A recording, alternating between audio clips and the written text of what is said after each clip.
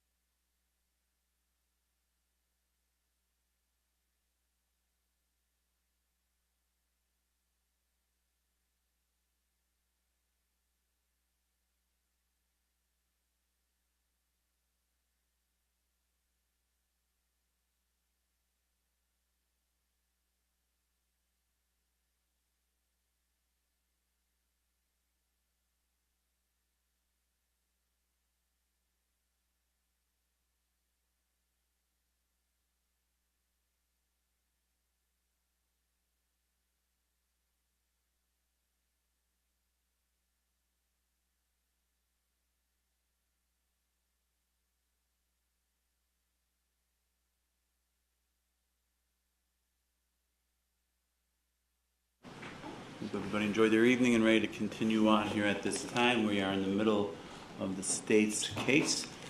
So is the state prepared to call its next witness? Yes, Your Honor. Go ahead, Ms. Dahl. The state will call Patrolman Dominic DeSanto.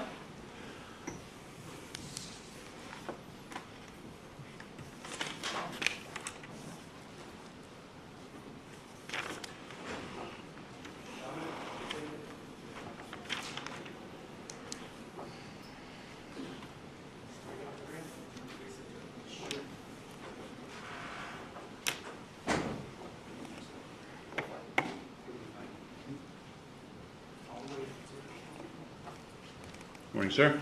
Morning. Please raise your right hand. Do you swear or affirm the testimony you're about to give will be the truth, the whole truth, and nothing but the truth? I do. Have a seat, please.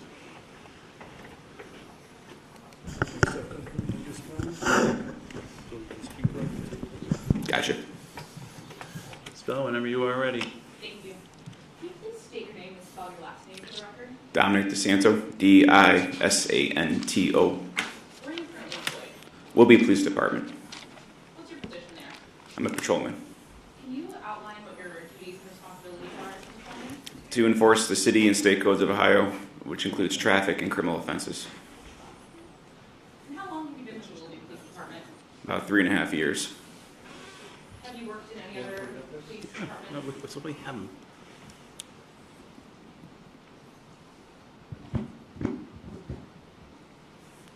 Have you worked in any other police department? Yes, prior to Willoughby, I worked for Bainbridge Township for approximately 7 years.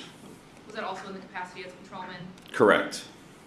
And what training have you taken or schooling have you taken to qualify yourself to be a patrolman? I had to go through the basic police academy at Tri-C, and I also took college courses prior to me joining the police academy. Where'd you go to college? Ohio University. What's your degree in? I have a bachelor's in criminology and a master's in social sciences that focused on crime, recidivism, and juvenile delinquency. And are you a certified peace officer in the state of Ohio? Yes. Have you taken any specialized training or courses? Yes, I am currently one of the crash investigators for the Lake County Crash Regional Team. What does that mean? What does the crash team do? We go out to serious accidents that includes injuries, serious injuries, and possible fatals or fatal accidents all throughout Lake County. So not just Willoughby, you can go. Correct. And who can join that crash team? Anybody can join as a patrolman or a police officer, and then they go through advanced training through the state and or other colleges that focus on accident investigation. What kind of training did you take in order to be a part of the crash team? Or is crash team a fair? That's fine, yes, yeah. Team is better, maybe? How you want to word it. So different teams, different names. Crash investigation focuses on a lot of math and evidence on scene, collection of damage, skid marks, and whatnot, and then we bring that all together to recreate an accident to see possible outcomes and how it could have been avoided, and go from there for possible charges if needed. And what kind of training did you take in order to be a member of that team? There's 4 levels, and each level is about 2 weeks or so, and it's just more in depth as each level goes on. Through the state of Ohio, I did 1 through 3, then through IPTM, which is a college based out of Florida. That was level 4 to be certified accident reconstructionist. Did there come a time in August 2024 where you became involved in the Dale Setzer case? Yes. How did you first become involved? I was contacted by my sergeant at the time, Sergeant Rastel, in regards to a follow-up he was looking for a vehicle and that was supposedly possibly involved in an accident or crash. Why were you the one that he called? Just because him and I are part of the crash team, so I had a little more knowledge of what to look for and what to ask if I were to find that person in the vehicle. And what shift were you working on that day? I was working night shift, which is from 7 p.m. to 7 a.m. And what did you learn about the accident from Sergeant Rassel at the time? There was a vehicle involved, he believed that was involved, that he was looking for, and also the driver of that vehicle. And at the time, he contacted the driver and was trying to make arrangements for me or him to meet him in person to follow up. Okay. And were you able to follow up? Yes, I was able to meet the subject at his residence and mentor. Did the subject call you or call the police department? Yes. And did you go to the subject's residence? I did. And what did you see as you pulled up the scene? The subject vehicle in question, because I had prior knowledge to what the vehicle looked like, due to Sergeant Rassel explaining to me the details and looking at images through FLAC. What is FLOC? FLAC is a license plate reader system that we have through the county, actually mostly through the entire state actually now. It reads license plates, and if that license plate comes back to a stolen vehicle, warrant, missing person, Amber Alert, it gives me a real-time photograph of the location, the time, and if I were to search a plate, I get photographs of that vehicle traveling throughout wherever I'm looking at. So it reads all license plates, but only focuses on certain license plates? Correct, yeah, you get the pit and reason and type of vehicle and stuff. All right, so, sorry, I interrupted you, but you were aware that the truck was located somewhere in Menor because of the FLOC camera? Yes, I was watching his movements, where the truck was going back to the residence, and then that's when I were contacted, and I went to look for that vehicle and the driver. So what happened when you pulled up to the suspect's home? I contacted Menor first, just so I have another person with me, just for backup. The Menor Police Department? Correct. And I talked to the vehicle owner, Mr. Setzer, and I interviewed him on scene, and I observed the vehicle on scene as well in his driveway. Do you see Mr. Setzer in the courtroom here today? That's correct. Could you point out where he's sitting and describe what he's wearing? He'd be wearing a gray and white long-sleeve button-down shirt with glasses. Your Honor, can the record reflect the witness has identified the defendant? Record may so reflect. Thank you. And what vehicle were you looking for? It was a Nissan pickup, silver, older model. I think it was a Frontier, if that's the correct term for the Nissans. I'm just not familiar with the Nissan brand. But it's their smaller version of the pickup. And when you arrived at that residence in Menor, both the truck and the driver, Mr. Setzer, were there? Correct. What were you driving on that day? It would have been my patrol vehicle.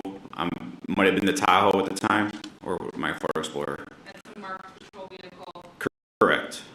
Do Willoughby police officers' uniforms, do they come equipped with body camera? Not body cameras. How about the patrol vehicles? Are they equipped with dash camera? That is correct. How do dash cameras work? There's different sequences, but it activates if I do it manually, or through my mic pack. There's a switch I have, or through our emergency lights. It automatically starts.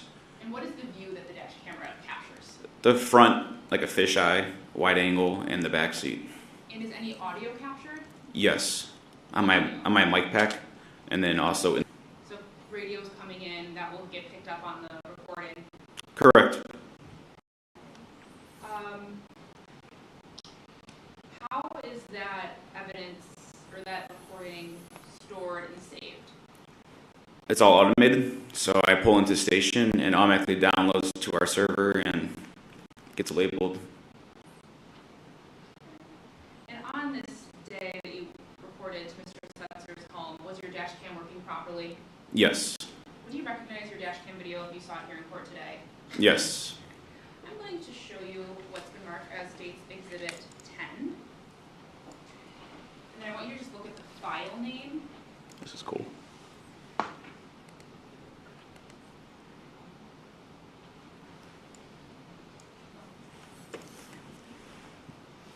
One moment.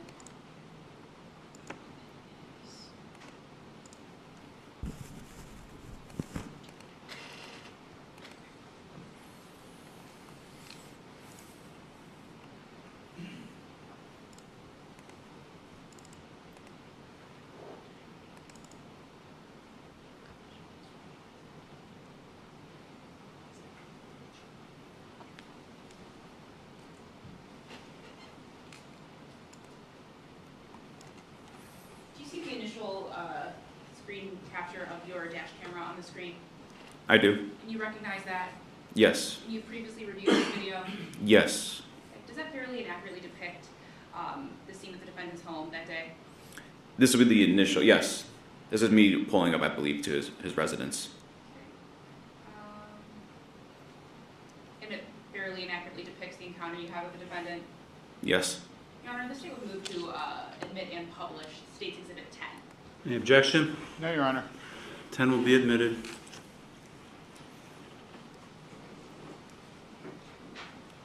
Give me 1 second.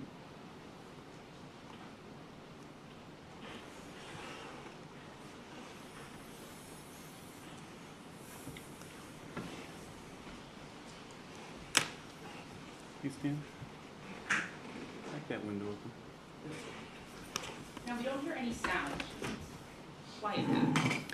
So when I hit record, our cameras record 30 seconds prior, roughly 30 seconds prior, before the record button is hit to capture anything if there's like a traffic violation happening in front of us and whatnot. So that the first roughly 30 seconds will be silent.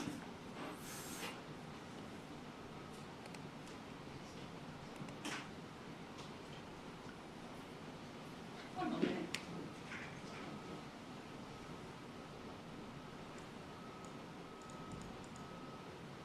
I'm going to turn it up. We're having an issue with playback, Your Honor. Give me 1 second.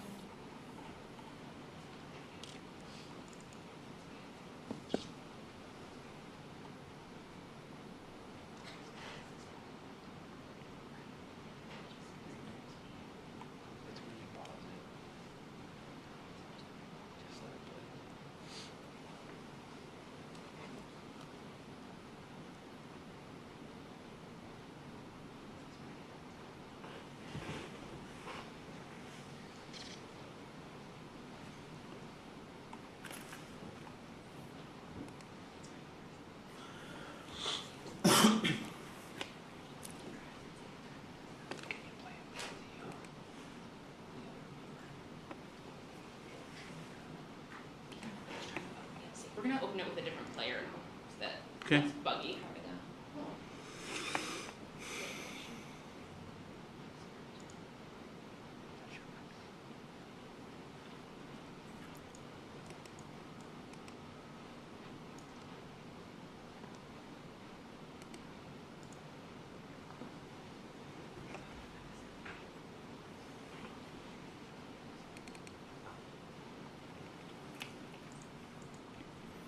We have the video up, Your Honor. Ready to go? Yes. We think so. And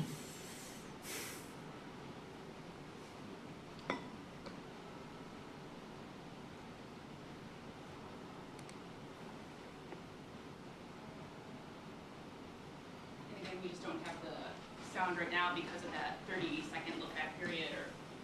Correct.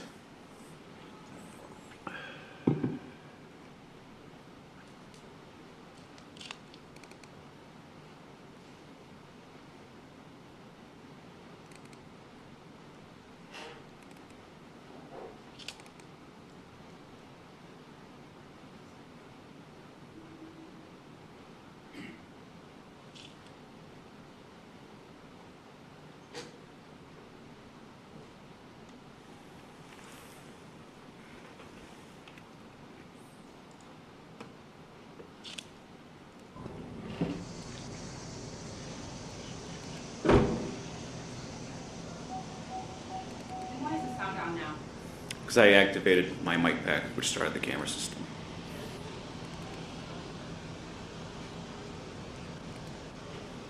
How you doing, sir? Good about you, man. Too bad. What's your name? Dale. Dale, my name is Dominic. So you probably know why we're out here. Yeah. Alright. So I'm just trying to figure out what's going on. But before I start anything, alright, so I'll let you know. Anything you tell me today, you will not be placed under arrest or that. But we had a serious accident, serious enough to where I had to come out the mentor. Alright? And it makes a whole lot of difference if we get information now or we have to track stuff down.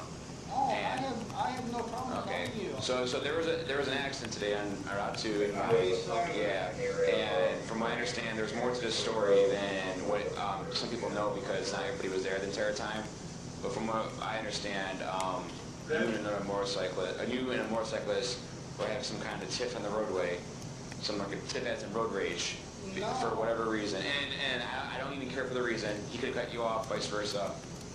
I don't care. I was getting on, this is what happened. I had to right away, I was on a Route 2. Okay. Okay, I didn't witness any freaking crash. All I saw him was being a fucking asshole on his bike, which most people like him are. That happens. Oh yeah. Okay, I'm not trying to, I'm not mad at you either way. I'm making, basically, I'm here to that car when I'm making my left-hand turn again onto the on-ramp. right? Okay. He comes, mind you, okay, first of all, I see him leave the gas station. Okay, car across, I mean, literally between cars to get in. Okay, if you, on the street, Yeah. okay.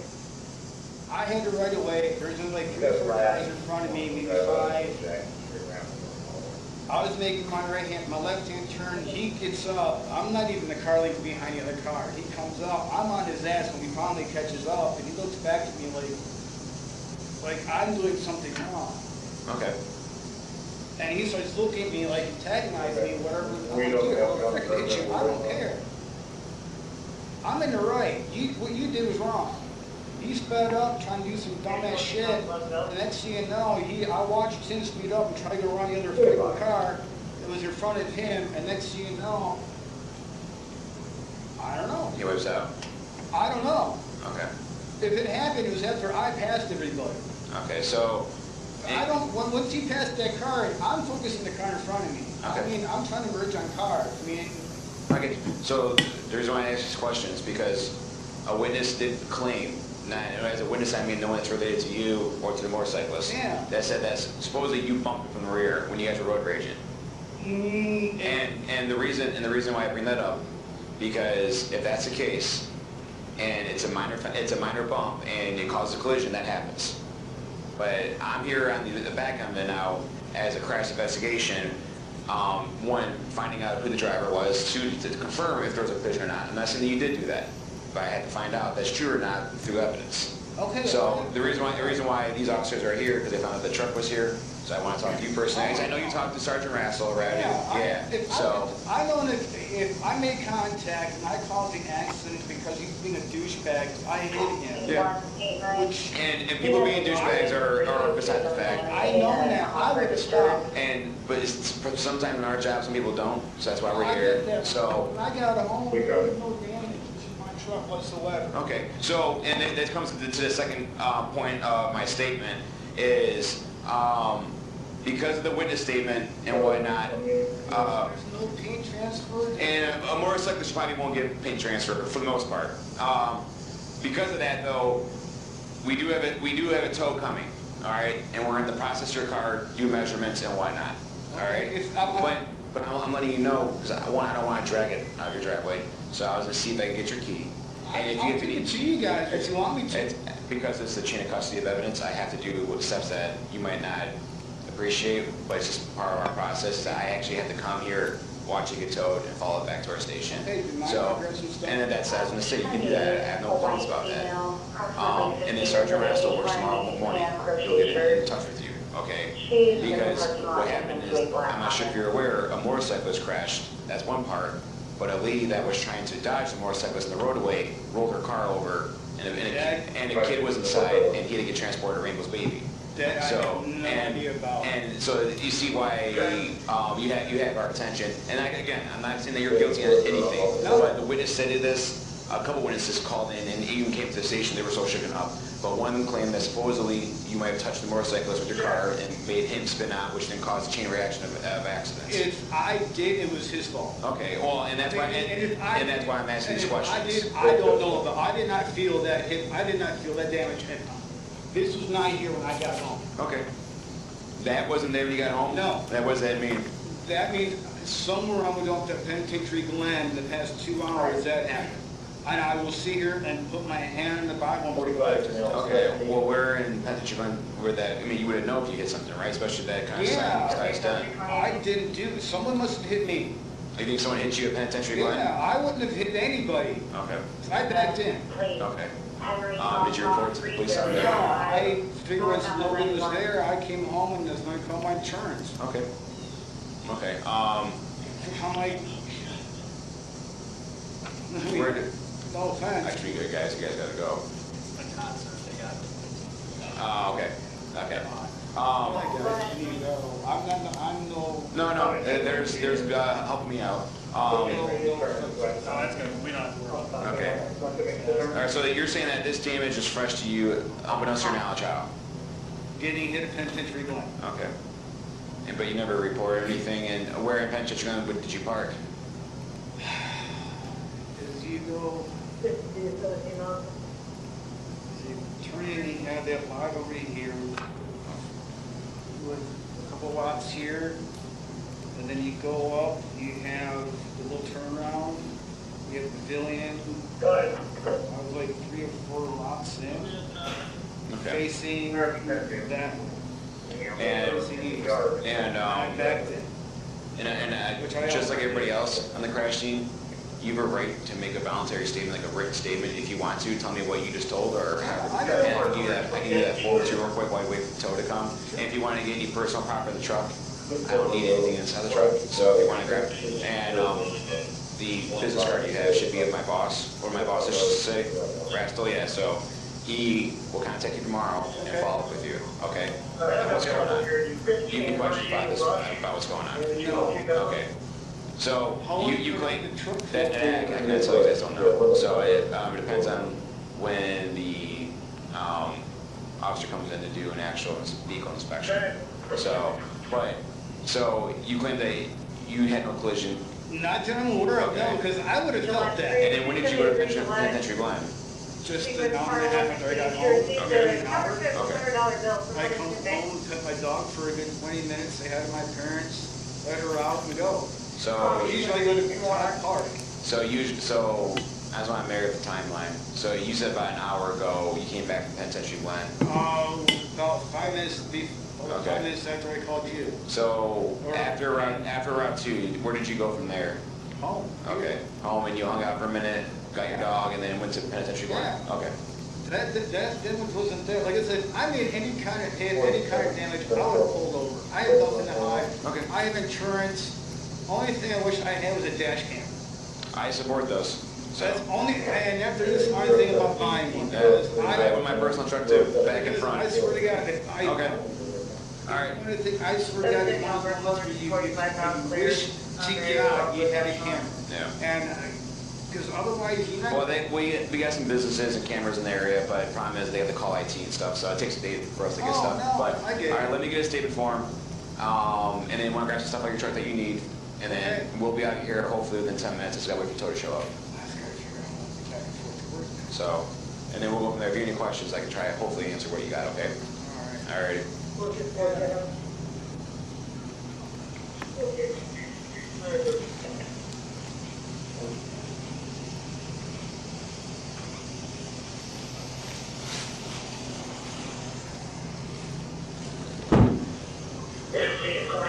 West, the subject rescue fund.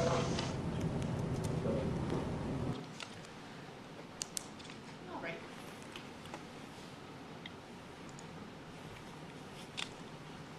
One moment.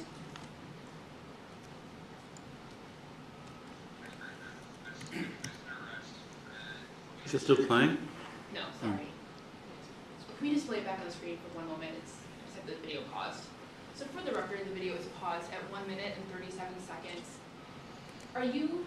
Do you see yourself in the video? Yes. Can you describe where you're standing? I am in the rear of the truck. I'm the one with the growing bald spot on my head. Do you see the defendant in the video? Yes. Can you point out where he is standing and describe what he's wearing? He's leaning on the rear driver's corner panel, wearing looks like a tie-dye shirt and a baseball cap. Thank you. So as part of your training as a police officer, do you take courses, or do they cover the academy, strategies for interviewing suspects? They do, and I've taken other training after the fact too. About interviewing suspects? Correct. Were you using any type of interrogation technique when you were talking to Mr. Setzer? I try to be a human. I treat him as like an equal, and that's for anybody. There's a saying that you attract more flies with honey than vinegar, and I believe being upfront with him, everything I was telling him I wasn't lying, and just talking to him like a person that, just want to gather information, that seems to put people at ease, especially when there's officers around. Do you ever minimize to make people comfortable? Yes. Do you believe you were doing that at all in this video? Yes. What was your impression of Mr. Setzer as you were talking with him? I didn't believe his story, just for the timeline, and I believe he might have been a little nervous, just the way he was talking and coming up with one event after another.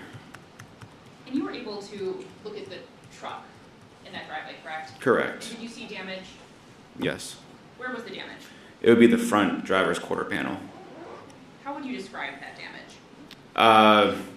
Almost like a long, elongated dent. The word and the bumper was flared out a little bit too from the damage. So after the video ended, what happened? The vehicle was towed. He was provided a voluntary statement, like I said I was going to give him, and I left the scene and followed the truck back to WPD, Willoughby Police Department. Okay. And once the truck was brought back to the police department, did you take photographs of the truck? I did, yes. Can you recognize those photographs if I showed them to you? Yes. I'm going to show you what's been marked as States Exhibit 11A through I. So, I'm going to hand you a laser feature. Sure. Make sure that it's synced up. I just pointed at the screen? Yeah, then you can advance and Sweet. go through all of these. And let me know when you've finished. Okay.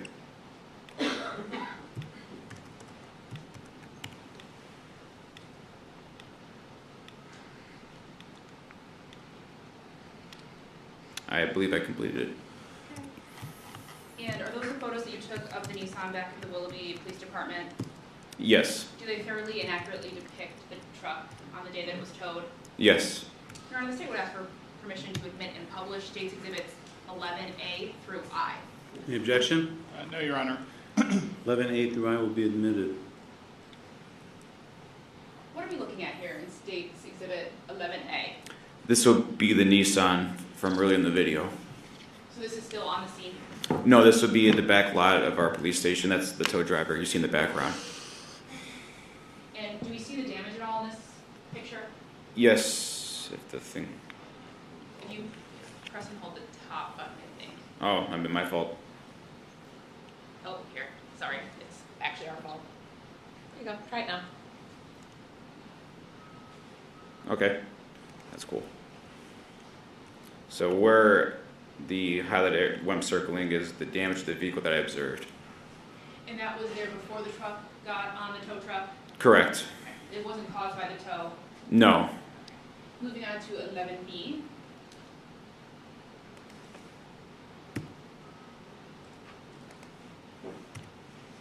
Oh, you want me to hit the forward button? I thought you guys do. I'm sorry that. Same thing, just a different view. Yes, same vehicle. And can you point out the damage that we see from this angle? Right around here. You click forward to C. Then And can you just describe a little bit what's happening with the bumper? So the bumper, the front bumper that's connected to the fender flare is at this point flared out. That's the best way to say it. And it's from the deformity of the fender flare itself, it looks like it just peeled apart. Want me to move forward? Yes. Okay. And this would just be another angle of the same damaged area of the vehicle. Okay. Next one. Just a closer up vehicle showing just a little scratch mark and the fender flare. Okay. Next one. And then same thing, just a different angle. One more. And then once again the damage to the vehicle. And see how the fender is flared out just a little bit. All right. And the above shot of it too. One more. Yes, should be one more. And this is just the front of the vehicle, because the other side didn't have any damage that I believe is relevant to the case. That's the tow truck driver.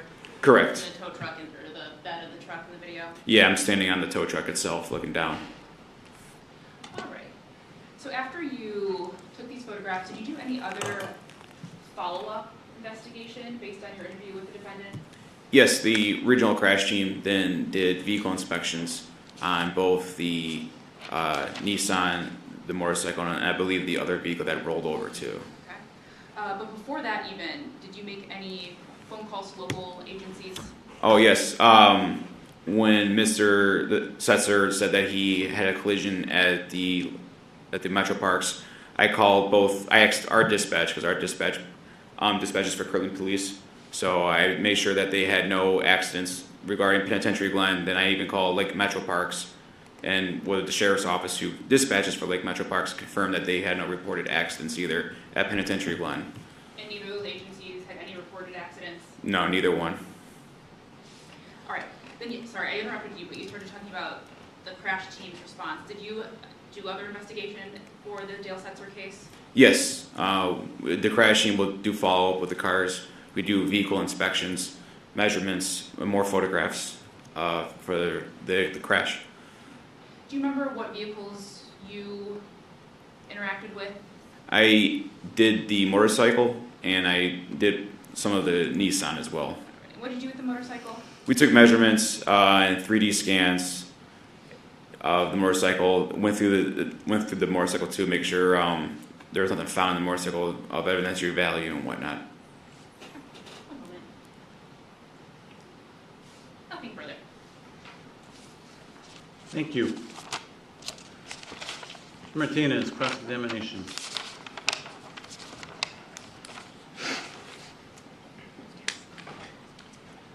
Okay, good morning, Officer DeSanto. Good morning. How are you today? Good. Good. Hector Martinez, I'm going to ask you a few questions. If you don't understand the question, please ask me to repeat it, okay? Of course. Okay. Now, as far as the accident reconstruction, you indicated that you had some training through the state of Ohio. Is that accurate? Correct. Okay. And are you familiar with ACTAR? Yes. And that's the Accreditation Commission for Traffic Accident Reconstruction. Is that accurate? Correct. And you're not ACTAR certified, are you? No. Okay. That's a higher level of accident reconstruction that sometimes officers pursue. Would you agree with me? Correct. But more involved, of course, in reconstruction. Yes. Yes. Okay. Now, you didn't perform any accident reconstruction per se in this case. Is that accurate? That is correct. Your purpose in this case was more information gathering, evidence gathering, documenting the evidence, correct? Correct. Now, as far as you know, that evening on August 14th of last year, 2024, there was a call placed to Mr. Setzer's residence prior to you arriving there? I'm not sure his residence or his cell phone, but for him, Okay. correct. And it's your understanding that Mr. Setzer had returned the call to the Willoughby Police Department. Is that fair? Correct. So when you went out to the residence, you knew that Mr. Setzer was going to be there. Yeah, correct. And this residence, was your understanding that this is the residence of his parents, but also that Mr. Setzer resides there? Is that accurate? That is correct. Now, when you initially spoke with Mr. Setzer, he was in agreement to have a conversation with you. Yes, He didn't. He wasn't not agreeing to speak with you at any point. that is correct. And one of the first things that he told you was that he had the right of way while he was traveling on the roadway. Can you recall that? That's correct. And Mr. Setzer also described being cut off by the motorcyclist, right? That's correct. Now, at this point in time, had you gone to the scene of the accident prior to going over to Mr. Setzer's residence? I may have driven through due to like my patrol zone, but never. I wasn't at the crash itself when it happened. Okay. You didn't drive over there, get out, and survey the crash? That is correct. I did not do that. So you were on routine patrol. You were called by Detective Sergeant Rascal, and he asked you to do something, and you followed up. Right? That's correct. So prior to going out to talk to Mr. Setzer, you had not reviewed any video surveillance or knew anything really about the accident? I reviewed some photographs, and the motorcycle was already at our station, so I did look at that, just a quick look over. Okay. When you're talking about photographs that you reviewed, are those photographs that were taken by other Liberty police officers of the crime scene? It would have been a flock, so I have an idea what the vehicle looks like. Gotcha. So you were reviewing flock camera stills of Mr. Setzer's vehicle, or the Nissan Frontier, right? Correct. So going back to your conversation with Mr. Setzer, he described being cut off, and he also described that the motorcyclist at one point was looking back at him. Do you recall that? Yes. And he also made a comment or described that the motorcycle was looking back at him as to indicate it was Mr. Setzer's fault. Do you recall that? Not that it was his fault, but I do recall saying that the guy looked back at him. Correct. Mr. Setzer, at one point in the conversation, claimed he knew nothing about the accident. Is that fair? Yes. Now, the prosecutor asked you about your investigative techniques and how you ask questions of interviewees, right? Correct. And she asked you if you tend to minimize a situation, and that's part of an investigative technique that you use when interviewing, right? Yes. And that the purpose of minimizing is to make the person feel more comfortable, like you said, attract honey as opposed to vinegar, right? Yes. Now, isn't it true at one point you did tell Mr. Setzer that this accident was a chain reaction accident that had occurred on State Route 2? That's how I explained it. Correct. And you also told Mr. Setzer that one of the vehicles had actually rolled over and flipped on rolled over and was on upside down, correct? Yes. So you did share some serious parts of the accident with Mr. Setzer during your interview. Or you shared with him that there was some level of seriousness to this accident, right? Yes. I mean, you didn't tell him this is just a minor fender bender on Route 2, I need to talk to him. You told him there's a rollover, right? Yes.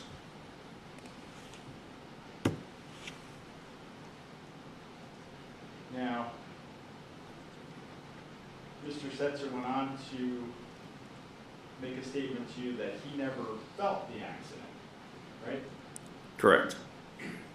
And he said further that if he did feel the accident, that it was his fault, referring to the motorcyclist, right? Yes. Now, it was, again, we went through that you told him that there was a rollover, you told him some seriousness to the accident. And isn't it true that Mr. Setzer told you that if he had gone to Penitentiary Glen and been involved potentially in an accident there, that occurred after you told him about the accident? Let's say right there. Correct. Yes.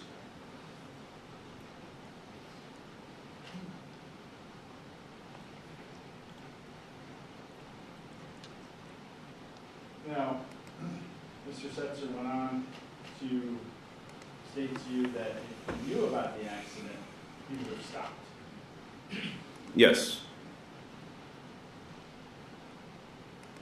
Now, you also informed Mr. Setzer that Detective Sergeant Rastel would follow up with him the next day. Yes. Fair? So that would have been August 15th of 2024, right? Yes. And did Detective Sergeant Rastel indicate to you that that's what he wanted to do? Yes. Okay, so you knew what Detective Sergeant Rastel wanted to do. You communicated that information to Mr. Setzer, right? That's correct. And is it your understanding that Mr. Setzer did in fact follow up with Detective Sergeant Rastel and go in and meet with them the following day? I believe he did. You have no information to the contrary, correct? Correct.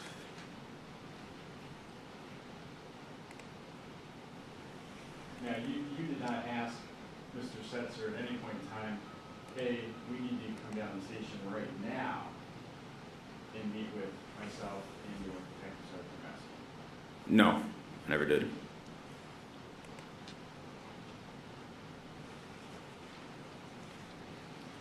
Now, you had a tow truck called to come over and tow the vehicle from Mr. Setzer's residence, right? Correct. Now, did you call that tow truck prior to arriving at Mr. Setzer's residence? I do not believe so. I believe I called it as I was arriving. Okay, as you're arriving. So Ye- it's your recollection that you called for the tow as you were arriving at Mr. Setzer's residence prior to observing his vehicle. I believe so. And you asked Mr. Setzer for his vehicle keys to facilitate the tow of this vehicle, right? That is correct. And Mr. Setzer provided you with the vehicle keys so you could move his truck out into the street to facilitate the tow, right? Yes. And you had an opportunity to, you know exactly what time this was? Not exact time, but it would have been after 7 o'clock because that's when I started shift. Okay. So, and I think we can see it was maybe getting toward dusk in the video there. So, after 7 p.m. is when you met with Mr. Setzer. You had the opportunity to speak with him. You were in close quarters with him, correct? Yes. And you did not detect any level of impairment of Mr. Setzer at that point in time, did you? I did not. Okay. You didn't detect any odor of alcohol drivers on him, right? That's correct. You didn't detect any behaviors that would be indicative or lead you to believe that he was impaired by any drugs of abuse, correct? I did not. Now, you had the opportunity to look inside the vehicle prior to being impounded, right? Yes. And you didn't see anything that would indicate any alcohol use or drug use or any other contraband or weapons inside the vehicle, did you? I did not. So because you didn't detect, and again, you've been on patrol you've been on the Mobile Police Department for approximately 3 years, right? Yes. And you were a Bainbridge for 7 years before that, right? Yes. And you participated in routine traffic patrol on many occasions, probably hundreds of times prior to this evening, correct? Yes.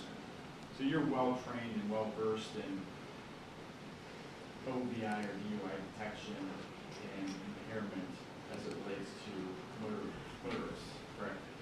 I like to believe so. So you're confident that if there were any level of impairment, you would have sensed that or detected that in your interactions with Mr. Setzer? That's correct. I didn't detect anything. Now, he was talkative with you, as indicated on the video. You just didn't believe everything he was saying, right? Correct. Now, did you subsequently review the video footage from the Bruce Brothers cameras or the Excalibur cameras? I have not seen any video.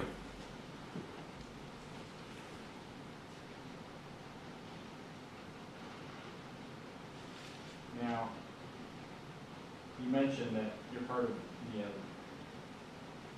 Lake County crash investigation team, right? That's correct. You mentioned a regional crash team.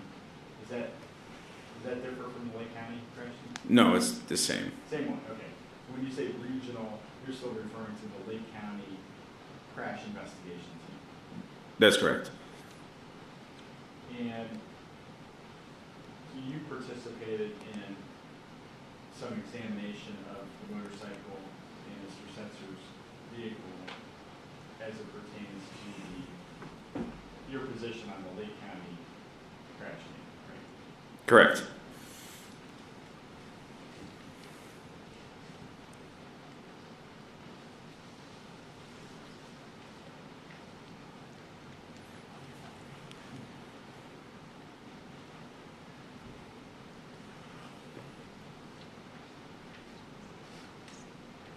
And again, it's your understanding that,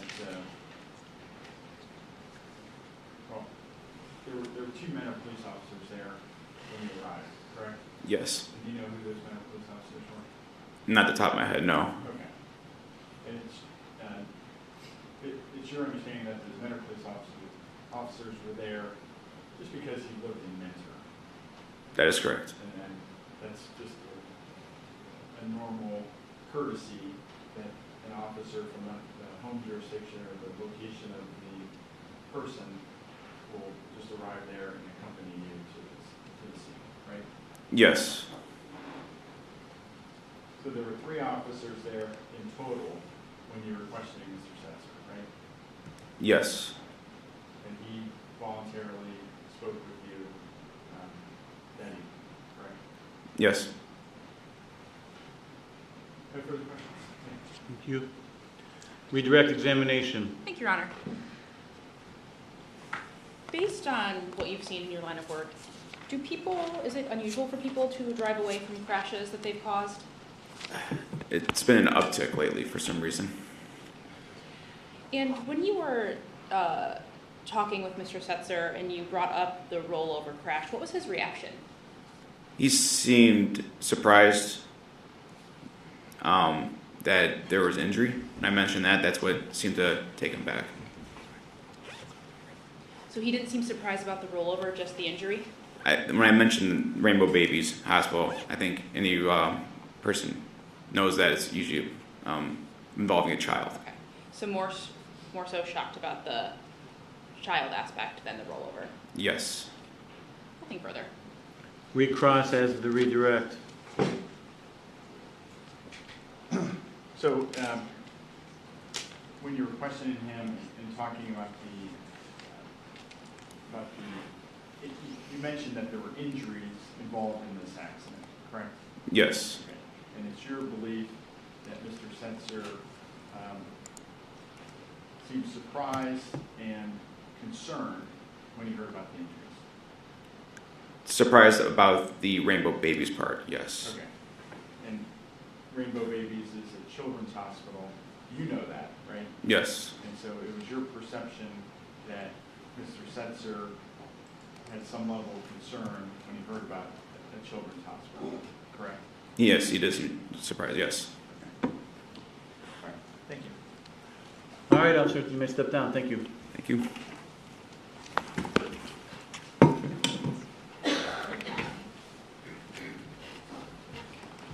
State may call its next witness. Your Honor, before we call the next witness, we'd like to note for the record that exhibits 9 and 10 that were admitted are now copied to the court's drive.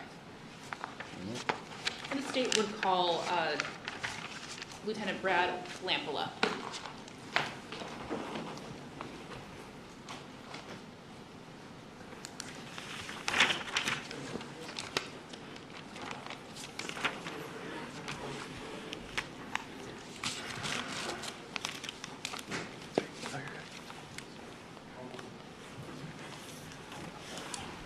Good morning. Please raise your right hand. You swear or affirm the testimony you're about to give will be the truth, the whole truth, and nothing but the truth. I do. Have a seat, please.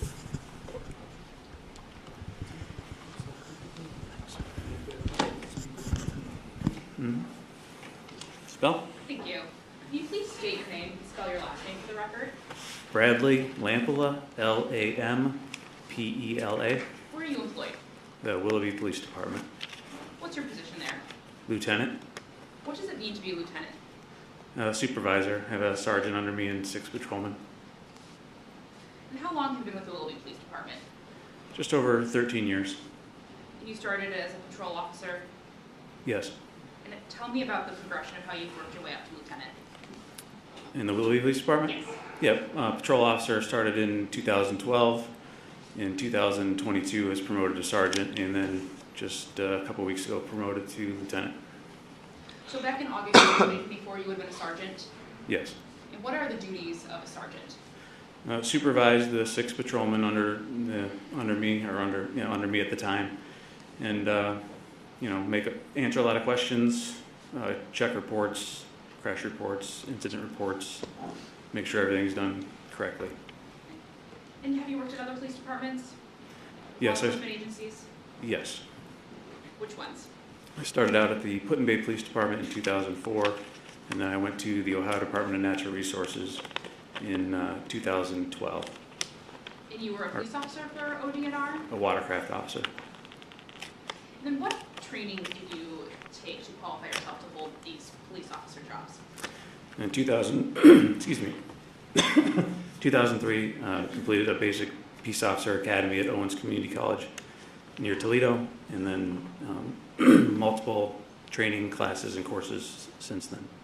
And you're a certified peace officer in the state of Ohio? Yes. Are you part of any specialized team? No teams. Any other specialized training or courses? Firearms instructor, taser instructor. That's pretty much it. Bike patrol, motorcycle patrol. I mean, yes. Did there come a time in August 2024 where you became involved in the Dale Setzer case? Yes. And how did you become involved? Dispatched to a multi-vehicle crash on Route 2 eastbound near Vine Street. So you were working when the crash occurred. Yes. What shift was that? That was day shift, 7 a.m. to 7 p.m. Where were you stationed when you got the call, if you remember? I was sitting on North Industrial Parkway, which is near the Willoughby Service Department. And what route did you take to get there? So initially, I, for some reason, heard that this crash was too westbound, so I went Vine Street to Erie Road, which is near downtown Willoughby, over the tracks, Gilson Parkway, to Route 2, and then I went westbound. Were you able to get to the scene from that route? Yes, so I saw that it was not on the westbound side, it was on the eastbound. I had to get off at Vine and then turn around and go back eastbound from Vine Street. And you were able to make it to the crash location? Yes. And was that in Willoughby, Lake County, Ohio? Yes. And what did you see as you arrived? So as I got onto the 2 East on-ramp, there was cars slowing, stopped. I had to make my way through the 3 lanes of, slowing, stopped cars, and then I got onto the left-hand side of the roadway where there was a car upside down, another car up against that car, There's a car off to the right side of the roadway with multiple people, including Sergeant Rastel, and then a Jeep that was on the left side of the road, a motorcycle further up. When you were approaching the scene, did you have lights and sirens on? Initially, when I was going westbound, yes, and then when I didn't see the crash there, I turned them off, and then I got back on normal driving, and then once I got up to the area where the cars were stopped, I hit the lights and beat the horn to get through the traffic. And you ultimately stayed near the berm on the left? Yes, I blocked off the left lane where the upside down car was. So what did you do once you arrived? First thing I did was approach the vehicle that was upside down. Sergeant Rastel was unsure that there was no one still in the vehicle. He did say that he was told that there was no one in there, but I just checked that there was nobody in the car, and then I photographed the scene. Do you remember what color that vehicle was? That was what type of Upside down vehicle? car, Subaru. It was a station wagon type vehicle. It was white. You mentioned you took photographs of the scene? Yes. I'm going to show you what's been marked as State's Exhibit 12A through N. There should be a laser pointer in front of you, a small screen, and you should be able to advance through them using the arrow. So when you're done reviewing them, you should let me know. Okay.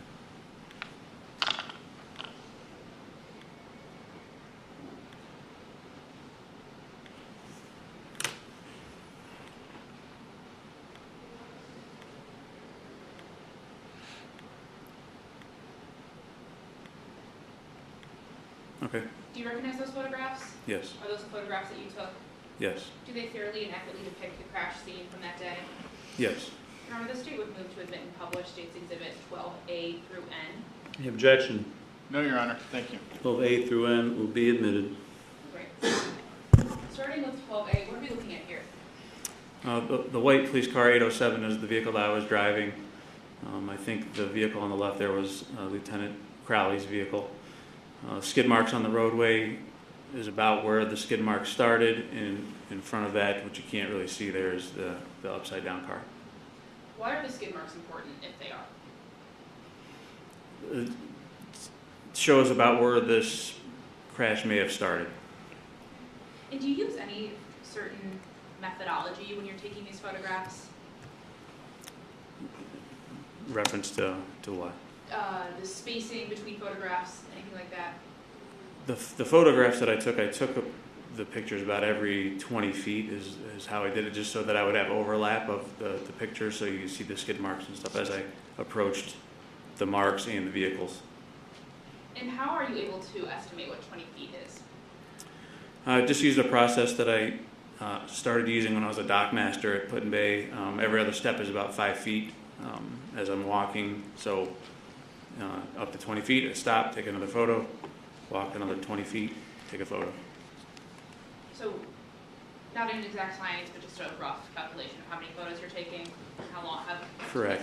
And after reviewing the case file here, some of these pictures, when I was taking the light post numbers, were maybe not 20 feet, but the majority of them were 20 feet spaced apart. All right, so moving on to 12B. Can you advance it? Oh, sorry. What are we looking at here?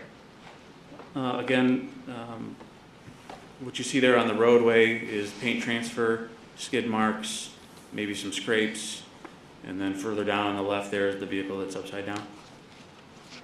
And that's white paint that we're seeing transfer? White paint and even the scrape marks from the metal hitting the concrete makes it white as well, but yes, mainly white paint transfer. Right. And do we see the turned over, the rollover Subaru in the distance there? Yes.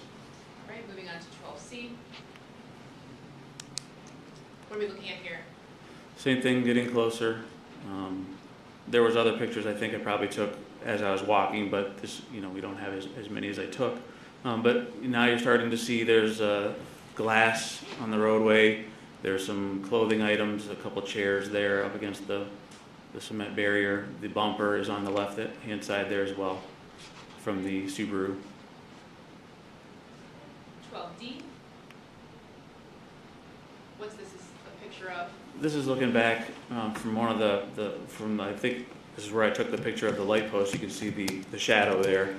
And then across the way there's a Ford Fusion over there where the guy with the green shirt is looking into. That was also involved in the crash. Okay. Next.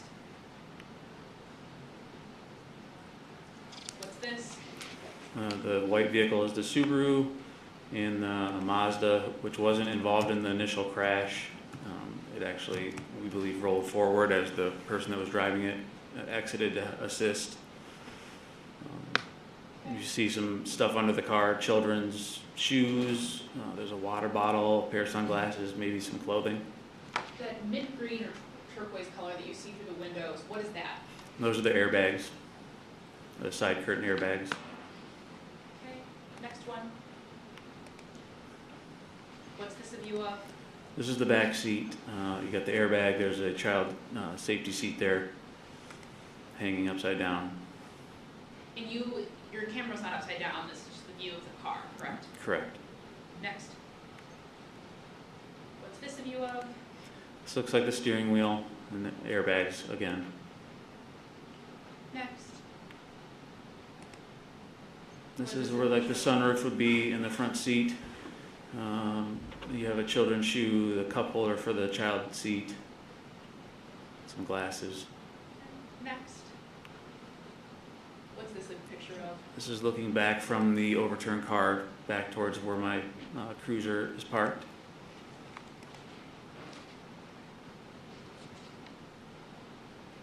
Next. Now, what do we see in the distance in this photograph? So this is from the overturned car towards the motorcycle that's on the left-hand berm there up against the wall. Now, on that laser pointer, if there's a top button, if you press and hold that and point it at the little screen, can you circle or point out where the motorcycle is? Right here. Thank you. Next. Is that the motorcycle? Yes. Closer up now. Yes. Was it in that position when you arrived on the scene? When I arrived, it was sitting just like that. Do you know who put it up on the kickstand or any? I do not know who set it up right now. Next. Motorcycle from a different angle. Yep. Motorcycle looking back. And can you see the Subaru in this photograph? Yes. Can you point it out with the laser pointer? Right about there. Were you able to determine the distance that the motorcycle traveled from where the on-ramp merged into the highway to where final rest was? Or where it is in this video or in the picture? Approximately 816 feet. And how did you calculate that? So from the photographs, I went to Google Maps and used the distance feature by placing the dot, and then you drag it to where you want it to go. There's a sewer grate that's right on the other side of the motorcycle that was a good reference point, and I just used it from the end of the where the on-ramp goes straight into the 3 lanes. Next photo. What's this picture of? So this picture is, again, the beginning of the skid marks. I moved the cruiser out of the way so that I could get a better picture of them. Okay. Next photograph. What's this? This is the paint transfer and also skid marks.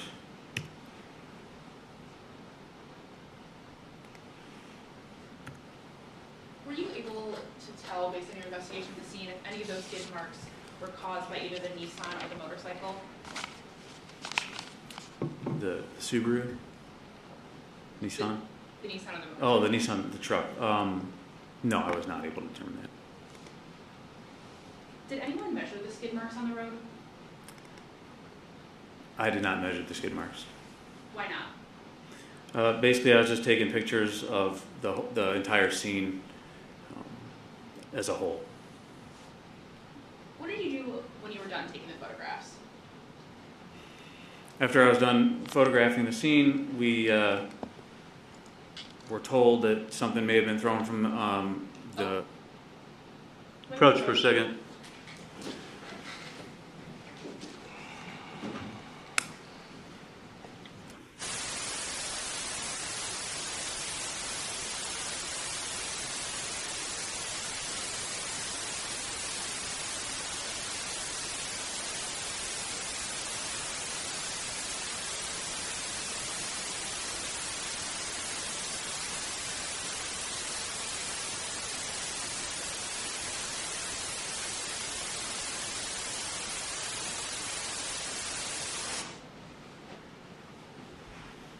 discussing what you were just about to discuss, what else did you do to assist with the crash that day?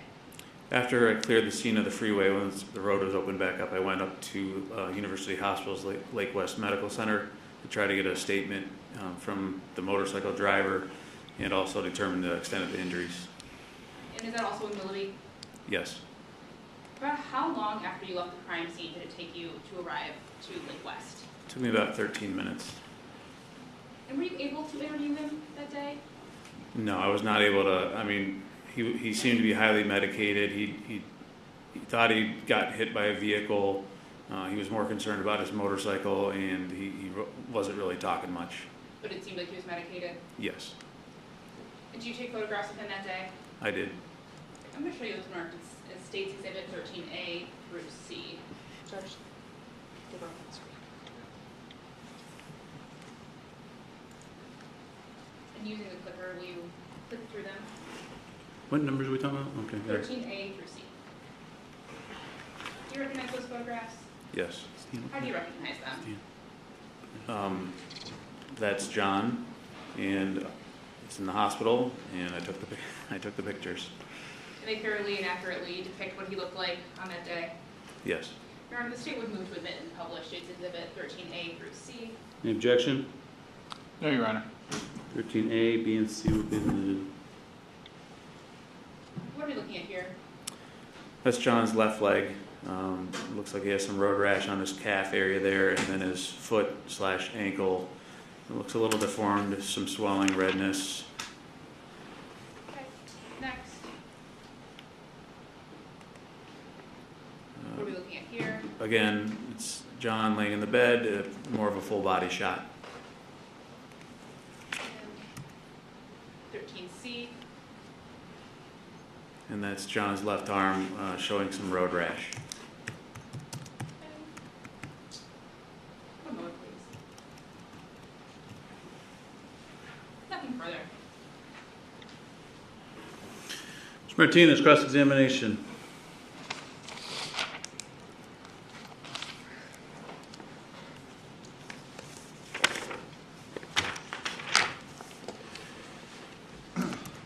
Morning. Good morning. Officer is it Lampola? Lampola, yes. Yeah. How you doing today? I'm well, thank you. Good. I'm Hector Martinez. I'm going to ask you a few questions.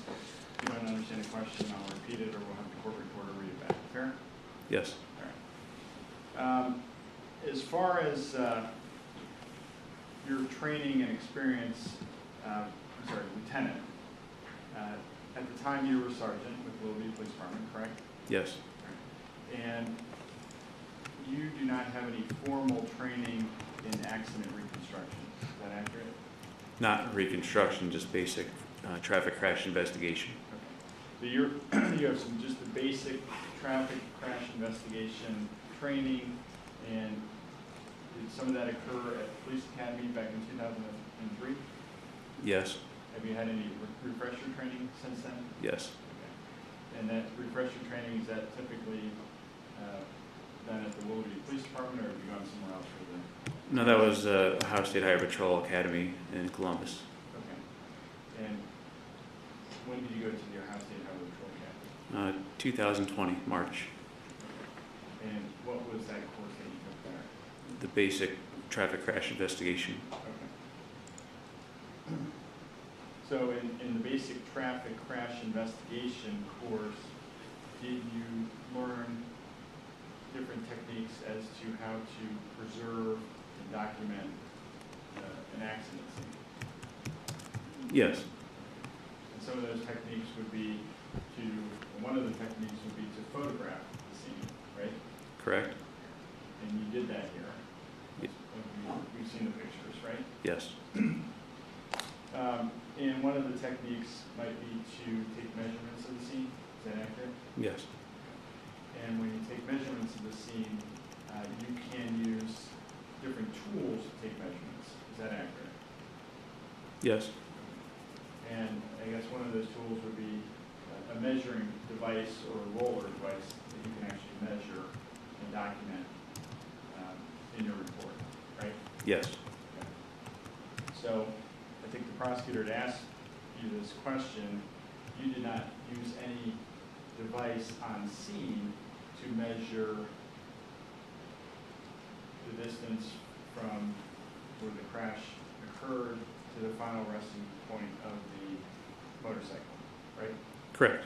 In fact, the motorcycle was standing up, so you're not even sure if that was the final resting point. Is that fair to say? There was scrape marks on the concrete that would lead me to believe that it was in that area where it was at.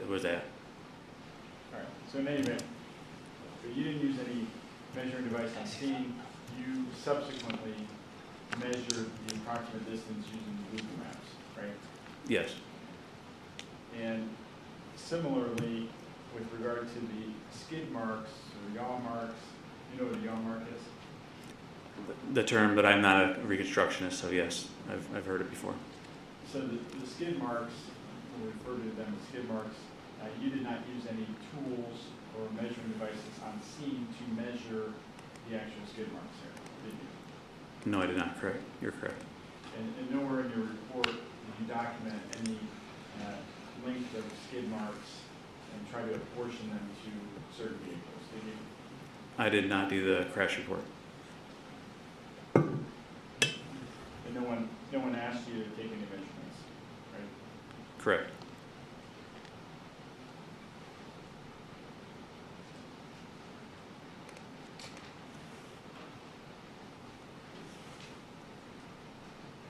Now, when you visited Mr. Cadis, that's John, right? Yes, John You're Cadis. not friends with him, are you? I'm not. Okay, so it's John Cadis, so Mr. Cadis, we'll refer to him by Mr. Cadis moving forward.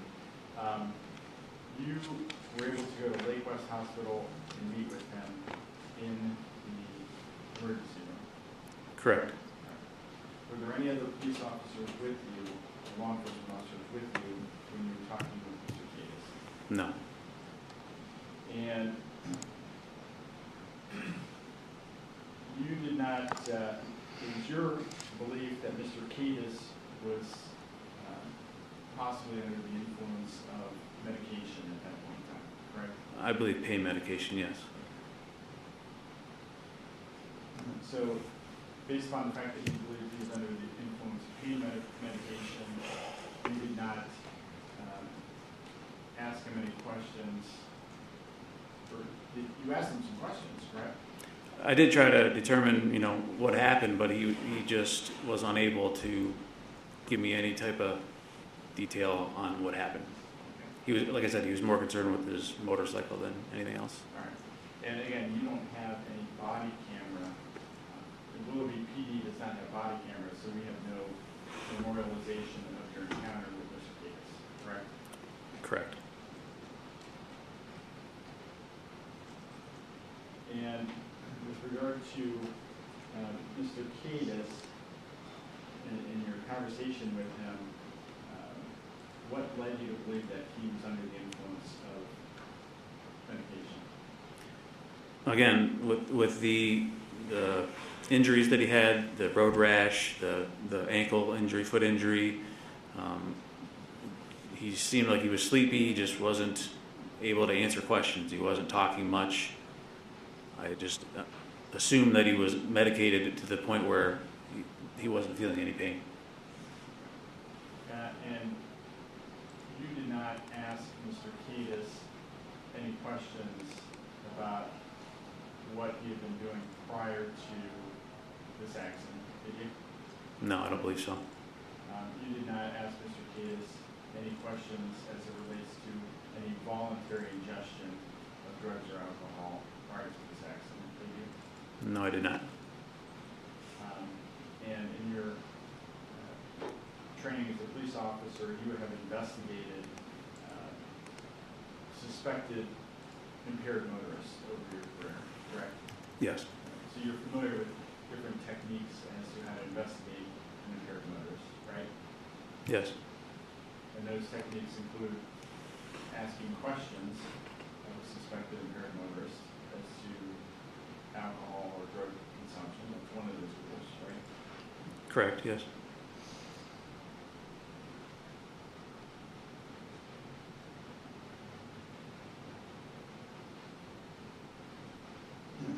Was there any other persons in the room with you Mr. Cadis' mother was there as well. Okay.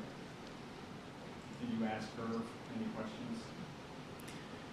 No, I don't believe so, no.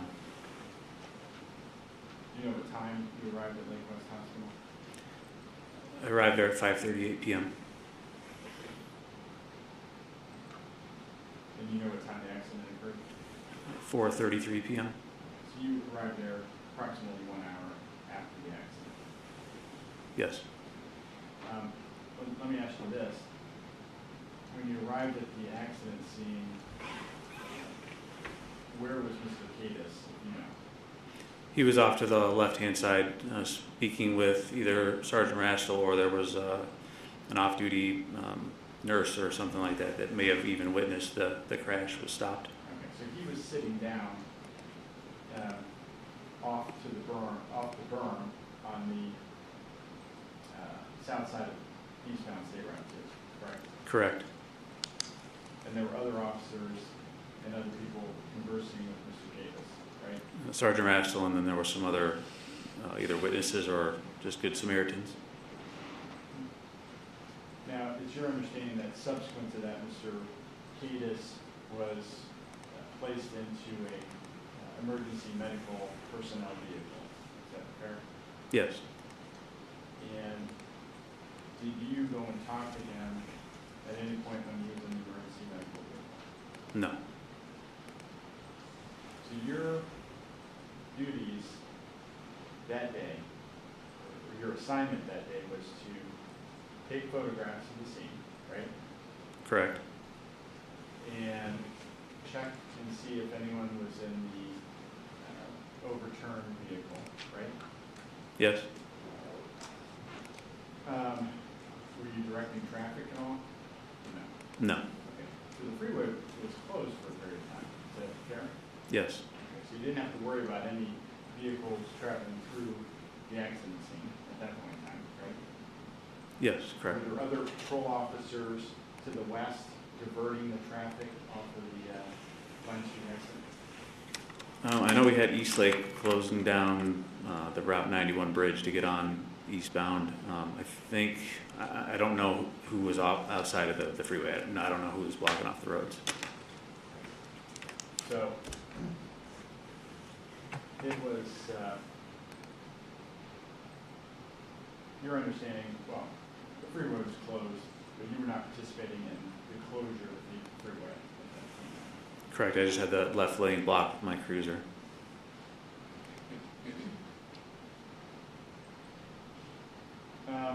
We mentioned the paint transfer on the pavement there. It's indicated in the photographs. Is it your understanding that that paint transfer was caused by the overturned vehicle? Yes. And that's just your observations as a law enforcement officer in with some of your accident investigation training, correct? Yes. And we noticed that a lot of the skid marks that you took photographs of were all the way over into the far left lane of eastbound State Route 2, correct? Yes. And you did not make any determination as to which vehicle caused which of those skid marks, did you? I determined from looking at the marks that the overturned vehicle made the ones that were in the left lane. If you look at some of the pictures, you could see skid marks going off to the right, which were from the Ford Fusion, I would imagine. Okay.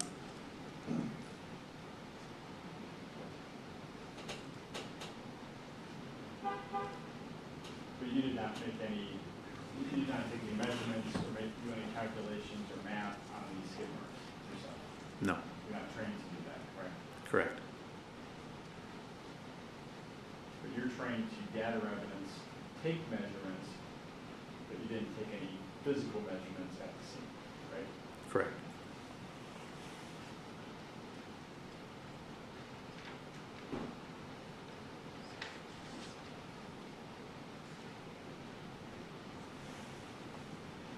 Now, you'd never met Mr. Cadis prior to August 14th, 2024.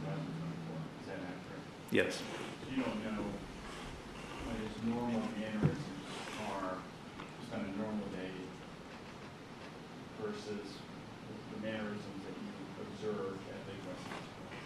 Is that fair? Yes.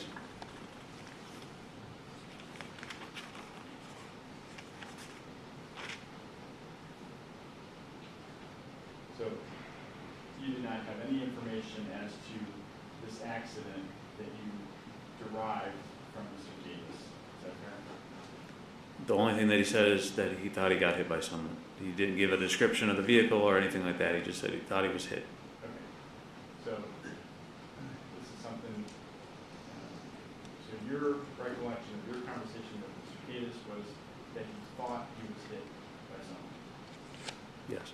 And did you memorialize those words anywhere in your reports? It's in Sergeant Raskin's report. Okay. So you had communicated that information to Sergeant Raskin? Yes.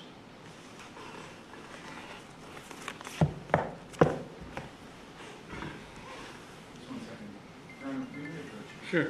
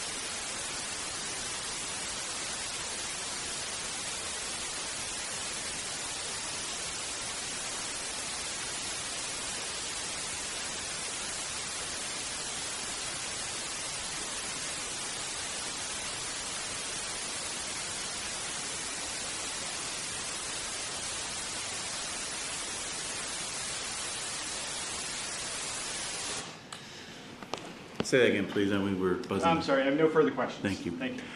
Redirect examination. Thank you. So you were able to ascertain that determine that the skid marks were caused by either the Subaru and the Ford. Yes, that's what I believe. Were there any skid marks on the on-ramp? None that I observed. Were there any skid marks where the Nissan truck was traveling? No. What about the motorcycle? There were some scrape marks, is what I took photographs of. Nothing further. Any recross as to the redirect?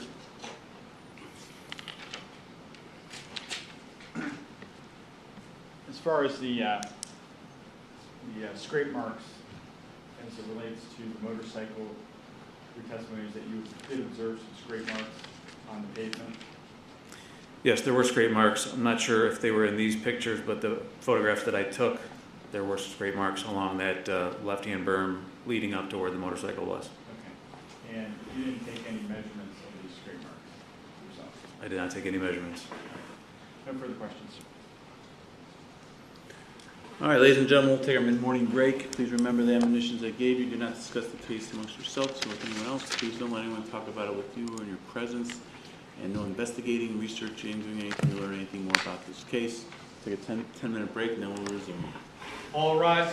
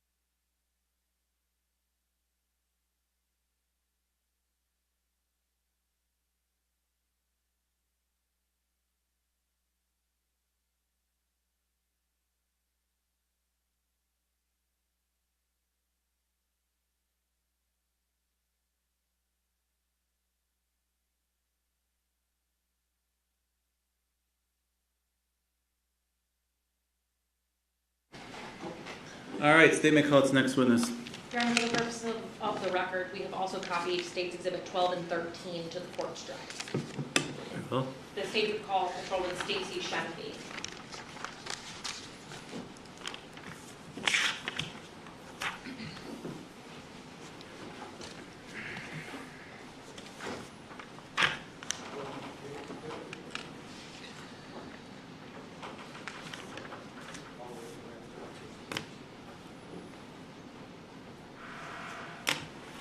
good morning. Just raise your right hand. You swear or affirm the testimony you're about to give will be the truth, the whole truth, and nothing but the truth. I do. Have a seat.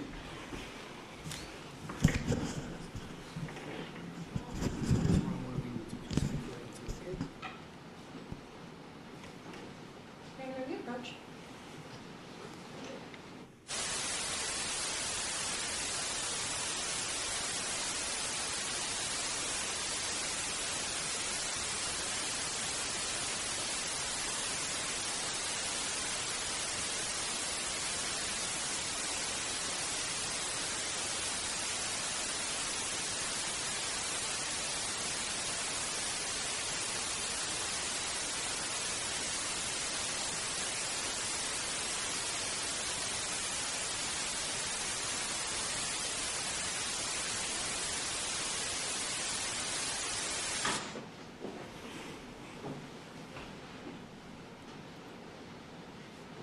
Man quiet. Can you please state your name for the record? Stacy Shenevy, And where are you employed? the city of Willoughby. What's your job? I'm a patrolman. Are you a certified peace officer in the state of Ohio? Yes. What's your training and experience that qualifies you to be a police officer? I attended the Polaris Ranger Academy in 2013 and graduated in 2014. I took the physical agility test and the state of Ohio test that requires us to become a peace officer. So you've been a peace officer since 2014? Correct. Where did you start working? The village of Spencer, How long did you work there? a little over a year. Where did you go after the village of Spencer? The Cuyahoga Metropolitan Housing Authority from 2015 until 2021. Where'd you go in 2021? The city of Beechwood from 2021 to 2022. And then where did you work in 2022? I became a police officer with the city of Willoughby. Okay. Do you have any special training or experience as a police officer in any particular fields? Yes, I have specialized in forensic interviewing of children who have been victimized of sexual assault and child abuse, and I have extensive training for sexual assault investigations. Officer Genevieve, are you an accident reconstructionist? I am not. Do you have any additional training in that? No. Were you working in August of 2024 at the Willoughby Police Department? Yes. Tell me about what you were doing in August of 2024. In August of 2024, I was on modified duty due to a pregnancy. So I was assigned to tasks of any walk-ins that came into the police department or any support that needed, such as obtaining follow-ups, going out and speaking to businesses, getting video footage, anything that was needed that a patrol officer or a detective was not readily available to do. Were you reporting to calls in a cruiser at that point? No. Is there a point in time where you became involved in the follow-up investigation regarding a Dale Setzer? Yes. How did you become involved? I was assigned to the Detective Bureau for my restrictive duty. Following the incident on August 14th, I was asked to make contact with our local businesses in that specific area of the accident to see if they had any video footage on the exteriors of their building. What is your understanding of where the crash occurred? My understanding of the crash was the location is near Vine Street, the entrance ramp to 2 eastbound, about, I would say, roughly a half mile after that entrance ramp starts to go onto 2 east. So what businesses are located in that area? Maroos Construction, Excalibur, and there is an industrial section over there, but it's not anywhere near that specific crash location. Would you recognize a map showing us where those businesses are located? Yes. Governor, may we publish State's Exhibit 1? Yes. You ready? Yes.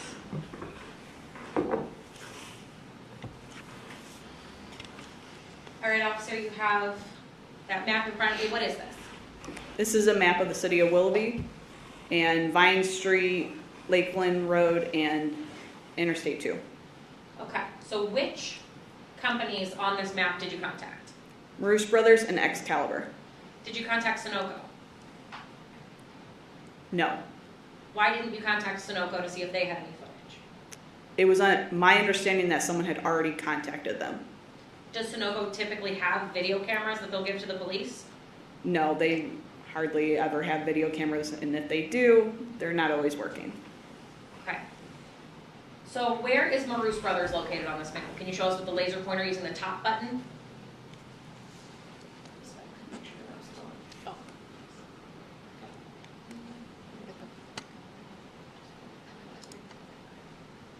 Is it working for you? There it goes. This is Maroos Brothers. Okay, and where is Excalibur Towing? How did you contact these companies? I first called them via phone. Were you able to speak with somebody at Maroos Brothers? Yes. Do you know if they had video footage? Yes, they did. Were you able to speak with someone at Excalibur? I left a message and received a call back, and they stated that they would review their cameras and let us know at a later time. Did you go to Maroos Brothers to get that footage that they had? Yes, Did you review it there at the location? I did. Was it helpful? Yes. Do you know if footage was ever received from Excalibur? Yes, it was. And were you able to review that in preparation for this trial? Yes, I was. All right. Would you recognize that footage from Maroos Brothers if I showed it to you today? Yes. All right, we're going to pull up State's Exhibit 14, A, B, C, and D. That is video footage.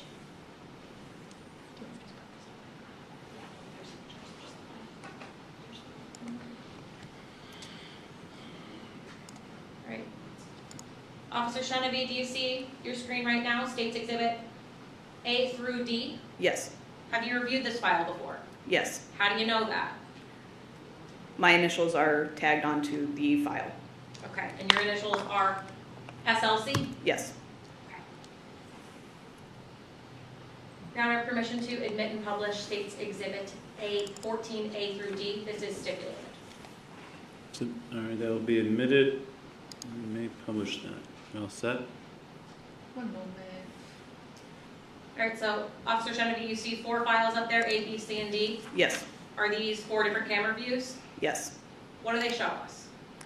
It shows the exterior of Maroos Brothers, the southwest corner, and then it pans a little bit more to the west, a west view, and then a northwest view of the building. It's an elongated rectangle. Okay.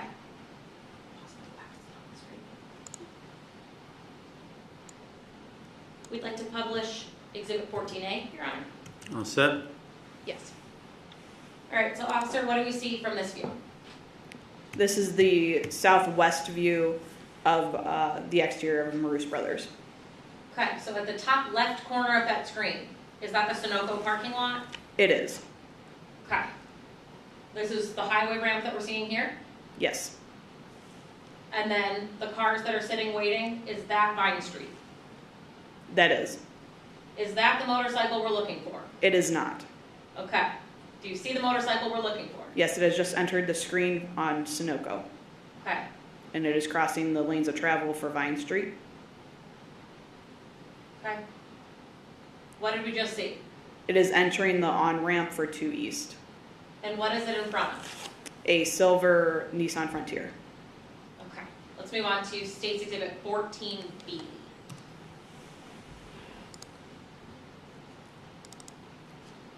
And if you could explain to us what we're seeing as we watch this one as well.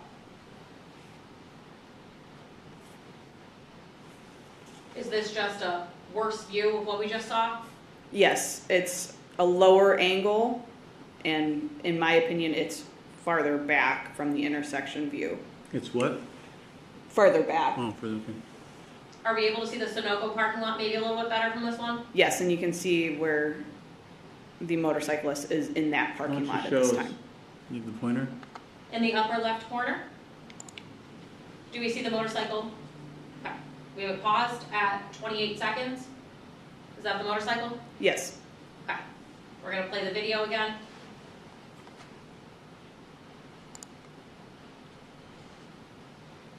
That is a motorcyclist leaving the Sunoco parking lot, crossing the lanes of travel for Vine Street.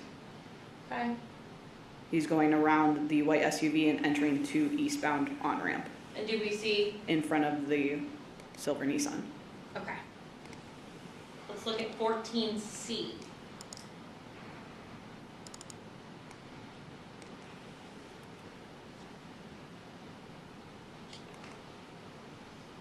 What is this view? It's the west side of the building. It majority covers the entrance ramp. So that lower kind of lane of travel, is that the on-ramp? Can you show us the on-ramp? It's right here, And then can you show us what Route 2 is? just above it with the guardrail Okay. moving across. Is that the motorcycle we're looking for? That is not. Okay.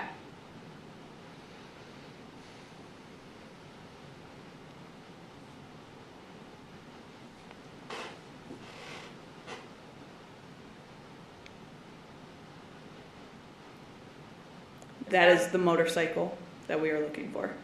Okay, what do you notice about the motorcycle and the truck?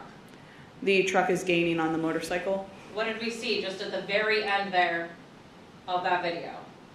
Right up here, you see a white SUV begin to go on two wheels and a motorcyclist flying in the air and the bike without its rider. What's traffic doing now? It's slowing. Do we have a better view of that car flipping? We do. Okay, let's take a look at State's Exhibit 14D.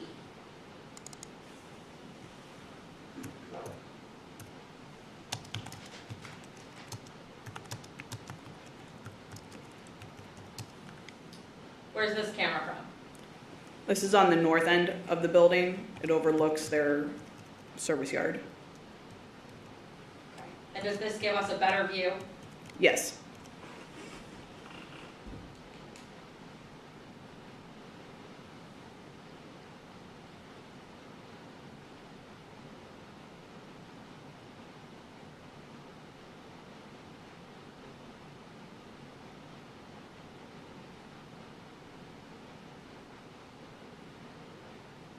That is not the motorcyclist. Okay.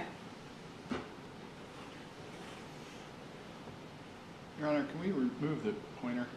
Yeah, thank you.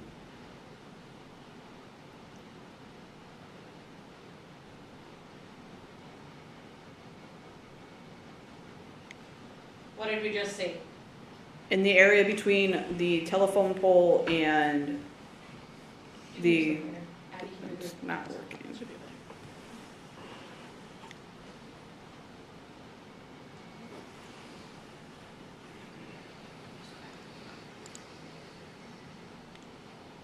There it goes. In this area, you see that the silver truck gains on the motorcyclist is then seen coming off of the bike, and the white SUV flips. Have you seen screenshots of this video that capture those exact moments? Yes, Would you recognize those if I showed them to you? yes.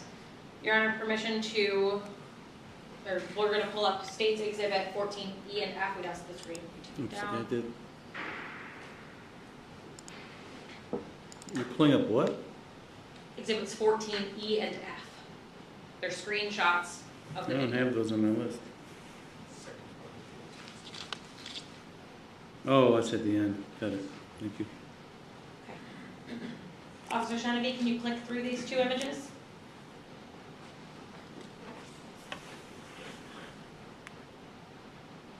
Do you recognize them? Yes. What are they? They are screenshots from the video footage that we just watched. Are And they would, from 52 seconds and 53 seconds of that video? yes, Do they fairly and accurately depict what we see on that video? they do. State moves to admit and publish exhibits 14E and 14F. Any objection? No, thank you. 14E and F will be admitted as well. Let's start with exhibit 14E. This is from 52 seconds of that video. Yes. Now, if you use that pointer, there's a feature, if you click that top button, it changes from a laser pointer to a magnifier. And if you double click it, it might be able to magnify it on that. Spell, can you zoom in? Yes. All right, we're gonna zoom in over here.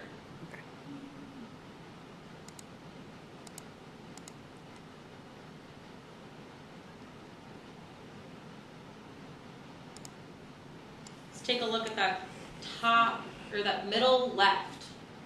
What are we seeing?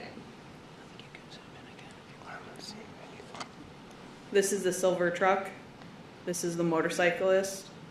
And the motorcyclist is raising his hand up, and you can see where the white SUV is just beside them.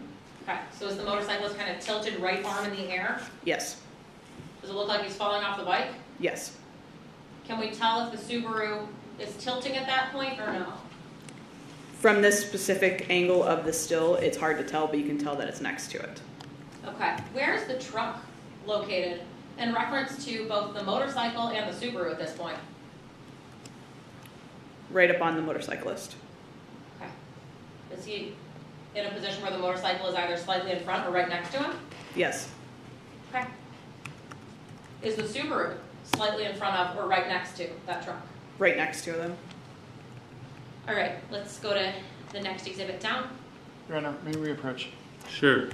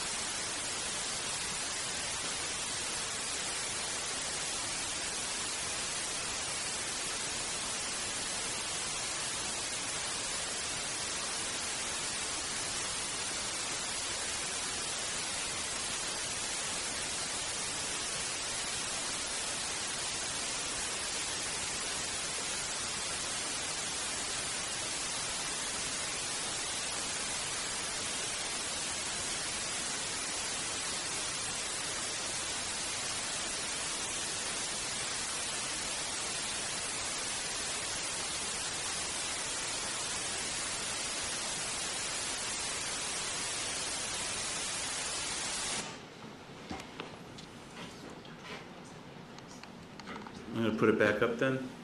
Yes.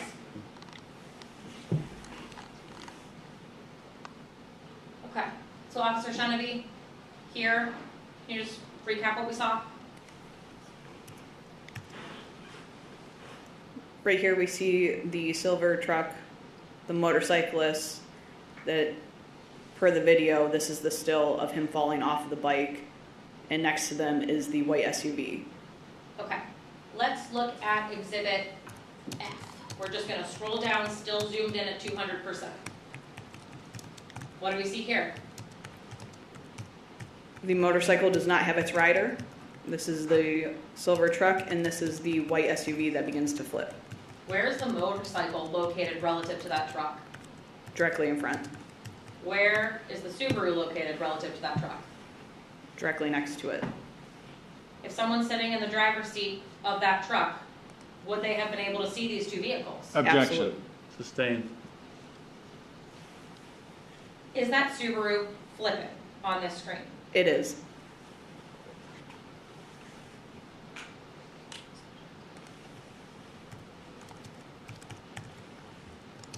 All right, we're gonna pull up State's Exhibit 15 now to show you. That's the Excalibur video. Okay.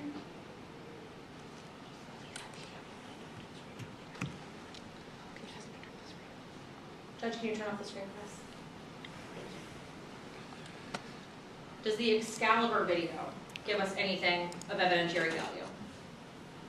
Yes. Okay, what do we see on that? You see the traffic slowing.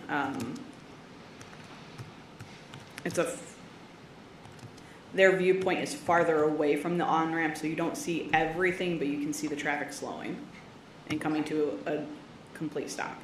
If you look at your screen, you'll see State's Exhibit 15A, B, and C. Have you reviewed those? I have. How do you know that you reviewed those? My initials are tagged next to them. And your initials are SLC again? Correct. Your Honor, permission to admit and publish, these are stipulated. This is 15, Yep, A, B, and C. yes. Those will be admitted.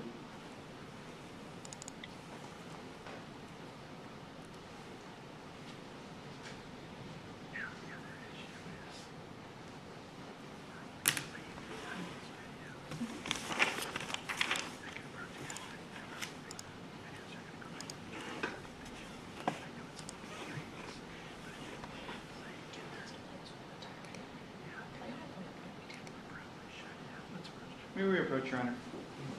Mm-hmm.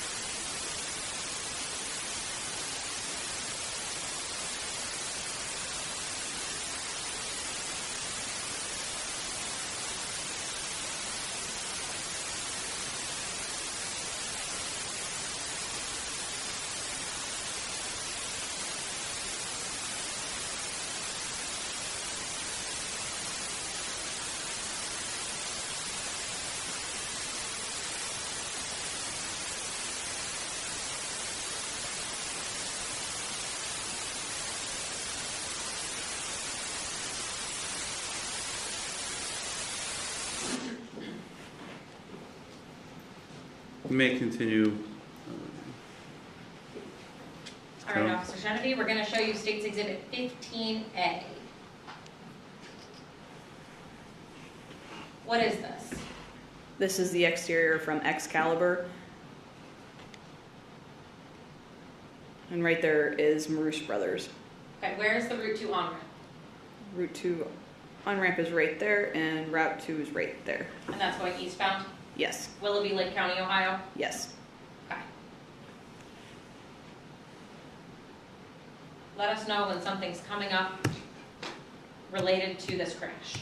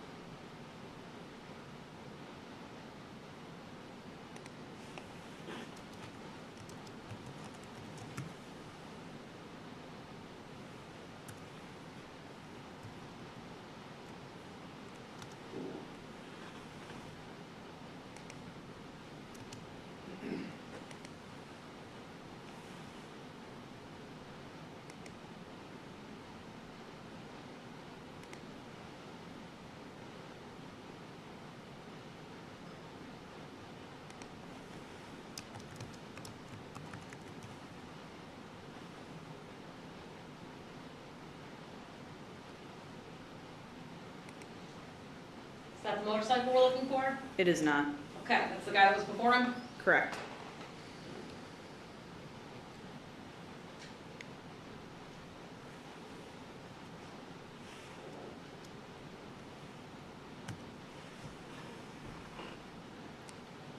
That is the motorcyclist and truck in question.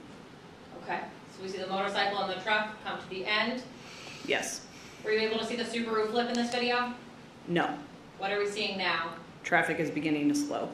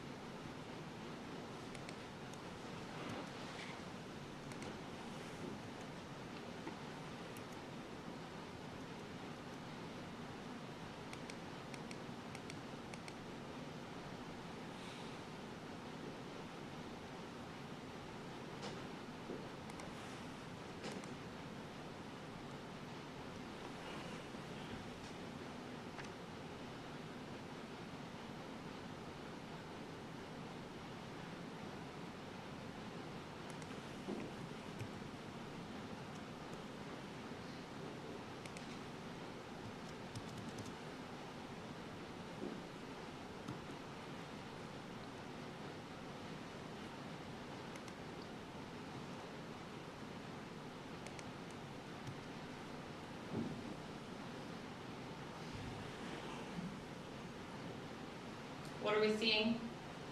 Traffic is starting to come to a dead stop or a very slow roll. We're just gonna take this video through the end.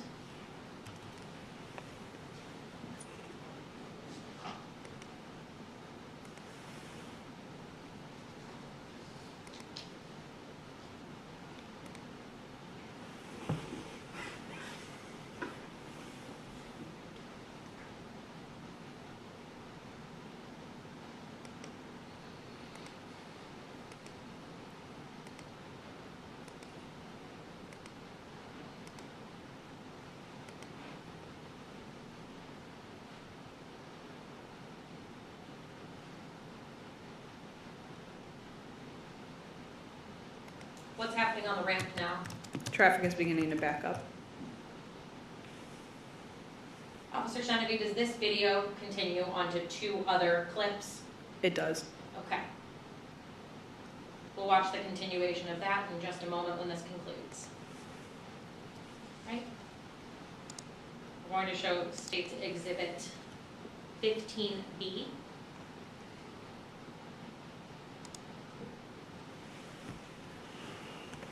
Does this pick up where the last clip left off? It does. What are we seeing on that on-ramp? Traffic is still backing up. What are we seeing on Route 2?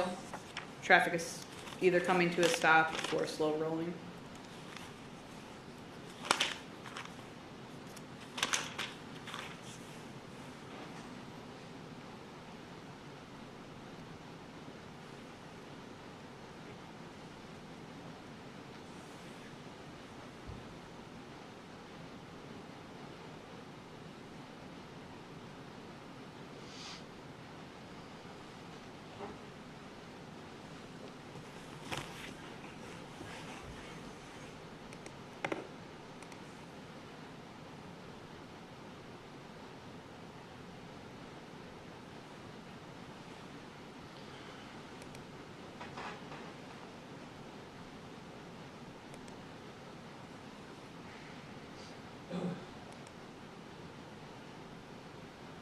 Are we able to see any of the vehicles that were involved in the crash on this video?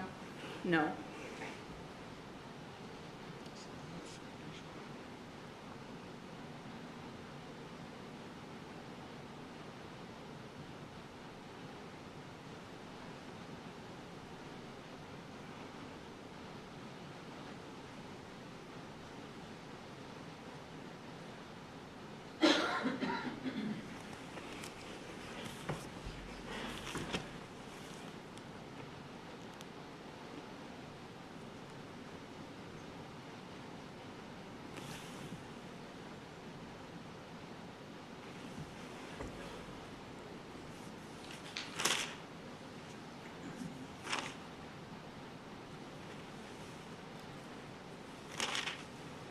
see that man walking on the video? I do. Did you make any identification of that person? I did not. Did you do any follow-up on this video? I did not. Do you know if he was at all involved in what was going on Route 2? To my recollection, he was not involved in the crash itself.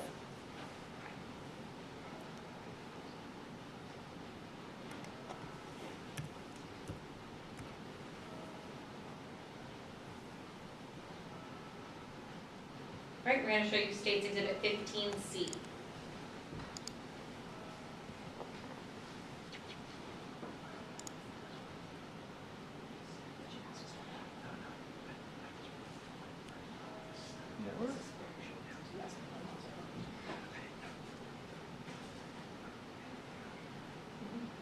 All right, what did you see on Exhibit C?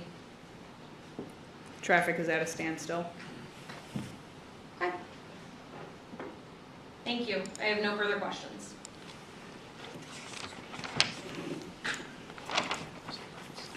Cross-examination, Ms. Martinez. Yes, thank you, Your Honor. Officer, is it Sheveni? Shenevy? Sheveni. How are you today? Good, sir. How are you? I'm well. Hector Martinez, I'm going to ask you just a few questions. Now, you took possession of, did you physically take possession of these videos? I took possession of Maroos Brothers video. Okay, Bruce Brothers. And then on August 14th of last year, were you called to the scene of this accident? I was not.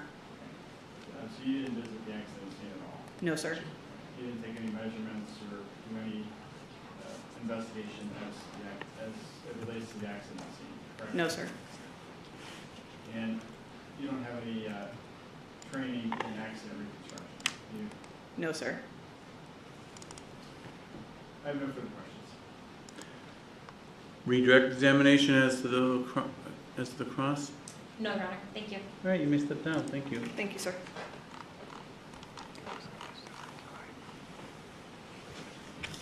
They may call its next witness. Sorry, Your Honor. The state would call Detective Sergeant Danzy.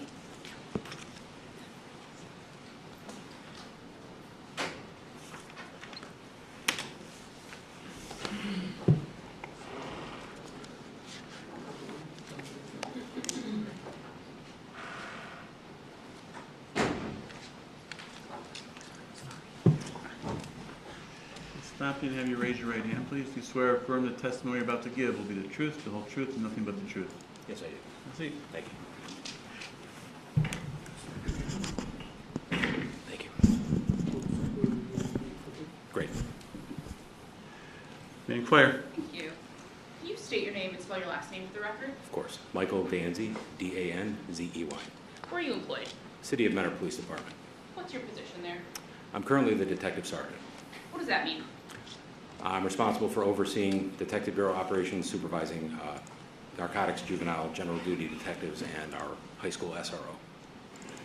What other ranks have you held at the Mentor Police Department? I've been in our Detective Bureau only about 2 months. Before that, I spent the better part of 8 years as a patrol sergeant, supervising uniformed patrol officers. And prior to that, I was a patrolman. And prior to my time in City of Mentor, I was a Garfield Heights police officer for 5 years. What training or school did you take to qualify you for your position as a police officer? In 2004 and 2005, I attended a OPATA Basic Peace Officer Training Academy that was held in Middleburg Heights. Did you have a career before you were a police officer? Yes. What were you? I was an automotive technician for a short amount of time, 4 or 5 years. You were what? Automotive technician. Oh, thank you. And what kind of training or schooling did you take to qualify you to have that position? When I was in high school, I went to a vocational school in conjunction with Strongsville High School. The vocational school in Middleburg Heights is actually where I went to the police academy also. But while I was in high school, I went to a 2-year automotive technology program. And upon graduating high school, I went to the University of Northwestern Ohio in Lima for an additional just under 2 years, where I obtained an associate degree in automotive technology. And what? It's automotive technology, but my focus was in high performance motorsports, learning engine building and racing technology, that type of thing. So where did you work in your capacity as a mechanic or auto tech? In high school, I got a part-time job at our, in Parma, it was Conrad's Total Car Care, whatever they call it nowadays. That location has since closed, but I was basically changing oil, installing tires on a part-time basis while I was in high school. Then I began working at Merrick Chevrolet, which became Serpentini Chevrolet. And between there and Metro Lexus, I spent about 4 years in the trades, 4 to 5 years. Are you a certified peace officer in the state of Ohio? Yes, Have you had any specialized training or courses? yes. Can you walk me through them, please? I've been to a number of different trainings as far as police supervision, leadership type courses, hostage negotiation, those types of things. The relevant stuff for today would be my crash related training. So are you on the Lake County reconstruction team? Yes, And is it all commonly referred to as the crash team? it has a bunch of names, yes. Okay. Officially, it's the Lake Regional Crash Reconstruction Unit, so we refer to it as the Lake Crew. Lake Crew. All right, Yes. I'll try.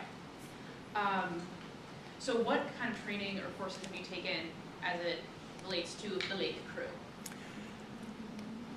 Mentor Police maintains its own accident investigation unit, and we try to handle our own in-house business. We joined the regional team at its inception around 2011. I was not part of it at that time. When I joined our AIU, I attended an initial 40 hours of training at the Highway Patrol Academy in Columbus. And then a few months later, I went to another 40 hours there. And it was a few years before I made it to what we would consider level 2, which was held at Opata in London, Ohio. After level 2, in the same year, I believe it was 2019, I attended level 3, which was a week long, and then level 4, which is considered crash reconstruction. That's an additional 80 hours. I did that in the fall of 2019. So are you a crash reconstructionist? Yes. Now there's another certification, ACTAR or something like that. Do you have that certification? No.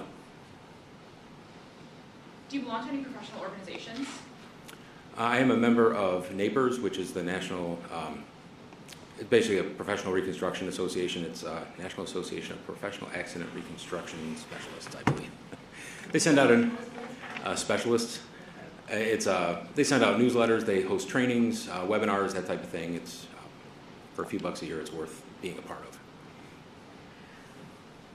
So back to the Lake Crew, that's sort of all of Lake County? Yes. And who can join that? Any member agency can send a member to us.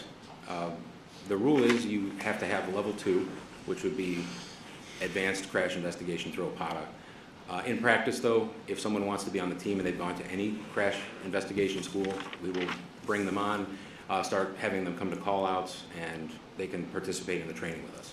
So what kind of events would this team respond to? We can be activated by our mutual aid agreement for aggravated vehicular homicide, aggravated vehicular assault, and their lesser counterparts. Any traffic crash where there's serious physical injury or possible fatality, public safety vehicle crashes, and if a chief makes a special request for it, we would consider it and then activate the team also. So what does the team do when it responds to a scene? The call currently comes into the Eastlake Police Dispatch, or there are 3 of us that can be contacted directly. We determine whether it fits the criteria for a call out, and then we use an app on our phones. It's called Active Alert, and we use that to send the alert out to all team members. That's hosted by the Eastlake Police Department, the app. They pay for the subscription. And you can indicate right on the app whether you're responding, whether you're at the scene. You can share your location. You can view the incident location. And so we have an idea pretty quickly who's able to respond or not. Once we get to the scene, well, first we have to gather our equipment. There's specialized equipment that we bring to the scene for the purposes of surveying or diagramming the area. And currently, we're fortunate enough to have inherited an old bomb squad vehicle. So we have a pickup truck that we have all of our stuff in the bed, and it's all stored in one location. So somebody grabs the truck, and we can be at the scene usually within the hour. And now in the Dale Setzer case, this was the crash team called out to the scene? Not on the day of the crash, no. Not on the day of the crash. But the crash team was contacted at some point? Yes. How did that come to be? Detective Sergeant Rastel contacted me directly, and we discussed it and had formulated a plan to process the vehicles, download information from the vehicles at a later date. So the plan was to get information and process the vehicles. Yes. So where were the vehicles kept? There's a small impound lot on the Willoughby Police Department property that's fenced in. So you responded to the Willoughby Police Department property. Yes. What did you do once you got there? The first time that I interacted with the vehicle, so to speak, was about a week after the crash. And my purpose there was to image the EDRs of the vehicle. So I'm going to pause you there. Of course. What does that mean? The EDR is the event data recorder. It's commonly referred to as the black box. Every vehicle since 2012 is equipped with one. Many vehicles prior to 2012 are equipped with them. And it's in an automobile, it is typically contained within the airbag control module, because that's the computer that is going to be monitoring vehicle conditions, speed, and forces acting upon the vehicle, and it makes that determination whether to deploy the airbags. So the airbag control module contains memory, just like any computer, and it stores data relevant to airbag deployment or events that it senses. This tells us a great deal about crashes and the sequence of events leading up to the crash, the conditions leading up to the crash, sometimes what happens after the crash, and the severity of the crash. So I went there with the intent of imaging the EDRs of the 3 passenger car vehicles, because motorcycles, for the vast majority of the time, do not contain an EDR. So I imaged the EDR of the 2013 Nissan pickup. I took care of imaging the EDR of the Ford Fusion, but at the time we needed the key for the Subaru, and we did not have the key. Only GM vehicles will allow you to do it without the key, some GM vehicles, so we had to put that one off, and Sergeant Hatch took care of that the following day, I believe. So you were able to image the EDR of both the Nissan and the Ford Fusion? Yes. And do you remember who was there with you at the impound lot? Detective Sergeant Rastel was there with me. Did you return to that lot on a later day? Yes. Why was that? We were going to use the 3D scanner that is owned by the Sheriff's Office, and we were going to take some scans of the vehicles and do a mechanical inspection, take a look at the damage of the vehicles. Do you remember what date that was? That was on our training day.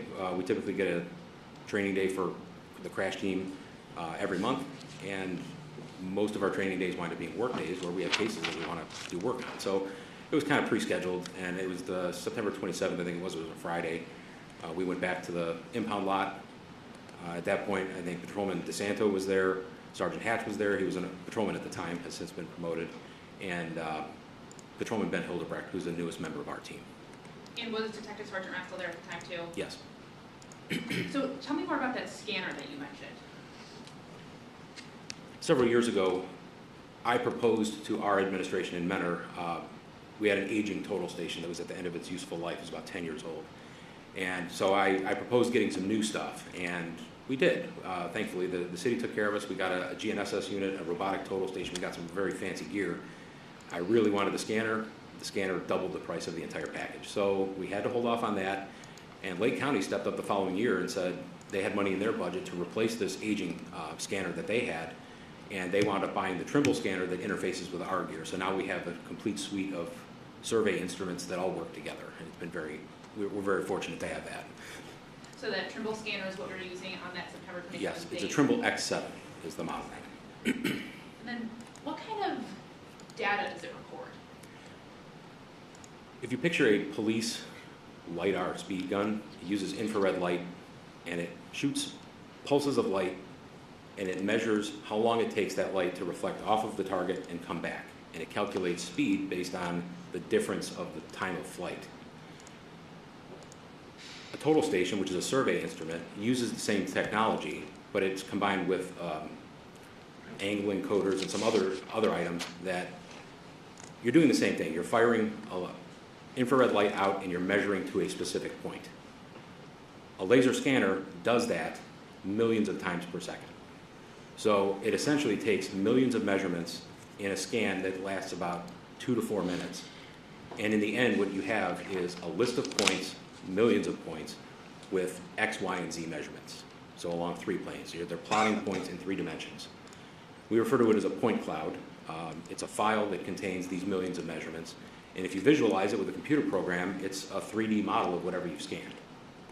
And you can pan in and out, go up and down, zoom in and out. So we take multiple scans because the scanner can only measure to what it can see. So if I'm scanning that table, I would have to take scans, several scans around the table in order to capture all sides of it. Same for a vehicle. So it's safe to say that you were able to make a 3D rendering of these vehicles Yes. using that scanner? And for what vehicles were you able to do that? I created a scene on the tablet that controls the scanner, and I scanned. There were other uninvolved vehicles in the impound lot. So I took my scans around the pickup truck, and I worked my way over to the Ford and to the Subaru, and I was able to get all 3 of those vehicles as part of one large point cloud. What we do after the fact is we have to remove any points that don't belong, like people standing around. And you never delete anything, but you can segment those things out so that it cleans up what the scene looks like. So I had everybody stand over by the Harley Davidson. So now I have a Harley Davidson with a whole bunch of people around it. So I decided to create a fresh second point cloud of just the motorcycle. So I wound up with 2. 3 vehicles in one scene and the motorcycle in the other scene. So that's why there are 2 different Okay, so 2 different 3D point clouds, rendering yes. point clouds.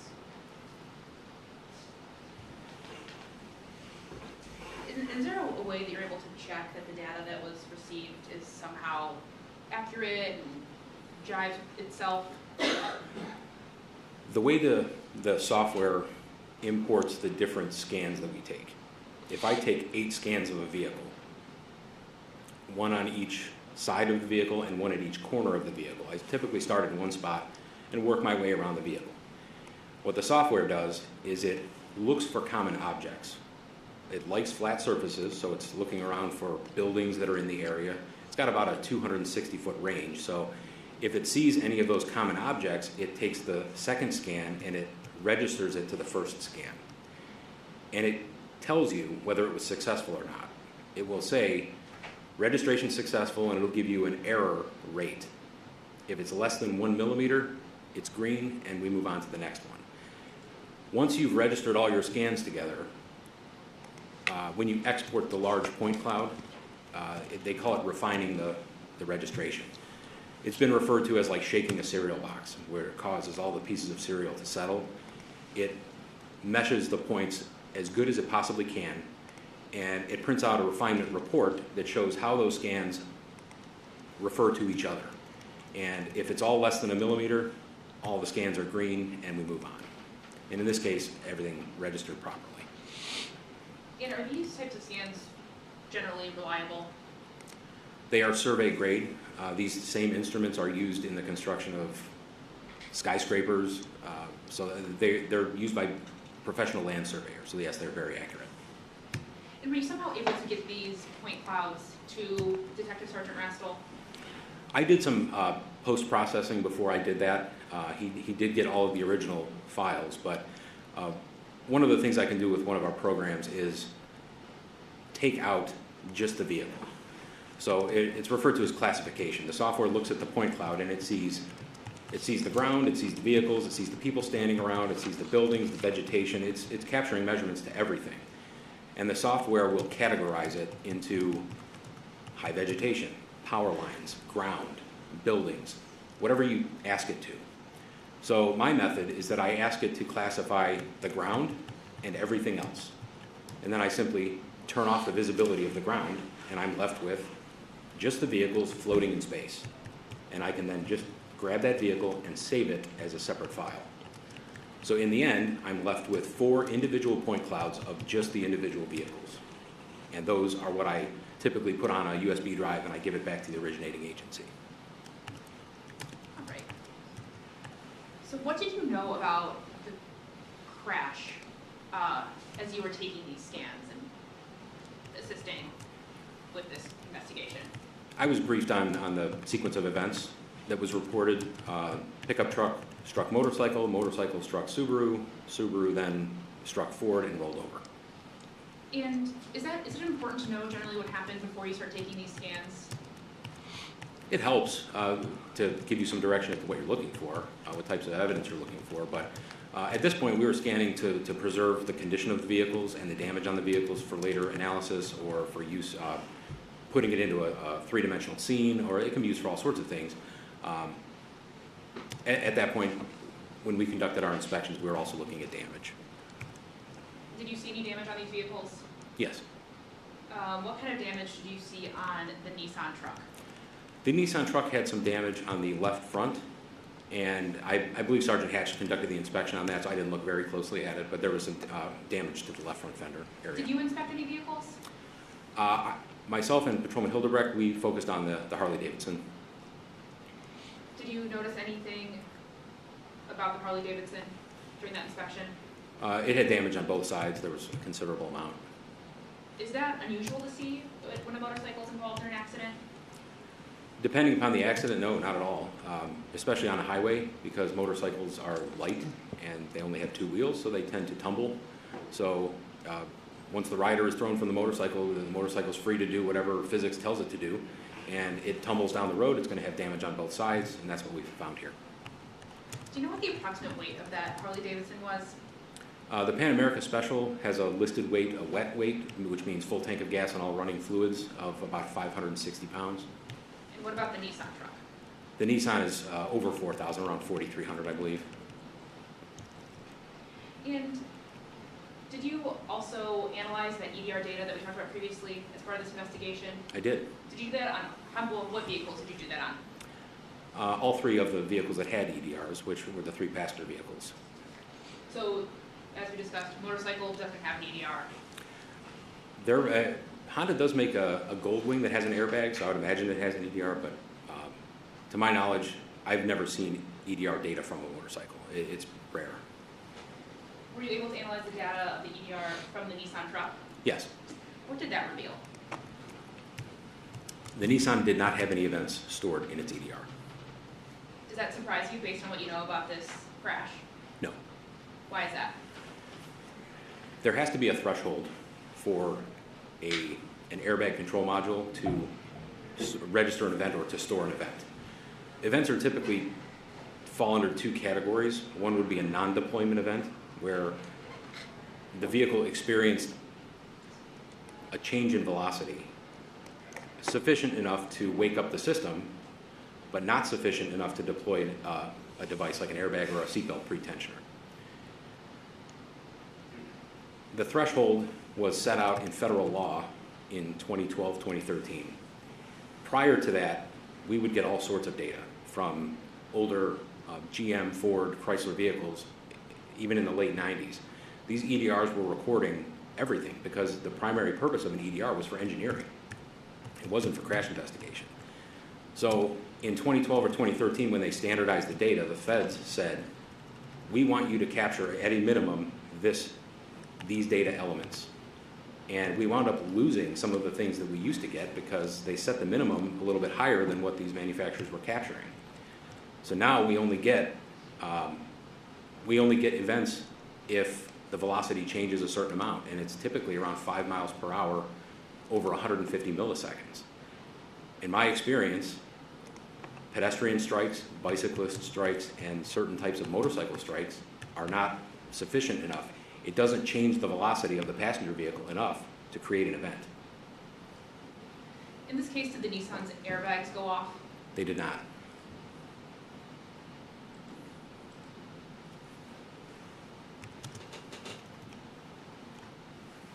One moment.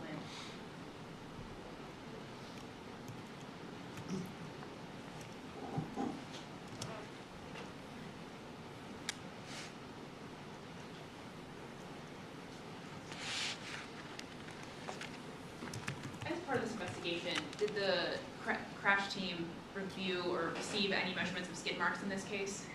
Not to my knowledge. And as far as the Nissan truck and the motorcycle, would skid marks have been, well, strike that. One moment.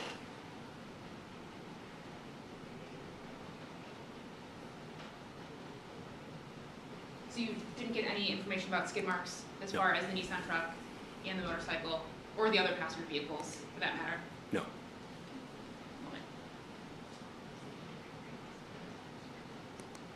Your goal as part of this investigation was not to recreate the crash scene? No. Would the crash team have been able to reconstruct anything as far as the Nissan truck and the Harley, considering that the truck was not at the scene? It Objection. fled. Yes. Re-ask the question? Would the crash team have been able to reconstruct anything as far as the Nissan truck and the Harley, because seeing as the truck fled? Likely. Oh, not. hang on. I'm going to overrule the objection, but you may answer now. Okay, thank you. Likely not. The purpose in coming out to a crash scene is to document the scene as it is at the time, and we look for certain things. If someone was to call me and say, we think we want you to come out to the scene, I'm going to ask them, what does the scene look like? Is there a large amount of roadway evidence? Are there skid marks all over the place and you don't know what happened? If there's no roadway evidence, when we come out to the scene, we're going to use our equipment and we're going to diagram a roadway with no evidence on it. That really isn't very useful in the end. Reconstruction is kind of a fluid concept. You're looking for the unknowns, but there's always going to be some unknowns. You can't completely reconstruct anything. There's always going to be something that is unknown in the end. In this case, if the officers at the scene didn't see enough roadway evidence or made the determination not to call us to the scene, or even if they called me and said, hey, we have this roadway marks or we don't have roadway marks, our suspect vehicle is gone, the final rest of a vehicle is only useful if the final rest is uncontrolled. If a car tumbles down the road and lands where it lands, that might be useful, but if a car is struck, drives another 500 feet, pulls over and stops on its own, that's not going to help me when I'm looking at mathematical formulas later on. So it largely depends on the individual circumstances of the case. But in this case, I was not made aware of any roadway marks or anything like that. Thank you, nothing further.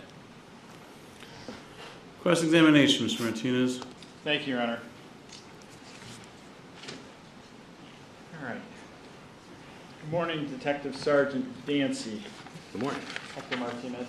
Hello? I think we've met before. Yes. I'm going to ask you some questions. If you don't understand the question, we'll repeat it for you, okay? Of course. All right, so let's talk about your training and experience as an accident reconstructionist. Yes, sir. You've gone through a multitude of courses over the past several years to become an accident reconstructionist. You've trained in this field, correct? Correct. And would you agree with me that accident reconstruction has a heavy emphasis on math? In some ways, yes. Hundreds upon hundreds of formulas, yes. Okay. And the math, it's science-based, it's math-based. Would you agree with me? Yes. Physics-based. Yes. And one of the reasons why you're called upon for an accident reconstruction would be if there's a vehicular death involved, correct? Yes. It would be common for the Lake Regional Accident Investigation Team to be called, right? Correct. And you're also called upon at times to investigate serious injury accidents. Do you agree? Yes. You were not called to the scene on August 14th of 2024 to investigate this particular accident scene, correct? Correct. Prior to your testimony or your analysis in this case, did you review any photographs that were taken of the scene? The photographs of the vehicles were shared with me, and I did take a look at them. I don't recall whether they were in the impound lot or whether they were at the scene of the crash. Do you recall reviewing any photographs as it relates to the pavement or just the general scene of the accident? I don't know that I ever saw any photographs of that. Did you ever ask to review those photographs? No. You were never tasked with doing that? No. And you work for Menor PD, that's your job, right? Yes. So this is just a collaborative effort, you're just assisting Willoughby PD, right? Correct. And so if they need help, they're calling you and you're called in to assist in whatever manner possible, or whatever manner that is requested, right? Yes. You don't want to overstep any bounds, correct? We help as much or as little as we're asked. Now, if you were at a scene of an accident and you were going to conduct an accident reconstruction, there would be certain steps that you would follow to try to recreate the accident. Would you agree? Yes. So one of those steps would be to document the scene, and traditionally that would be done by taking photographs of the scene, correct? If it's my scene, absolutely. Now, you mentioned the scanner device. Yes. Is this a Faro scanner? The Faro was the original scanner that the crime lab owned. It's been replaced with a Trimble scanner. Okay, the Trimble scanner. So the Trimble scanner is a 3D scanner that is an improvement over the Faro scanner. It's newer, contains more modern technology, I suppose, yes. And isn't it true that you can't use the scanner to survey an accident scene? Yes. So not only can you use the scanner to examine the vehicles, you can actually take it out to the scene and do a total station reconstruction of the scene. Yes, we typically, if we're going to use it at the scene of a crash, we would use all three instruments because they work with each other. But we have included the scanner in those scene measurements. And to the best of your knowledge, there was no total scanner reconstruction done of the scene of this accident? No. And you weren't tasked with doing that? No. So, in an accident reconstruction, in addition to photographs, total scanning of the scene, there's going to be a visual inspection of the scene, obviously, correct? Yes. There will be statements taken from potential eyewitnesses of the accident, correct? Yes. Now, would you agree with me that at times eyewitness testimony from accident scenes can be flawed? Yes. And the reason it can be flawed is because, and you're trained in this, right? Yes. And the reason it can be flawed is because eyewitnesses, their perception is affected by stress, anxiety, environmental factors, right? True. And our minds are not, other than certain gifted people, our minds are not just recording events. They're picking up bits and pieces of events, right? Yes. So your discipline is based upon math and science, the facts, right? Correct.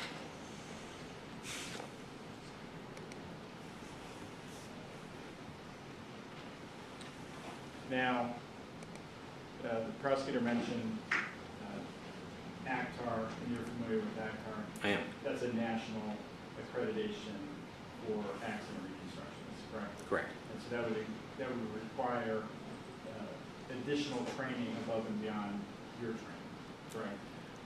It's not so much training, it's an exam that's administered. You have to, kind of like the bar, you have to sit for the exam. It takes a full day.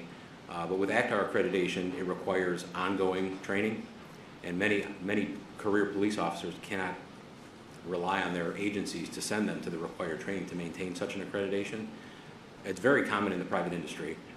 If you want to get a job post-police work with an accident reconstruction firm, having your ACTAR accreditation is a must, or I should say very close to a must.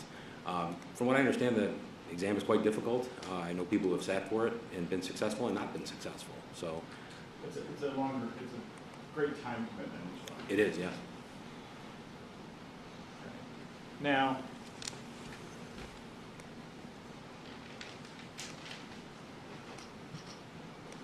we talked a little bit about the event data recorders and the vehicle black boxes. Yes. And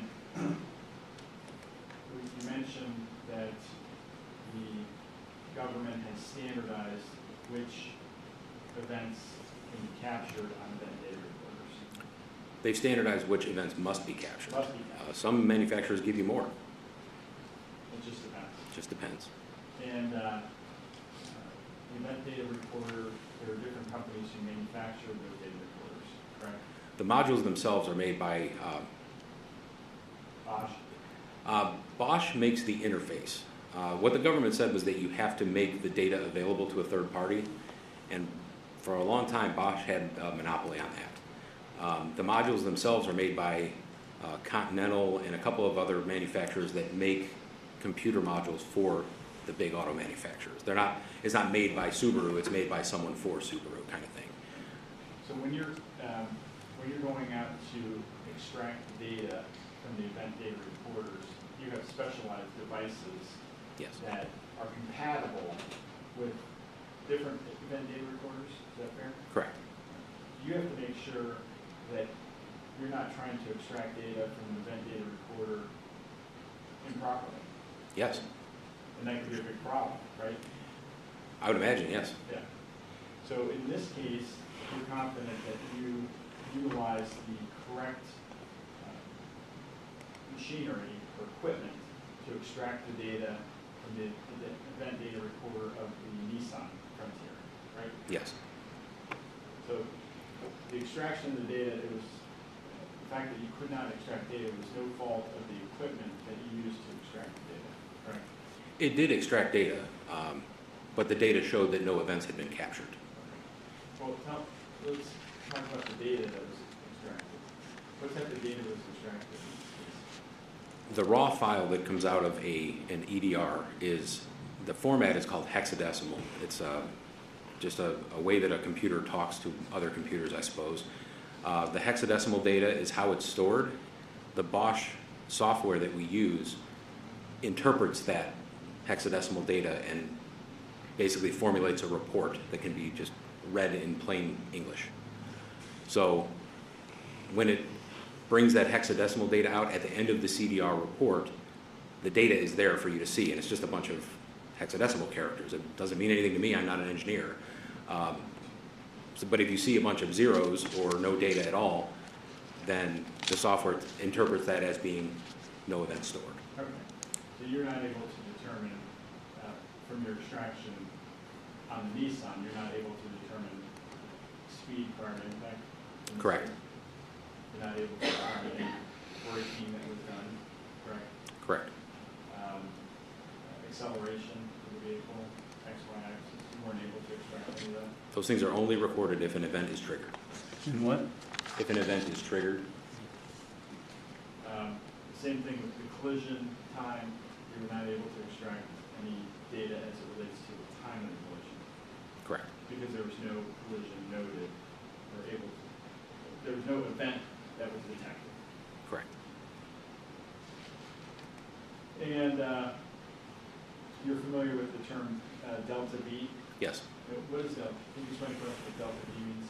Delta V is the symbol delta, the Greek symbol delta, is used to signify change. So delta V is change in velocity. A change in velocity can be positive or negative.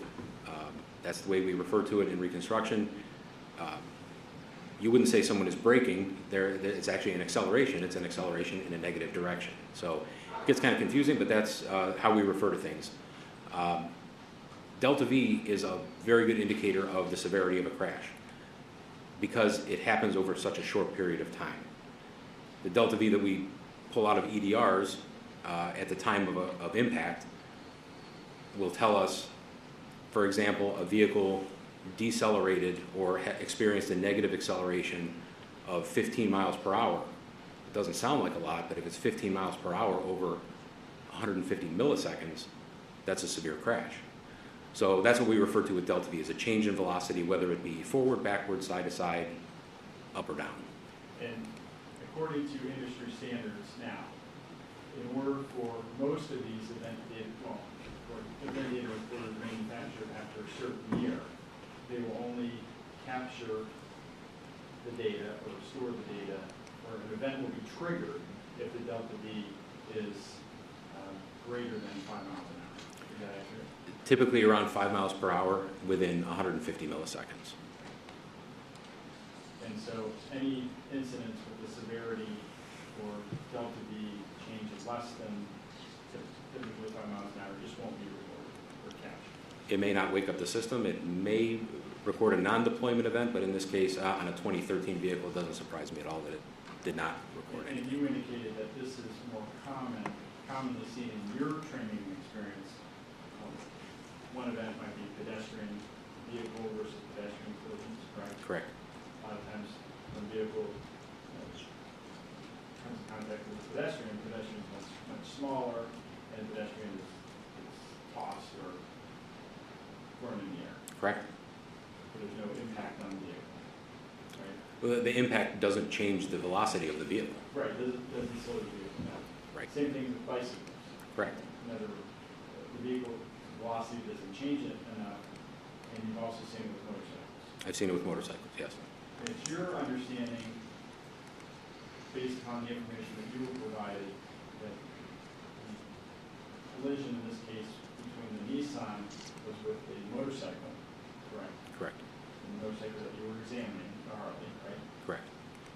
And that the collision occurred on the side of the Nissan, the driver's side of the Nissan, correct? Yes. And that there was, were you able to review any of the photographs of the damage to the Nissan? Or, no, you observed the Nissan, so you saw the damage. Yes. All right. And so you saw that the damage was not, I guess, significant, so it didn't surprise you that there was no capturing of the event damage. Is that fair to say? Yes. Now, as far as the significance of the event and the change in velocity, unless you're operating the vehicle, you have no idea how that feels to the occupant. I suppose everyone would experience it differently depending.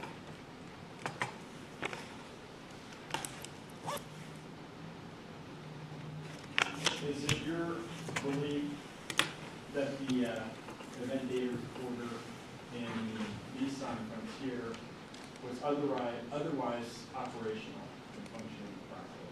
Yes. Okay. And how do you know that?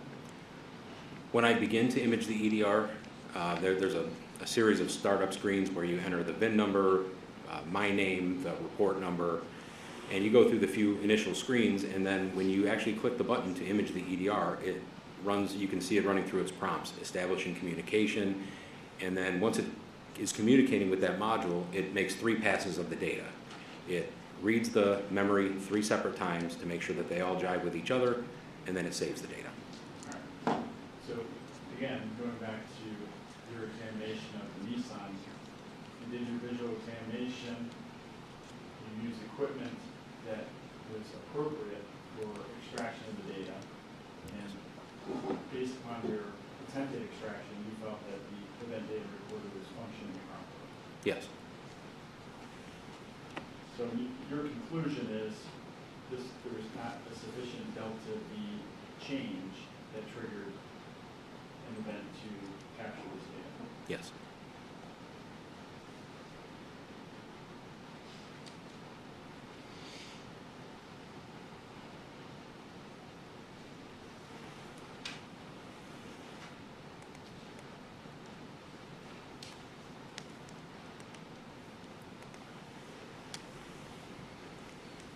Now,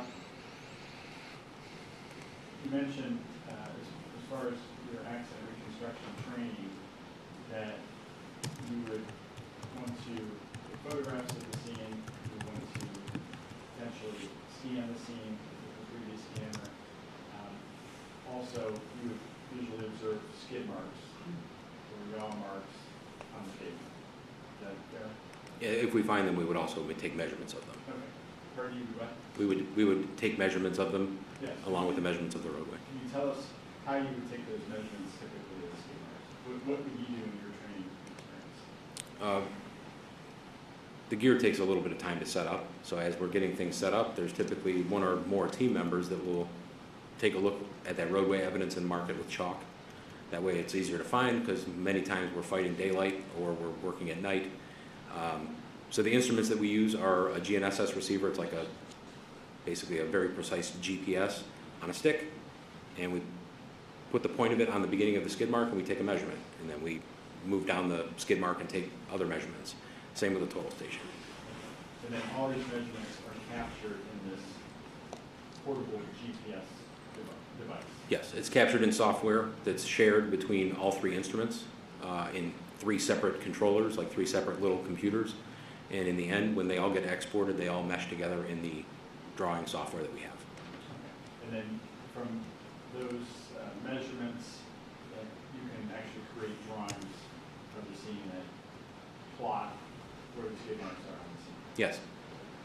And I don't know, earlier in your career, did you actually have to hand measure certain accident scenes? Yes. And you would take the roller out there and actually measure at times? I shied away from the roll of tapes, but tape measures, handheld speed lasers, yes, we would take physical measurements and write down the measurements and plot them to scale later on a piece of paper. Yes, that we've thankfully replaced that with computerized instruments. And so it's much easier now. It is. Take those measurements, you can just bring that device out. And what's the name of the device? We have a GNSS receiver. GNSS. That's the satellite. We have the total station, which is a traditional surveying instrument. The scanner, those all work together. You Yes. have all these tools that are at your disposal to scan and recreate an accident scene. Yes. No further questions. Thank you. Redirect examination. Thank you, Your Honor. Are there collisions that a driver would be able to feel but that wouldn't register on the EDR? Yes. Like what type of collisions would you guess? Or Any of what's already been mentioned, pedestrians, bicyclists. I have seen motorcycle crashes with EDR activation and airbag deployment. If a motorcycle T-bones a car, it's going to register. If a motorcycle and a car sideswipe each other, it's very likely not going to register. what about something as simple as hitting a curb? Would that register in the EDR? Not usually. But the driver However, could feel that. Yeah, I have seen it deploy airbags, so it just depends. What about, same question, but what about are there types of collisions that a driver would hear, but that would not register on the EDR? I would imagine, yes. Anything that makes contact with the vehicle could create a noise. One moment. Nothing further. Recross examination.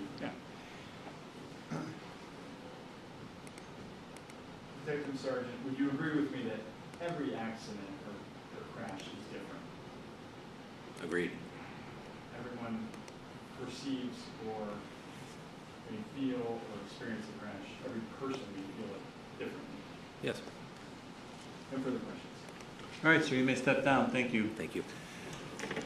Ladies and gentlemen, what we'll do today is we'll break early for lunch. We'll start early though, so we don't lose the time. But it doesn't make sense to put another witness on here and break in 15, 20 minutes.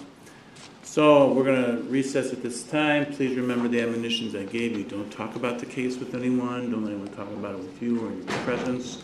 And investigating, researching, doing anything to learn more about this case. We'll break now. We'll come back at 12:50 and start back up. So enjoy your lunch. All rise.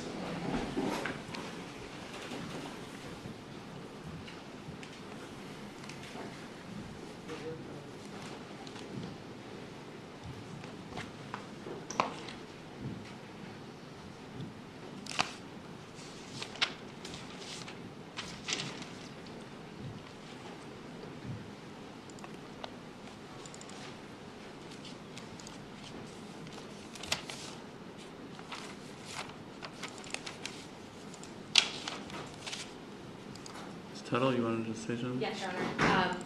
I wanted to let the court know that we took those screenshots of the zoomed in exhibits that we had Officer Genevieve testify to. We have labeled those as State's Exhibit 14, G and H, and we would ask to admit those and copy those to the court drive. Yep, no objection. And we would note that Exhibits 14 in its entirety and 15 in its entirety are now copied to the court drive. All right, 14G and H will be admitted Thank you. for the record. All right, everyone be back by 10 till. All rise.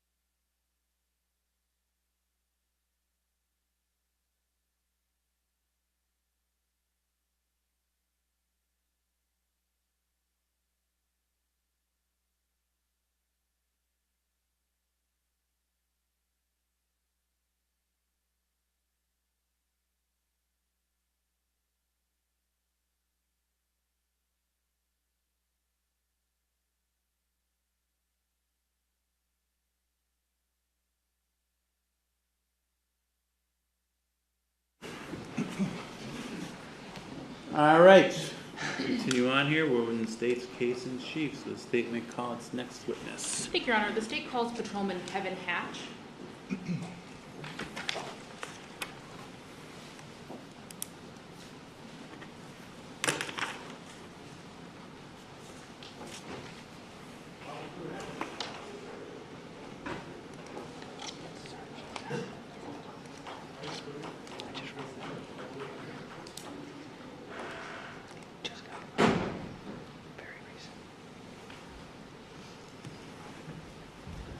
Stop you right there and have you raise your right hand. You swear or affirm the testimony you're about to give will be the truth, the whole truth, and nothing but the truth. Yes, sir. Have a seat. Okay. Spell whenever you're ready. Thank you. Can you please state your name and spell your last name for the record? It's Sergeant Kevin William Hatch, Hatch. Where are you currently employed? Menor Police Department, How long have you been with the Menor Police Department? 13 years. And you said you're a sergeant? Yes, When did you become a sergeant? June 30th. What other ranks have you held in the Menor Police Department? Patrolman. Have you worked with any other police agency? Yes, I worked at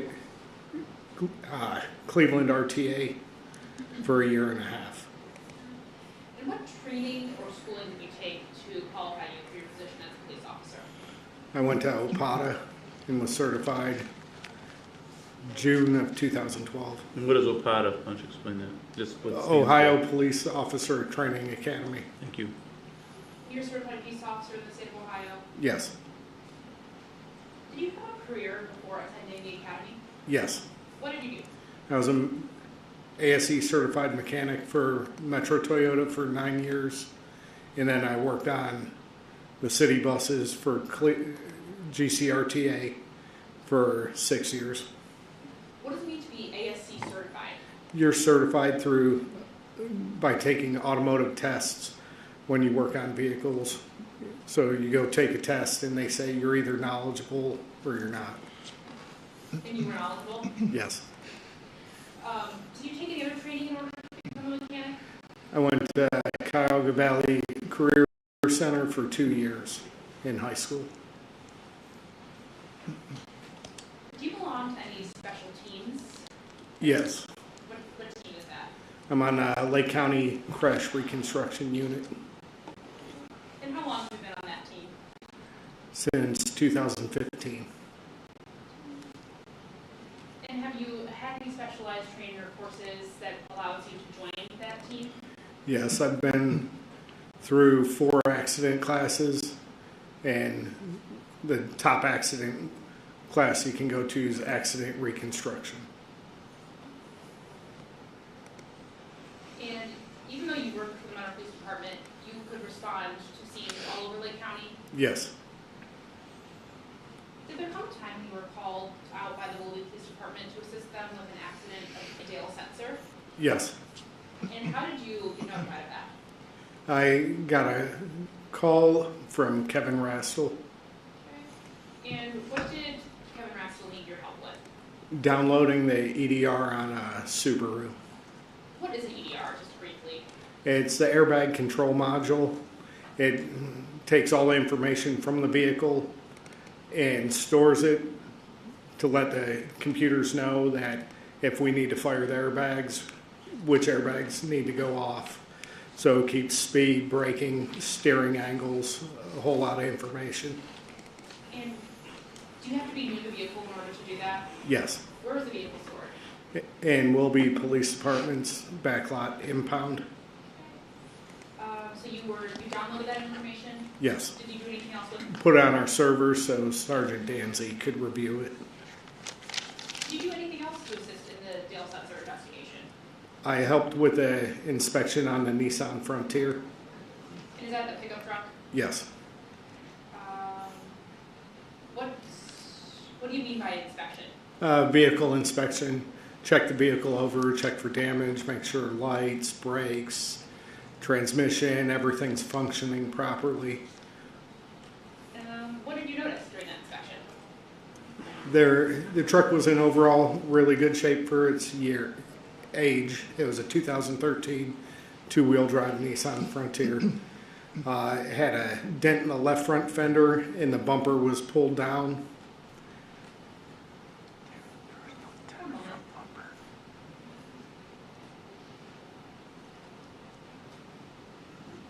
Do you know where the dent came from? No, I do not. Nothing further. Cross-examination.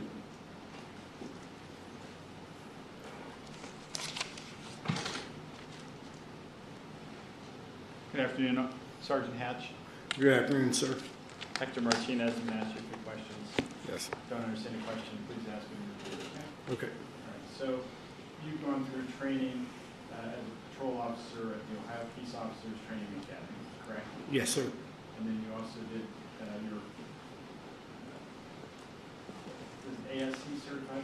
Yes. And that's for the vehicle work that you did prior to becoming a police officer? Correct? Yes, sir.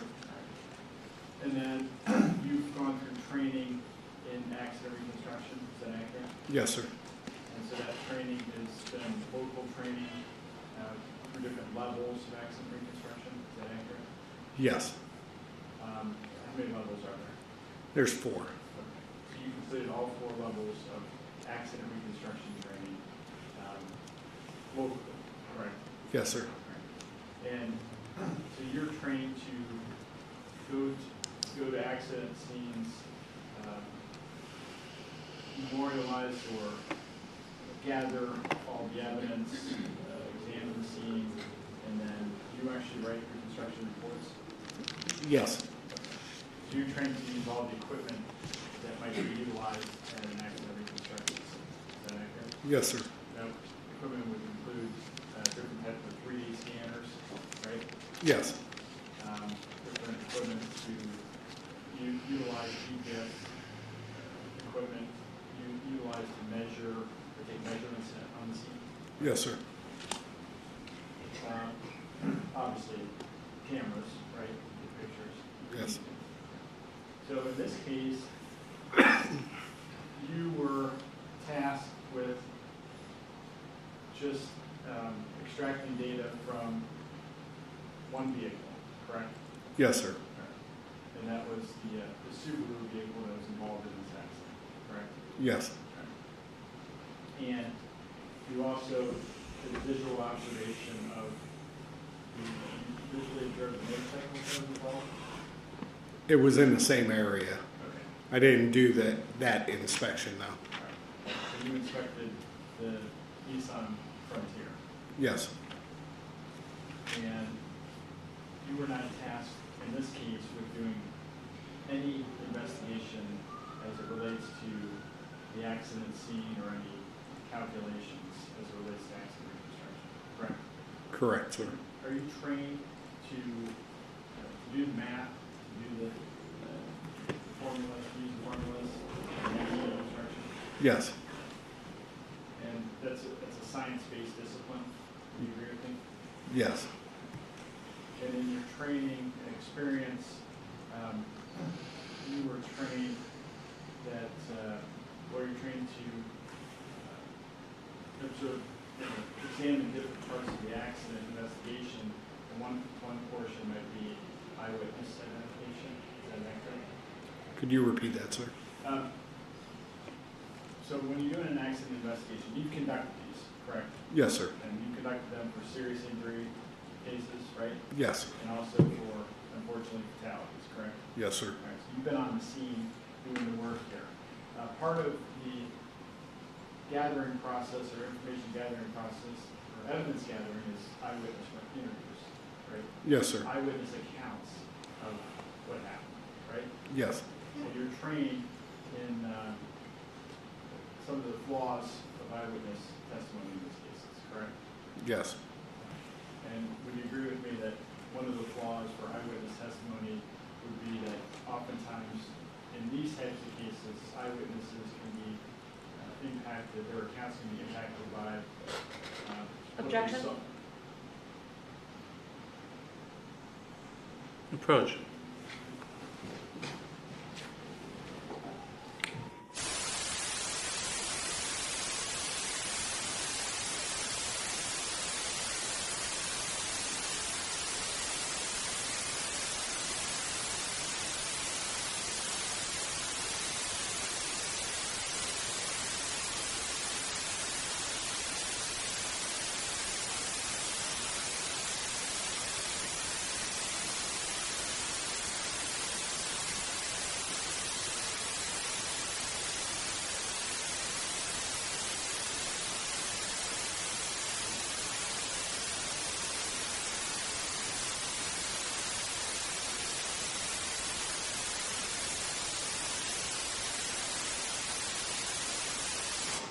Objections overruled. Go ahead, Mr. Martinez. Oh, thank you, Your Honor.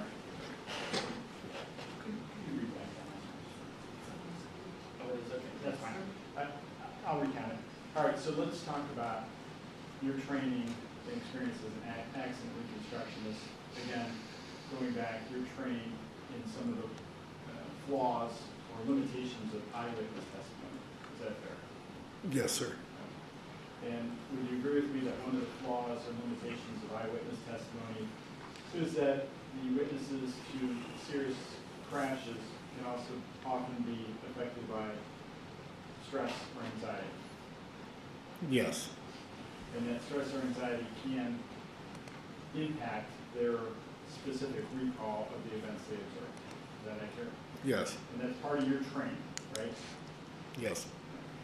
And so you're trained to deal with the numbers, with the science, with the math, with the measurements, that your discipline is based on facts, right? Yes, sir.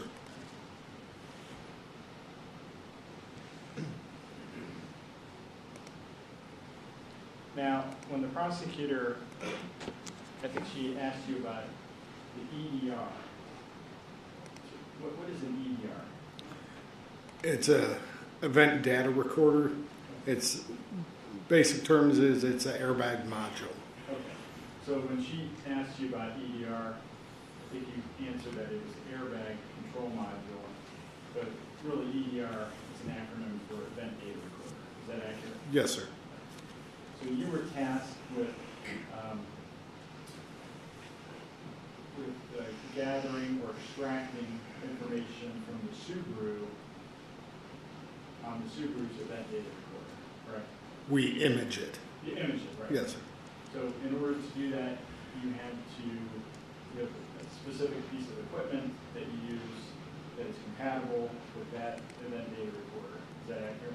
Yes, sir. And it's important to have the correct equipment that is compatible with whatever vehicle you're trying to extract the data from. Is that Yeah. right? Yes. And in this case, you extracted some data from the Subaru. Do you recall any of the data that you extracted? I didn't even look at the data. I downloaded it, made sure it downloaded, because that's another class I have to go to read the data that comes from it and analyze it. Okay. So the data, I guess we don't have the data, but the data it doesn't print out data like as far as this is the speed, this is everything else. There's symbols and a lot of zeros, right, that comes out of there that you're not trained to read. Is that accurate? It's hexadecimal data, Hexadecimal. and Thank you. some car companies, the software automatically brings it out and tells you in English what the speed is. I never looked at that report, so I don't know how it printed out. Okay. Your purpose was just to extract the data and hand it off to Detective Sergeant DNZ. Yes, sir. And that was the end of your involvement in this case, right? Yes. And then but you also had the opportunity to observe the Nissan Frontier, correct? Yes, sir. And you did a visual inspection. Did you participate in the scanning of that vehicle? No. Okay. That was done by somebody else. You know who did that? By Detective Sergeant Danzy did that. So the only thing that you observed was the condition of the Nissan while you were extracting the data or imaging the data from the event data. Is that accurate?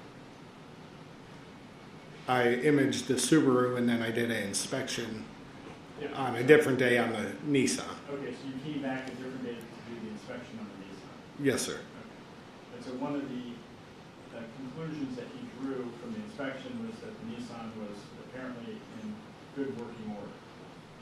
Fair to say? Yes, sir. He thought it was and you worked as a mechanic prior to being a certified technician prior to being a police officer, right? Yes, sir. So based upon your training as a certified technician and your subsequent training, your opinion was that the Nissan was in good shape or fairly well maintain per vehicle its age, right? Yes, sir.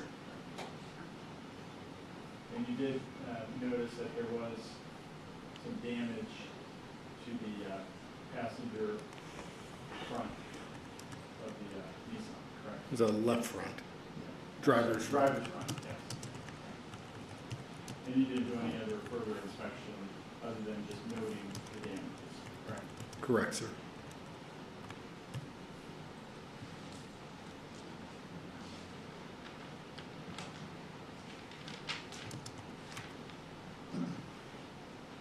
Now, when you're going to the scenes of these serious injury and or death cases, at times you perform the measurements or you take measurements at the scene? Yes, sir. And is there specific equipment that you utilize to take those measurements? Yes. And what equipment is that? We use a Trimble Total Station or GNSS, the GPS rover, or the 3D scanner, or all three at the For same. all three, right? So these are all devices. Number one, the total station basically is mapping out the scene, right? Yes, sir. And then the GNS device is the GPS device where you can take measurements of from point A to point B. They both do the same exact thing, just work off of different data. Okay. So, And then but you can take measurements of, for instance, skid marks on pavement, correct? yes, sir. And skid marks or markings on pavement and or other objects that may have been struck, correct? Yes. And then you can take this data and you can actually use this data and create a report, right? Yes, sir. And you've done that on many occasions. Yes. I have no further questions. Thank you.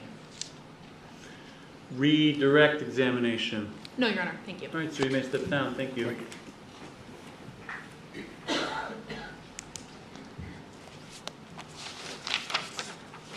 State may call its next witness.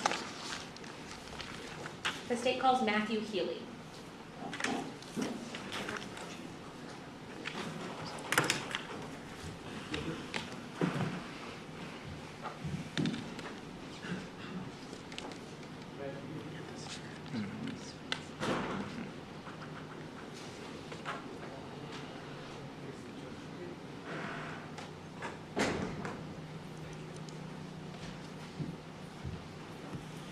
Please raise your right hand. Do you swear or affirm the testimony you're about to give will be the truth, the whole truth, and nothing but the truth? Yes. See.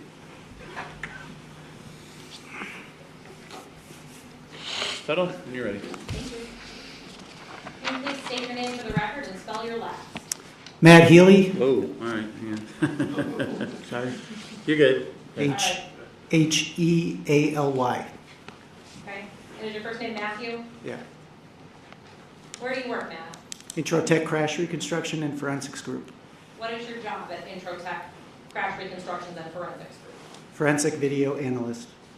What's your educational background to be a forensic video analyst? Got my degree from Kent State University, a 4-year degree, and a Bachelor of Science in Electronic Media Production. I graduated from Kent State in 2012, and then from 2012 until about 2016, I was doing part-time work for various companies. We were doing live events, corporate commercials, promotional videos. We were doing wedding videography, but in 2016, Hank Lippian with Intro Tech reached out to me and wanted me to join part-time. My roles in 2016 were to really go out with the investigators. I would film them, do documentation of the scene, crash location, vehicles, would do narrations. And in 2019, I was hired full-time with Intro Tech to be a forensic video analyst. And in 2019, there was a program that came out. It was called Input Ace. I'm triple certified in Input Ace. But in 2022, Axon bought Input Ace and renamed it Axon Investigate. At that time, I had to get recertified under the Axon umbrella. So I'm triple certified in Axon Investigate, which is the program that we used in this case. when you say triple certified, what are those 3 certifications? So there's the operator certification, the examiner certification, and then the metrologist certification. What order did you get certified in? That order. Operator, examiner, metrologist. Is that standard? Yes. Is a metrologist the most qualified that you can do the Axon? Mm-hmm. I'm sorry, you're going to say yes. Yes. Do you have any other certifications? Yeah, there's a worldwide organization. It's called LEVA, and that's spelled L-E-V-A. LEVA stands for Law Enforcement and Emergency Services Video Association. There's 4 certifications, 4 levels, and they're each 40-hour classes. Level 1, I traveled to Connecticut, was able to obtain my Level 1 certification. Level 2 was in Pontiac, Michigan. Traveled to Pontiac, Michigan, was able to obtain my Level 2 certification. Level 3 will be this September. I think it's the 3rd week of September. And then my goal is to be Level 4 certified through LEVA by the summer of next year. So hopefully by this time next year, I'll be a Level 4 certified forensic video analyst with LEVA. When did you get your Level 2 certification with LEVA? Level 2, so Level 1 was 2023, Level 2 was 2024. Was it before you did your work in this case? Yes. Do you do any continued training to maintain your certification? Yeah, so when you get your Level 2 certification through LEVA, it's mandatory. You have to obtain 80 hours, 80 contact points within every 3 years. So because I'm taking Level 3 here in September, and that's a 40-hour class, that will be 40 contact points going towards my certification. Do you do any other sort of continuing education not required by LEVA?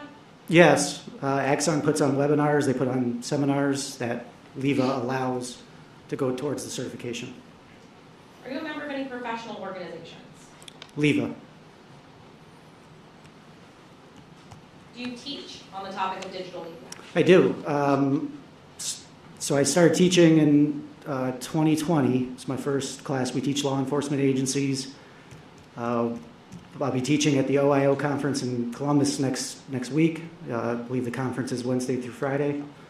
And later this year, sometime, I think December, we'll be doing a one-day training for attorneys who are able to obtain CLEs, because the topic of digital media evidence is so not new, but it's growing exponentially. I mean, the average person is filmed 238 times a week. Videos everywhere. It's only going to continue to grow. So you definitely need to be up on the training, and you definitely need to be up on, obviously, in teaching. We help law enforcement agencies, and we're helping attorneys. Matt, how did you become involved in this case? I was contacted by your office. Was it me that contacted you? Yes. Okay, and when did we contact you? I believe it was December of last year. Of 2024? Yes. Okay, and did we enter into a contract with you to do some work? Yes. And what was that contract for? To analyze the video and provide expert testimony. What kind of analysis were you going to do? Well, so early on, first step to do is authenticate the video as being an original copy, an accurate representation of what it purports to be. So early on, we authenticated the video, and then from there, we decided we wanted to do a reverse projection analysis. And is that a type of video reconstruction? Yes. Okay. Are you being compensated for your work? Yes. And is that pursuant to the contract you signed before your work started? Yes. What is your hourly rate that you're being paid? $300 an hour is what the company charges. Is that going directly to you, or is that going toward IntroTech? Intro-tech. Is this standard for your company? Yes. Are you paid by the hour that you work, or are you paid based on the quality of your work? The hour. Is this standard in your field to charge this kind of a rate? Yes. How many hours of work have you done prior to coming in to testify? I would have to look at the bill, but it's probably north of 60, 55 Okay. hours. Do you know how much IntroTech has been compensated for your work leading up to trial? I would have to look, but it's probably north of 14,000, 15,000. Have you ever testified as an expert witness before? I have not. It's my first time. Have you ever been deposed as a witness before? Yes. And how many times was that? 2.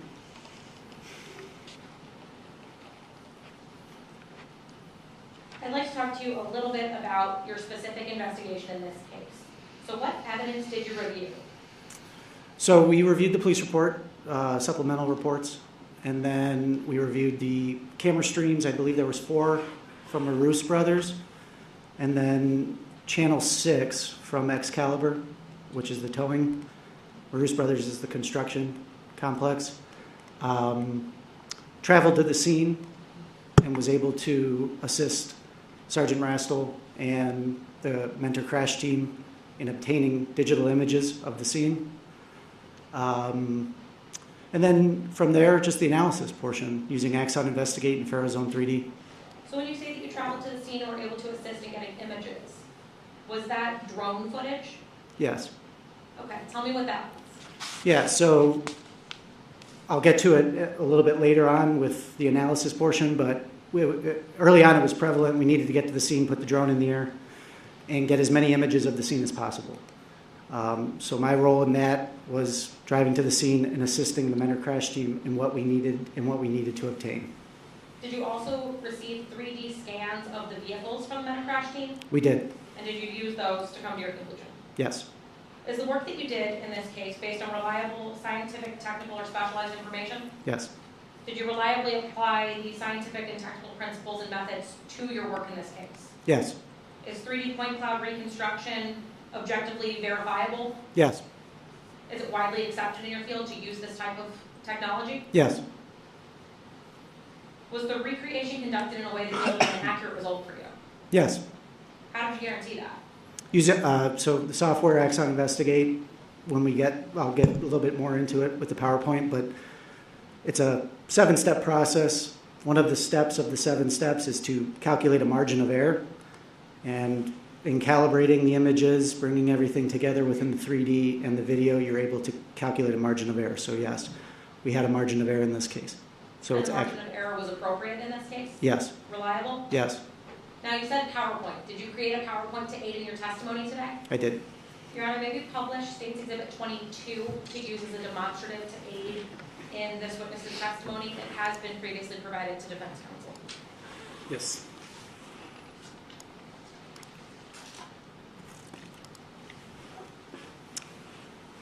Is there something I can, if I wanted to highlight something or draw on it? Sure. I've got it, okay? All right, so is this the PowerPoint that you made? Yes. Let's start walking through it. All right, so what issues were you looking at in this case? Yeah, so this was a very issue-specific video analysis. We wanted to determine the speed of both units, the locations on the roadway at known points, and to determine acceleration rates of both units at known points. When you say both units, what are we talking about? We're talking about the Nissan and the motorcycle as they traveled up Vine Streets, or the on-ramp off Vine Street. Okay, so you said that you used Axon Investigate. What did you do with Axon Investigate? Yeah, so Axon Investigates the software. Input Ace was bought by Axon, recertified through Axon. Axon Investigate has an advanced process. It's called the Camera Match Overlay tool. And what that tool allows you to do, it's called a reverse projection. So reverse projection dates all the way back to the 1960s. Well, first off, reverse projection is a form of photogrammetry, and photogrammetry is the science of obtaining measurements from images. So the methodology involves taking a historic image, okay? So you're taking the image of the video from the day of the crash, and you can superimpose it over top either a 3D environment or the actual environment at a later date. So when is the earliest that we start using reverse projection? Oh, yes, 1960s, sorry. So the earliest case was in the 1960s, and the methodology of reverse projection, which was traditional reverse projection, was if there's a suspect at the scene, which is an image right here, the investigator then would go out, use the negatives. I mean, in the 60s, cameras were a little different, but use the negatives and kind of put it in front of the viewfinder to try and get a measurement off that suspect. The margin of error wasn't able to be calculated. Your hand has natural shakiness. So it was reasonably accurate, and that in the 1960s, that was one of the first cases of reverse projection. I don't have the case in front of, I don't know it off the top of my head, but in the 60s, that was one of the first cases. How do we do it now? So today, digital media, it's digital. It's in the digital format, so MP4s, AVIs, MOVs. So if you're looking at this image right here, if there's a suspect that's in the park at 2 o'clock on a Tuesday, you can go back, the investigator, stand in the approximate same location, and you can superimpose them together to get a height of a suspect, okay?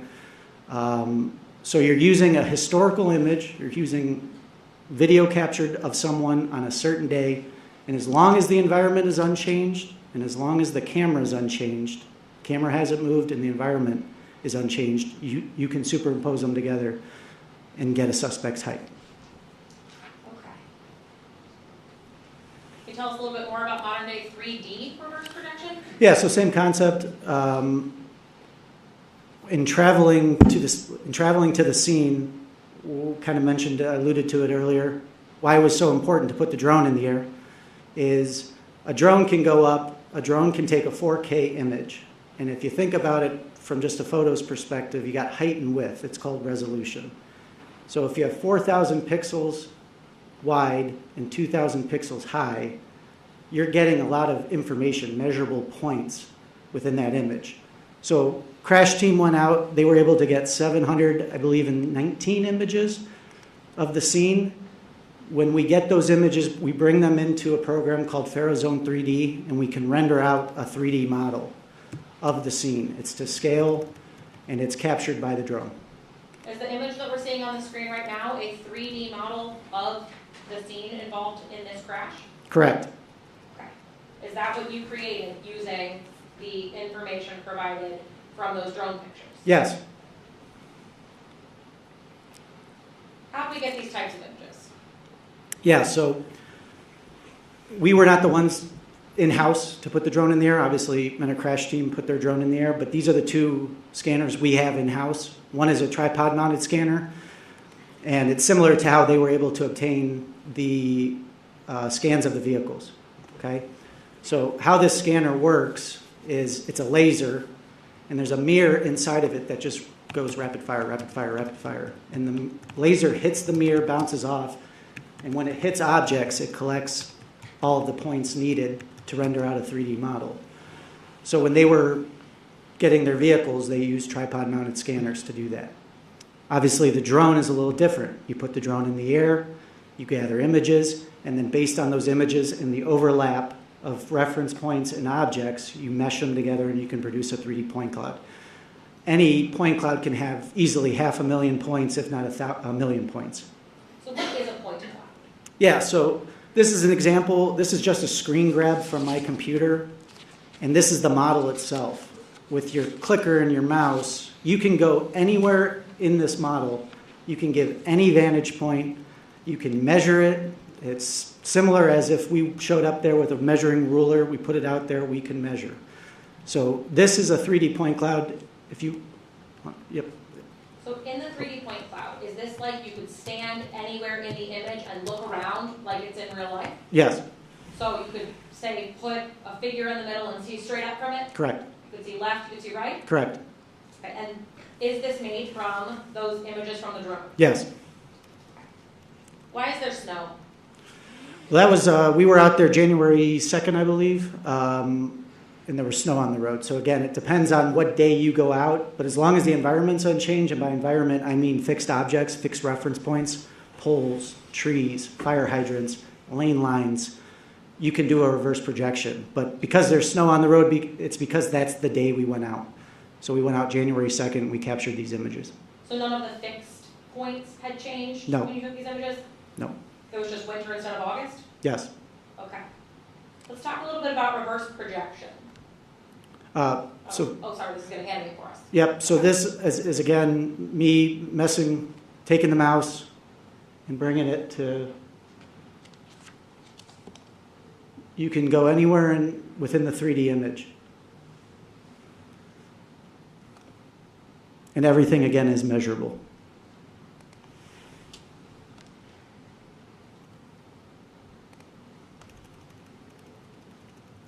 I do want to note that Maroos Brothers,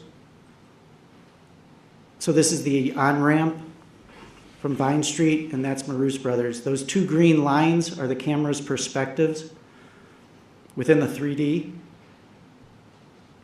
And then that's Excalibur Towing, and that's the camera's perspective within the 3D from Excalibur's camera.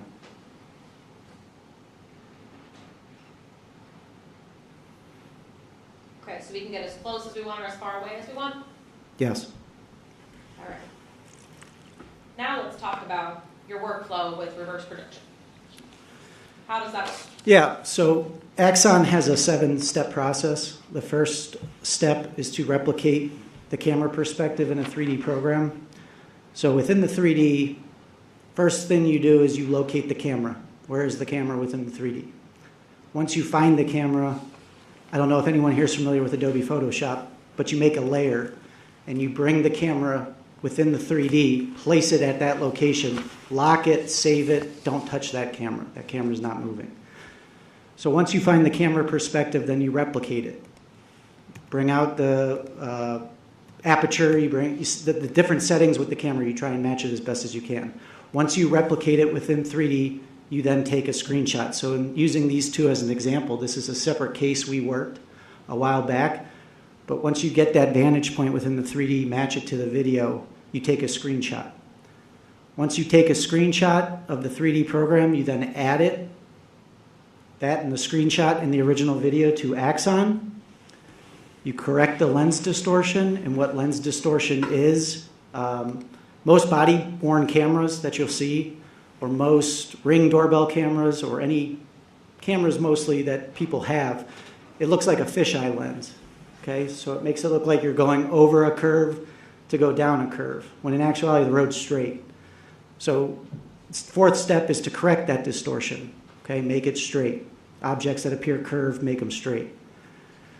Fifth step is then to calibrate the original video with the 3D.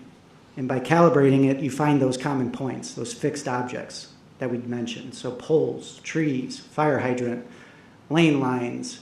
If there was a leaf on the road or a leaf on the sidewalk within the original video, and it's not there in the 3D, you're not going to use that leaf because that leaf is moving.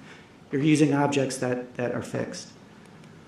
Once you complete your first calibration, you then calculate the margin of error, and how that's done is once you're done with your original calibration, you then have to recalibrate. And the program is going to take your original calibration, your second calibration, it's going to bring in the human error aspect of which pixels did he choose, and it's going to calculate your margin of error that way. And then once you get your margin of error based on your overlay, you then overlay it over top of the 3D perspective. So does your software automatically calculate that margin of error for you? It does. That's not something you have to do by hand?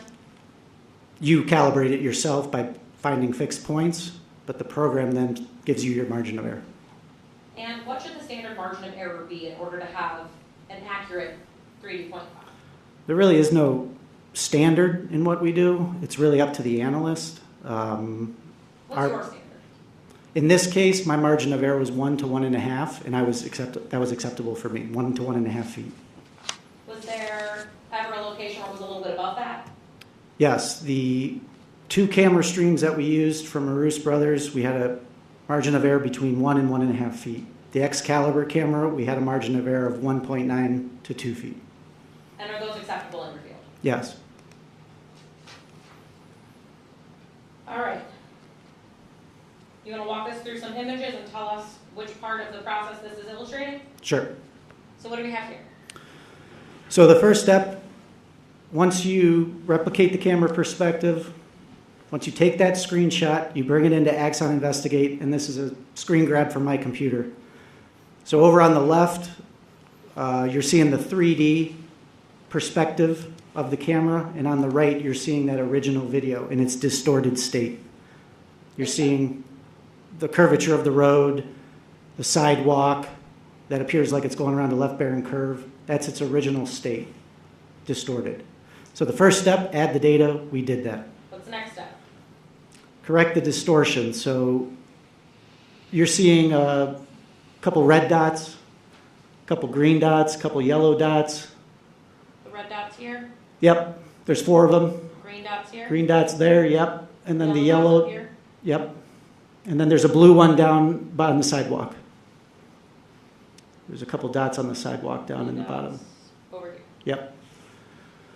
So you, as the investigator, you find the distorted images, the objects that should be straight, that are curved in the video, and we've done that with those 4 lines. So the red line, 4 dots, 4 points, that's distorted. Yellow, it's not going up a hill to then go down a hill, and the sidewalk obviously is not going around a left bearing curve. So once you locate those points, the software then is going to correct the image for you. And also real quick, in our industry, this is called barrel distortion, again, that fisheye lens. In order to correct it, it becomes pincushion distortion. So it's bringing everything out to resemble a pincushion. So the next image you're going to see, the video changes to pincushion distortion. All right, tell us about the pincushion distortion here. Yeah, so obviously we've taken it from barrel distortion, we've made those lines straight, okay? So if you get a pincushion distorted image, you're then bringing it back down to more barrel distortion. If it's barrel distortion, you're bringing it more towards pincushion distortion. So the software then corrects it, and that's the pincushion distortion. Objects that were curved now are straight. So how do we then calibrate those points? Yeah, so again, with those fixed objects, you're looking at poles, trees, signs, and a lot of the green dots that you're seeing in the image, those are objects that I identified as fixed. We did get 15 points, and those points are over on the right. You're seeing them there. But 15 points within that first video stream from Maroos Brothers, we then, once we were done with calibrating it, we then had to calculate a margin of error. And you said that your margin of error in this was 1 to 1.5 feet? Correct. Is that margin of error in any direction? Up, down, left, right, circular? Yes. And you can't tell us which way that would be? Nope. Okay. What is the overlay process like? Yeah, so when you're done calibrating, you go to your next step, and the next step meshes the video over top of the 3D. And as the investigator, you have to look at it to determine how does it look. You know, is it looking pretty accurate? What's my margin of error? Can I do better? But this is what the result looks like. So now, with this result, you can go frame by frame in the video, keeping this as your screen, and you can position vehicles on the roadway based on the video overlay within the 3D, reverse projection, okay? So this is what the overlay process looks like. You're getting the video over top of the 3D. And is that superimposition? Correct. Okay. And you're using a camera match overlay tool to do that? Yes, with Axon Investigate. Okay. Let's look at the first point that you did this at, from the Maroos Brothers Southwest camera. What do we have going on here? Yeah, so we're at frame number 113, if you see it up in the upper top. You're seeing the Nissan and the motorcycle at a known point on the road. And that's in the yellow circle at the top? Yes, and what you're seeing is, if you see kind of like a straight box coming down, that's where the video cuts off, and the 3D is now over to the left. Here? Yep. So this is a result of the pincushion distortion, correcting the image, bringing it over top to 3D perspective, and what you're going to do here, there's an opacity meter. So right now, if you're looking at that opacity meter, it's at 100%. So what you're seeing is 100% of the video over top the 3D. As we bring that opacity meter down, the video is going to start dissolving, and you're going to start seeing more of the 3D. We have the vehicles in 3D form. We were provided that by Prosecutor and Sergeant Rastel. We then position the vehicles on the roadway using this video overlay, reverse projection. So do you overlay that exact size and shape of the vehicle that was scanned with the video footage? Yes. So that you can place that same size in a 3D? Yes. So this is at 100%. So this, we're seeing 100% video? Yep. What about this screen? The opacity meter has now been brought down. You're starting to see a little more snow on the ground because that's the 3D. The grass is starting to disappear, but the vehicles have been placed at that location. What about here? 0% opacity for the video, 100% opacity for the 3D. Did any of the images move when we did that? No. Okay. So do we know we have an accurate view of the video in the 3D rendering? Yes. Let's talk about this first point and what we can tell from it. Is this, what kind of view is this? Yeah, so once you place the vehicles within the 3D, like I said earlier, you don't touch that camera. That camera's locked. you can get out of the camera's view, and then you take the 3D and you can go to anywhere you want. You have the vehicles placed. What we wanted to do was determine the distance at that point that the truck was from the motorcycle, and the Nissan at that point was approximately 12 and a half feet from the motorcycle. So this is a top-down view showing that same point that we just measured. It's locked. It's there on the road. You can get distances. You can determine where they are on the roadway. About how far up from the bottom of the ramp is this? I would need to open the software to determine the distance, but you can determine that distance, yes. Okay, this isn't at the top of the ramp, right? No, Is it closer to the bottom? yes. How did we measure that that's 12.44 feet away? Yeah, so within the 3D, like I said, anything is measurable. You can find 2 points and draw a straight line, and it'll give you the measurements. The drone imagery, when put together, it's put together scaled. So it's almost as if I walked out there right now, these vehicles were there, and I was able to take a measuring stick and put it and get that measurement. So that's how we're able to do that. So you're just able to measure that in the Axon software? Ferrozone 3D. Arizona 3D? Yes. Okay. And Is this the truck and the bike in the same location or different? Same location. Okay, how do we have this view? Again, within the 3D, you can get a view anywhere you want. Okay. How are the vehicles oriented within that lane? They're in the center of the lane at that point. And this is accurate to the video footage that we have? Yes. Okay. Did you look at another point on that ramp? I did. What camera did you use? Same camera. Okay. Let's look at those images and talk about our distances. What do we have here? Yeah, so this is the same viewpoint, same image. Again, we were at frame 113 on the last point. Now we're at frame 151. So you're manually watching the video over top the 3D. This is the last point before they leave the field of view that we could plot both the bike and the Nissan. So same camera, just a different position. What percent opacity are we at with this one? 50%, What about now? 0%. Okay, so are we fully in 3D model world here? Yes. Is it an accurate reflection of the video? Yes, and in this image you see point 1, which was explained earlier, and now you're seeing point 2. So we have point 1 still on your model back here? Yes. And is this point 2? Yes. Did you do an overhead view of point 2 as well? Yes. Is this that overhead view? Correct. What's our distance like now? About 9 feet. Okay. Where are they located in that lane? Still the center lane for the most part, maybe a little farther right. Did you do a side view of this one too? Yes. All right, is those vehicles in the exact same position? Yes.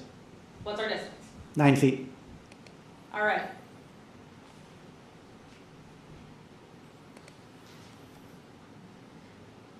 What else did you do with point 1 to point 2? That was it. I positioned them there at that point and then moved on to the next camera. Okay. What's the west camera? Yeah, so different vantage point. It's a little bit farther west than the southwest camera. There is a gap in between there. I think it was about 100 feet or so. That's unaccounted for. The videos didn't pick any of that up. So there's a gap in the video that we couldn't place anything. So from an investigator standpoint, the first moment they come into that camera's view, you can position them at that point. So it's a different vantage point, but same process. So is this just the next camera going up the ramp toward the highway? Yes. Okay. What do we have here? Yeah, so before you do anything with the video in terms of overlay, you have to interrogate it. What am I working with? And by interrogating the video, there's methods you can do to watch it, to view it, to analyze it. One of the methods I do in almost every case is I try to just watch it in real time, but then I also speed it up by 1.33 times the speed and see if there's anything I'm missing. With Axon, you can take the video file, you can zoom in, you can zoom out. There's different things you can get right into the pixel, but in watching this Southwest video, at 1.33 times the speed, it tells a story. And we'll let that play, and as it's playing, I will...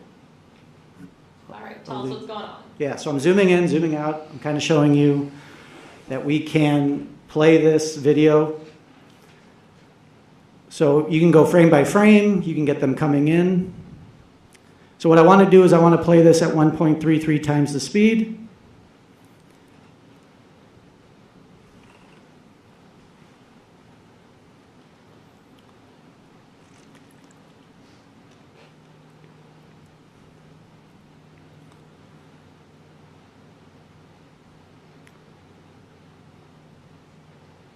Did we notice anything watching it at 1.33 times speed that you didn't notice before? Yeah, there's lateral movement from left to right of the Nissan truck. Is there anything else we note from this? That was the big thing to take away from this analysis, is watching it a little bit faster. It kind of tells a different story than just watching it. Okay, let's move on to the next slide. So going into that, having watched that, now let's plot it. And let's see if it kind of lines up with what the human eye is seeing, what I was seeing. So we're doing the same methodology, same protocol, different camera. This is 100% opacity, so what you're seeing is the video overlay over top the 3D. And is this the first point on this camera that we see both of these vehicles? Yes, first point that we can track. What do we have here? 50% opacity of the video over top, And and 0% within the 3D. Okay, did you do a top view image Yes. of this? What do we have going on here? So at that point, we're approximately 2 feet, but now the Nissan is a little bit more to the left of the bike. Do you have a different angle of this as well? Yes, All right. Is this cars in the same position? yes, What's our distance? 2 feet. What's your margin of error here? 1 to 1.5 feet. Okay, so is it possible that the vehicles could be closer to one another? Yes, Possible they could be a little farther away? yes, So it's possible that we could possibly be at half a foot away from each other? we could. Or we could be as far away as 3 to 4 feet? We could. Did you plot a second point from that camera? Yes. Look at that. Why'd you choose this point? So my eye, in watching that 1.33 times the speed, I wanted to try and go frame by frame and find that point where my eye is telling me it's moving. It's got that lateral movement left to right. So I wanted to plot the vehicle at that point to see if this is coming back the same as what my human eye is telling me in watching it. So we chose this point based on the frame number. So this is frame 30 of 99, and it's the same process. Again, you're doing the superimposition, reverse projection. Okay, so did you do 150 and 0% opacity? Yes, 100, 50, 0. Okay. Did you do a top-down view? Yes. What do we see from this top-down view? So first point was about 2 feet. Now we're at about 4.27, 4.5. So either the bike is accelerating or the Nissan is decelerating, but either way, 2 feet have been added to this distance. What do we notice about where those vehicles are positioned within that lane? The Nissan, which was to the left of the bike, is now falling back. It's now to the rear of the bike by about 4 feet. Is it still, where is it located in the lane? It's over the white line. So is it far to the left? Yes, Where is the motorcycle in the lane? still in the center of the lane. What about this view? What do we see? It's just a side view of the 4 feet, same vehicles. Did you do a third point? I did. The last point that we could track them within that video stream. Is this that third point? It is. Why did we lose sight of them? The tree right there hinders what can be done, and then as the vehicles continued up the road, it gets farther away from the camera. So this is the last point that we could position them on the roadway using this camera. 50%, 0%. Did you do an overhead view? Yes. What do we see in that overhead view? which once was 2, went to 4, and now we're at 6. So again, either the bike is accelerating or the Nissan is decelerating, but the Nissan's now towards the rear, whereas at the beginning it was to the left of the bike. Has the Nissan moved within the lane? No, it's still in the center lane. Or sorry, the bike is still in the center lane. The Nissan is now coming back to the center lane. Okay, so is the Nissan moving within the lane? Yes. Has the bike moved within the lane? No. What about this view? Side view, 6 feet from the motorcycle. Okay. Was there another camera angle that you were able to look at farther up the ramp? Yeah, the Excalibur towing camera, which was channel 6. How far away was that camera from your view? Yeah, so the Maroos brothers were about 150 to 200 feet. The Excalibur camera was a little over 400 feet. Does that make your analysis more difficult? It does. Why? Distance. You have to have more common reference points. You have to be able to overlay it and get a successful margin of error. Were you able to get any points with a successful margin of error? 1 point using the Excalibur camera, and my margin of error at that location was 1.9 to 2 feet. And you feel comfortable with that margin of error? It's acceptable? Yes. All right, let's look at that point. What do we have here? The camera's viewpoint doing the same process, 100% opacity of the video. And again, why does it look really wobbly and strange up here? Yeah, so that's when you calibrate it, when you correct the image, you're finding common points, and the video is being connected to those points. So I've seen them where it's zigzagging all the way through, but as long as what you're doing is accurate, you're good. Okay.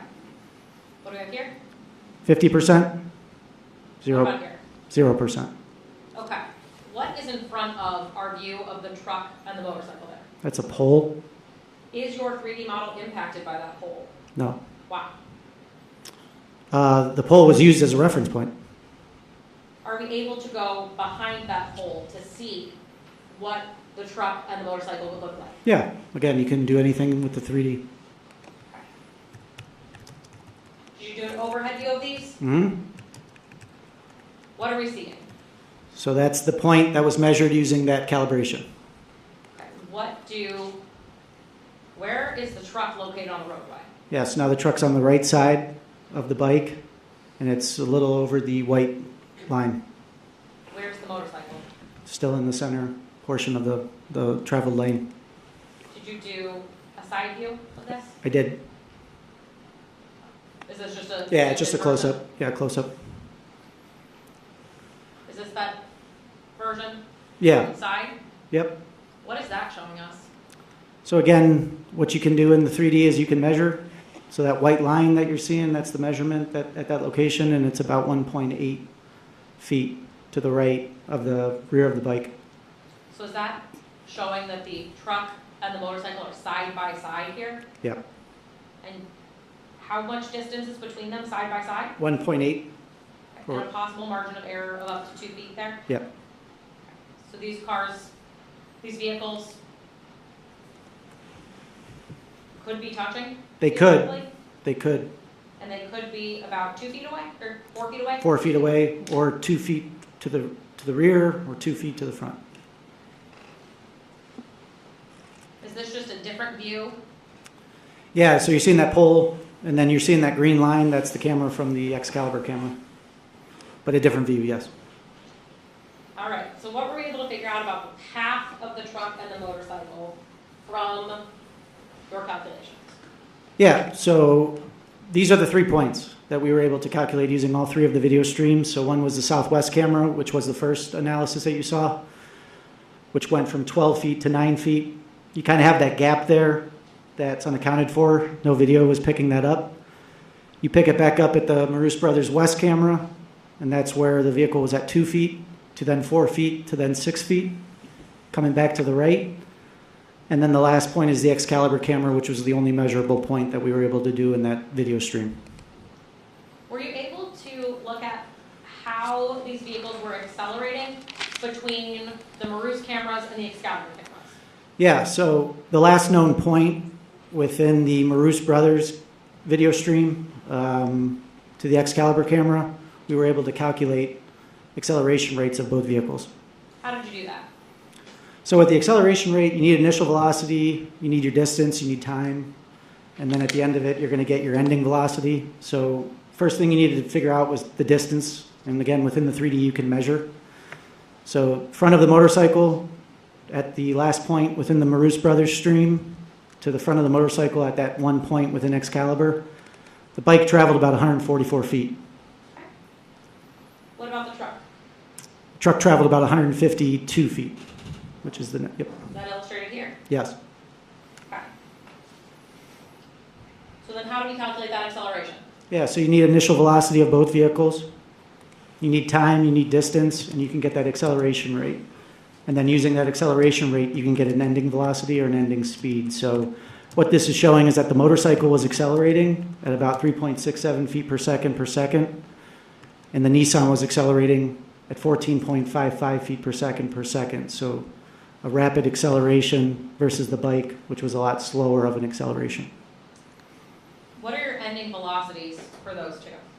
Yeah, so the motorcycle was going about 54 miles per hour, and the Nissan was going about 64, so about 10 miles per hour faster than the motorcycle. And that is just over that stretch between the Maroos video and the Excalibur video?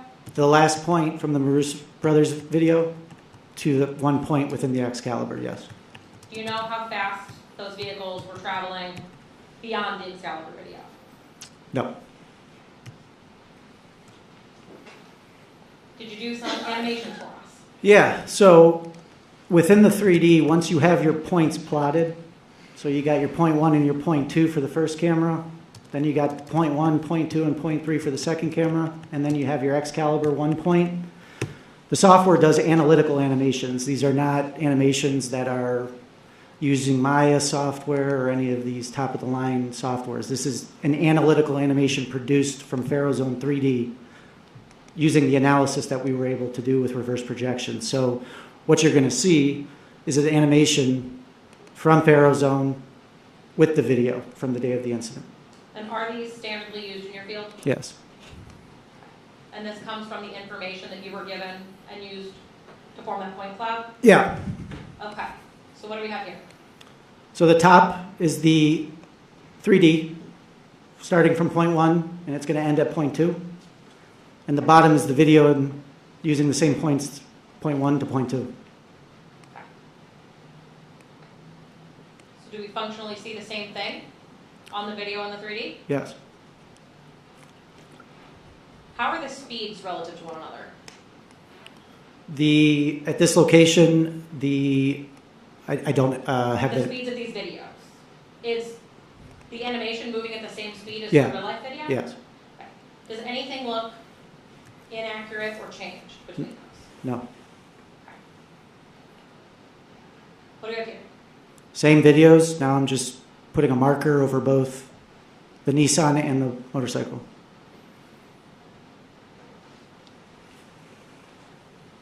What do we have here? So again, within the 3D, you have your 2 points from that camera stream plotted. You can put a camera anywhere. You can have a witness who said they saw the crash. I was at this location. And you can put a camera at that location and watch what they could see. So we put a camera within the driver's viewpoint. So just to be clear, Matt, you don't know how tall the defendant is, right? No. You don't know what his exact view would have been? No.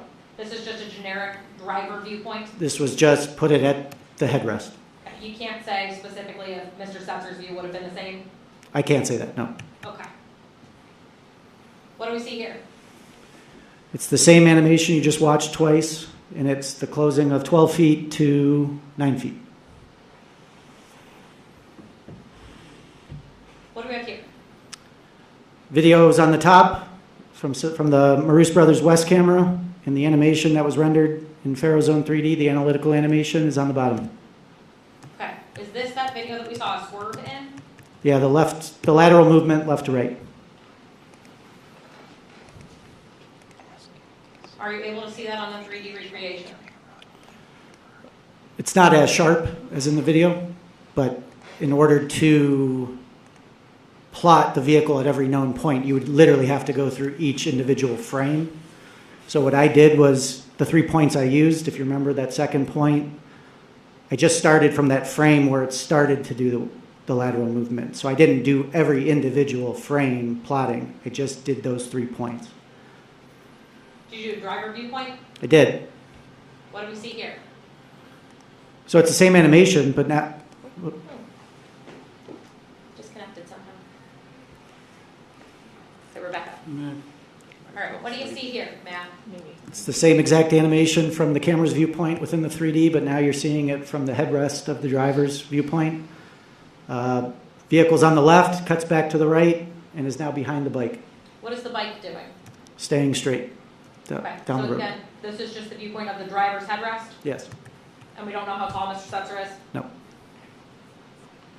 What about the third camera? Did you do the same thing? This is the acceleration rate that we calculated and we plotted. So this is the last point within the Maroos brothers to the first, or the only point within the Excalibur. So yes, we animated it using our calculated acceleration rate and speeds. Okay. What do we see here? The Nissan is accelerating much faster than the bike. Does our 3D animation match what we're seeing on the regular video? Yes. All right. Are those circles moving at a similar rate? Yes. Did you do a driver view? I did. What do we see in the driver view?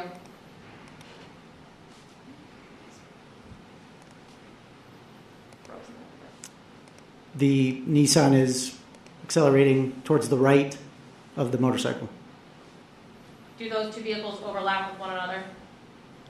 in an overlap. Does the front of the Nissan pass the back of the motorcycle? Yes. How is the Nissan driving within the lane? It's now on the white line, fog line. Is it over the fog line? Yes. How is the motorcycle driving in that lane? Looks to be consistently in the center of the lane. What were the conclusions that you reached in this case, Matt? So the conclusions were the acceleration rate. The Nissan accelerated, we stated that, 14.55 feet per second squared from the last known point within the Maroos brothers west stream to the only measurable point within the Excalibur video. It was at that point that the Nissan was traveling approximately 64 miles per hour. What other conclusions did you reach? Over that same period, the motorcycle accelerated at a much smaller acceleration rate and was reaching a speed of about 54 miles per hour at that measurable point within the Excalibur video. What are the images that we have at the bottom of the screen here? Yeah, so the first image to the left is the last location. That's where that analytical animation was started from, because that's where we calculated our acceleration rate. So at that point, that's the last location within the Maroos brothers west stream. And the one on the right is the only measurable point that we were able to calculate within the Excalibur camera. What other conclusions did you reach? Early on, the first point that we plotted using the Southwest camera, the Nissan was approximately 12 feet, if you remember, from the bike. And over the duration of this whole time interval, distance, ultimately it ended up closing to about 2 feet. But using the Southwest or the West camera, obviously the Nissan was to the left at the bike at one point, cut back to the right, and ultimately ended up on the right side of the bike. So that was the last conclusion using reverse projection, the imagery, and the 3D modeling that we previously discussed. The collision itself could not be plotted. Why could the collision not be plotted? Yeah, so from the Excalibur camera, when you corrected the distortion, that portion of the roadway went up into pincushion, so it's off view. We weren't able to use that. There was another camera from Maroos Brothers, I believe it was the Northwest camera, looking towards the highway. There weren't enough reference points to use in order to do a reverse projection. So we were limited to the 2 viewpoints we had, plus the Excalibur camera.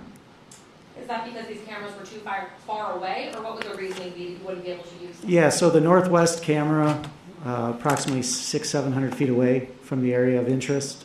And the reference points that we got from our drone imagery in that location weren't as good as you would have liked. So ultimately, using that camera, we couldn't do that. So we weren't able to plot the vehicles at impact. How long after this last image was the impact? I don't have that information. Was it within seconds? Probably, yes. Okay. One moment.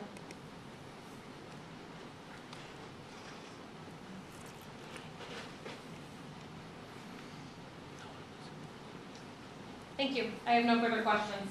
Thank you. You want to leave this up here, Ms.? Did you want to use this at all, Mr. Martinez? Yeah, so, just 1 second, Your Honor. Sure.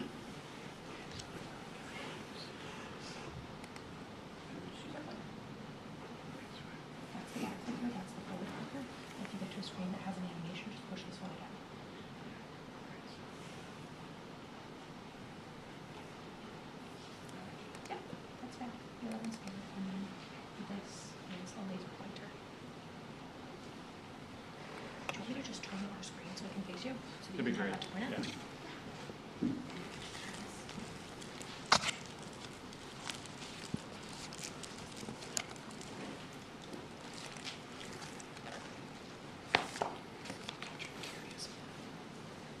that okay so you can see it? And if you hold the laser to just the top button. At that screen, it'll answer it. Okay, yeah. You all set?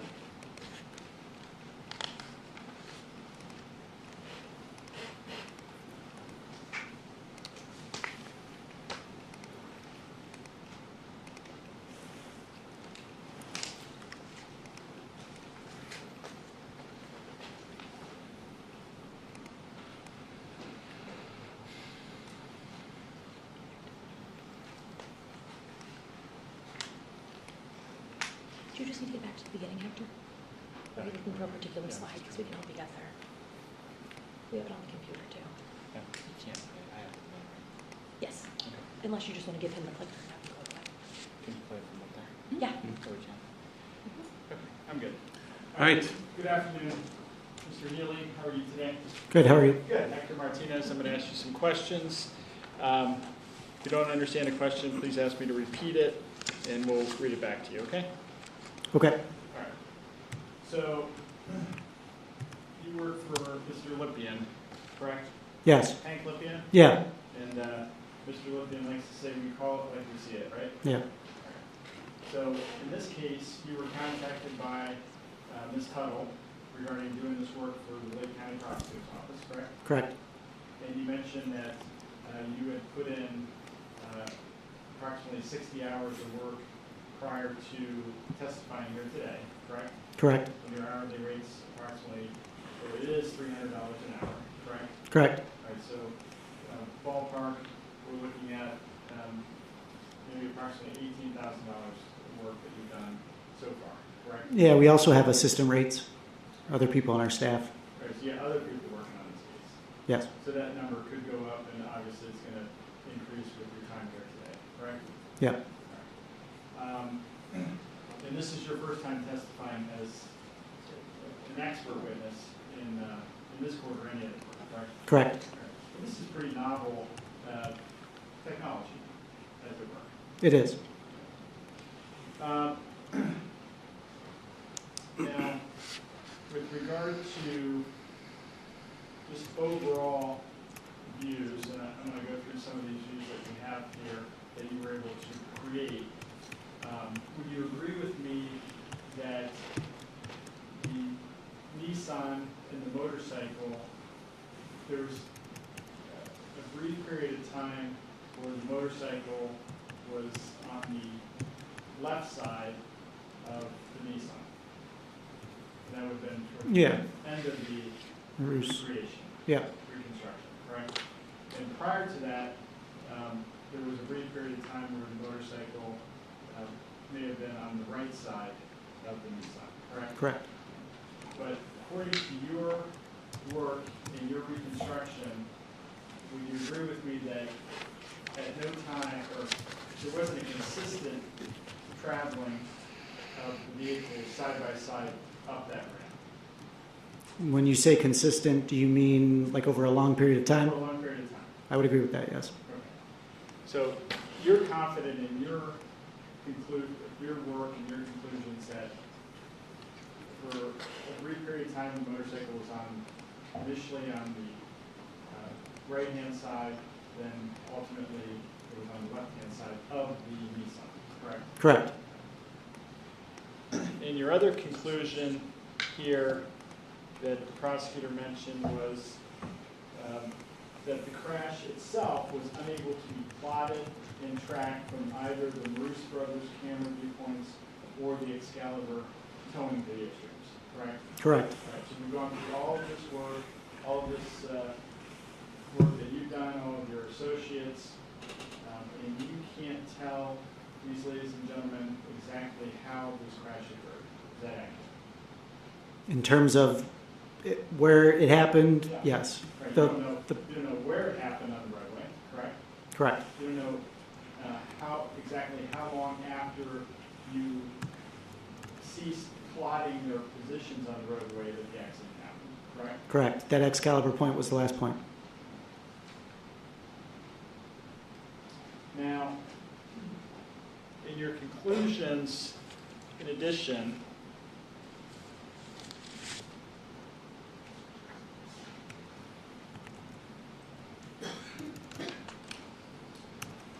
you also concluded that the operator of the Nissan, Mr. Setzer, was accelerating, gaining on the motorcycle at various points prior to impact, right? Yes. Was left of the motorcycle at one point and had moved to the right prior to impact. Correct. Right. So, in your view, everything that you plotted here and recreated and reconstructed occurred prior to impact. That's your opinion. Correct. Right. So, but you don't know what impact or any could have happened. Well, we know there was an impact, but you don't know when that occurred or exactly where on the roadway that occurred. Correct. But you're confident in your work that there was no impact up until the point where you stopped doing your reconstruction. The only point was that Excalibur point that came back at a 1.8 feet, and my margin of error at that location was about 1.9 to 2 feet. So there could have been something there, but that's the only point within the analysis.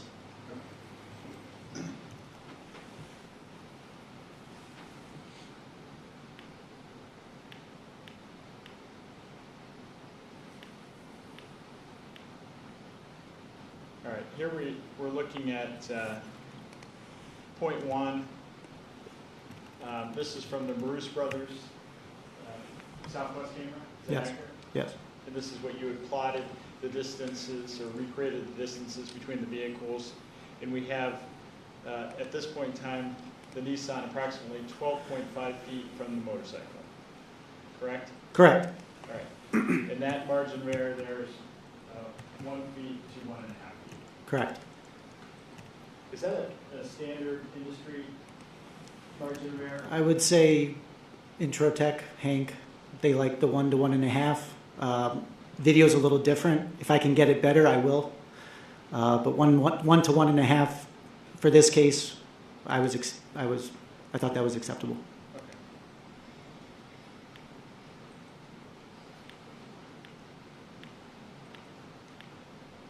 All right, so then here, we have the slide at point 2 from the Bruce Brothers, same camera, correct? Yes. And we have the truck, the Nissan, approximately 9 feet from the motorcycle. Correct. And again, you're plotting them as they're moving up the ramp here. So according to your calculations, the Nissan has accelerated from point 1 to point 2. To close that distance, 3 feet. approximately 3 feet. Yep. Right? Which, this far, right? Yep.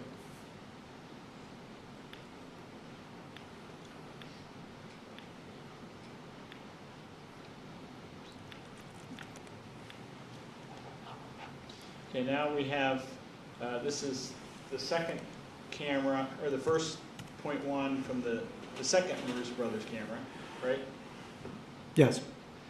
And here we have the Nissan is approximately 2 feet from the motorcyclist, correct? Correct.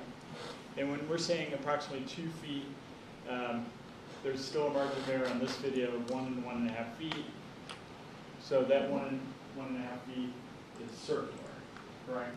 Correct. Okay, so the Nissan could be 1.5 feet to the left, further to the left of the motorcyclist, correct? Yes. It could be 1.5 feet further to the rear Correct. of the motorcyclist, or 1.5 feet more adjacent or alongside the motorcyclist. Is that fair? Yes.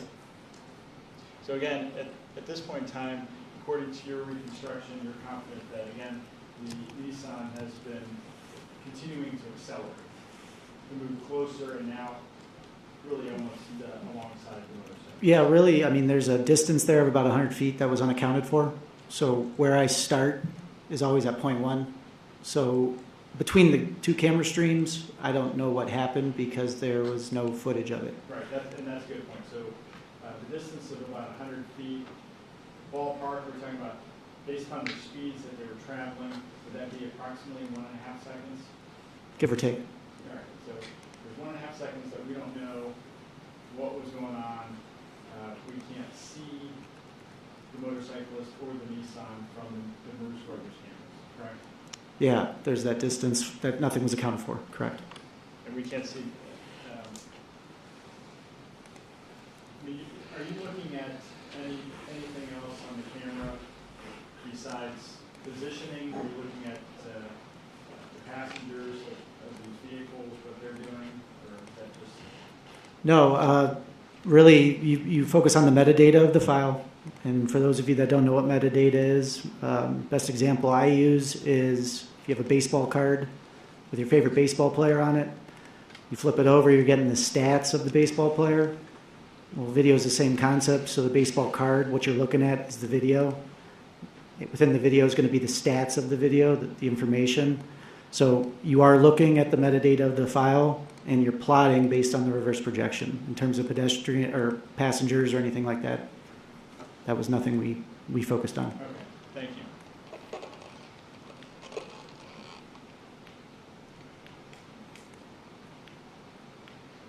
Now fast forward in here.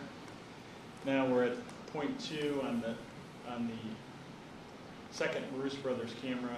We have the Nissan has moved away from, or a position further back from the motorcyclist, correct?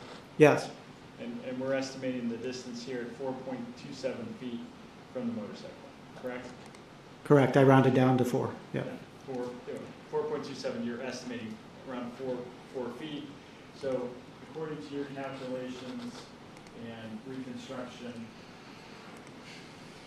the distance between the previous slide and this slide, the Nissan operated by Mr. Setzer has actually either he has decelerated or the motorcyclist has decelerated, correct? Accelerated. The motorcyclist would have accelerated. Motorcyclist has Yeah. accelerated. But yes, correct.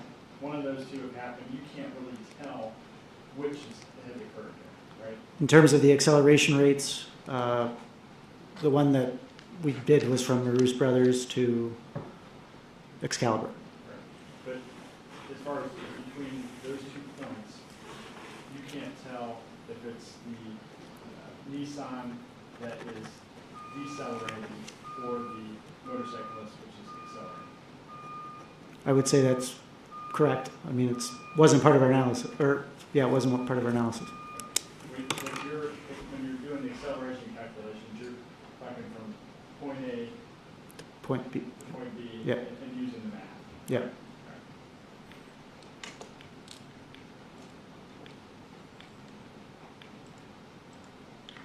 And now we have the third, I guess this says point 2, but this is the third view here from the second Bruce Brothers camera.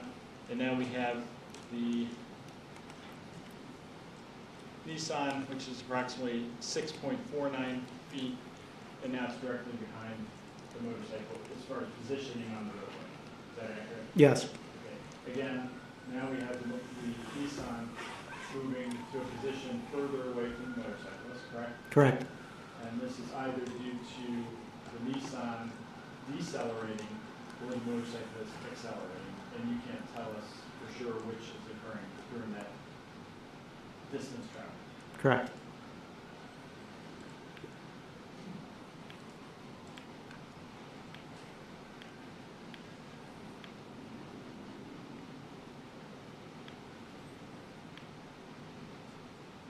here we have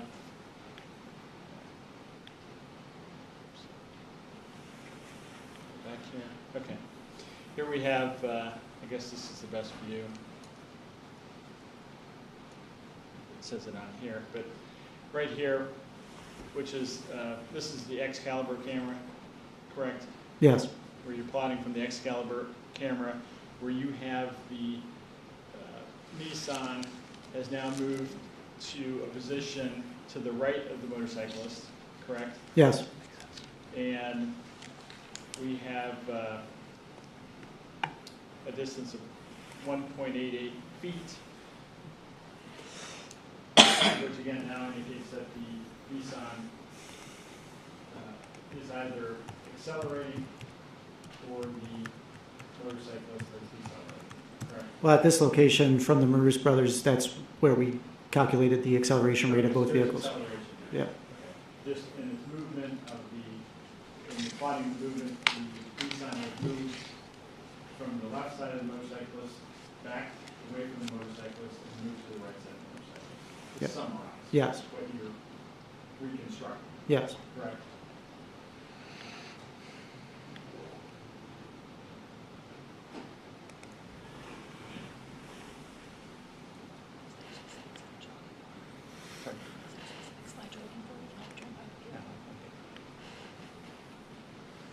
Okay, and here we have the total distance. This is showing the acceleration that you plotted and the distances that both vehicles had traveled.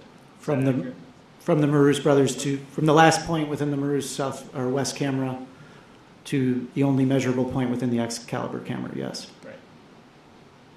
And so here we're seeing not only we're seeing the Nissan move from the left part of the lane of travel toward the center and ultimately to the right side of the lane of travel and traveling in your view over the fog line or the edge line, right? Correct.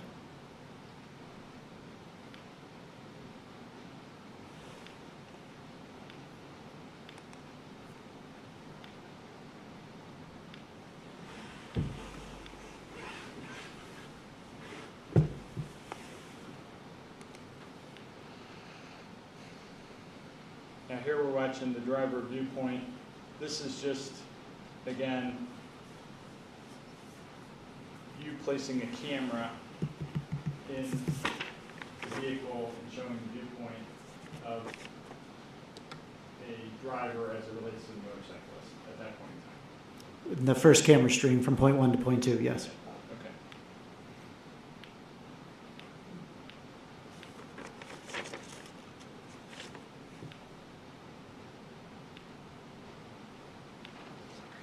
It's changing on my feet.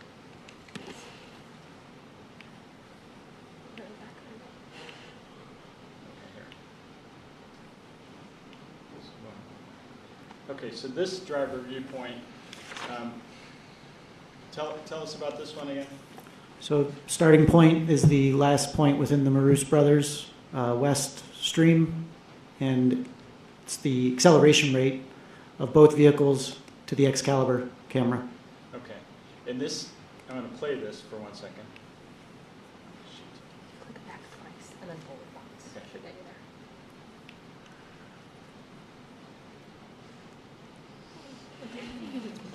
It's playing on my computer. The transmitter. Oh, okay, we should be back. I'm putting the clock. Of course. It's just 1 second.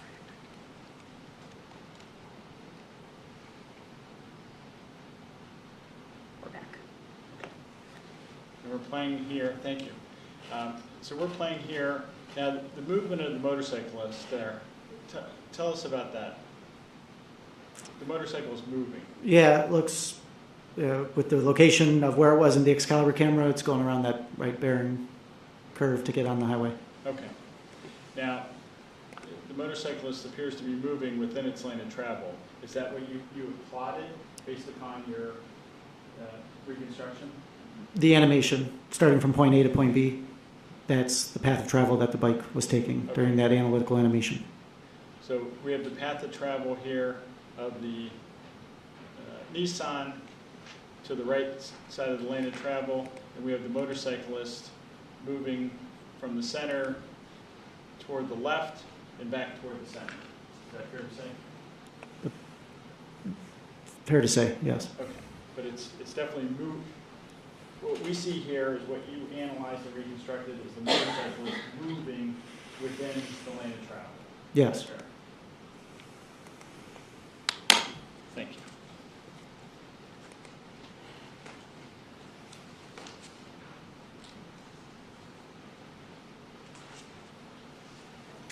Now you're trained in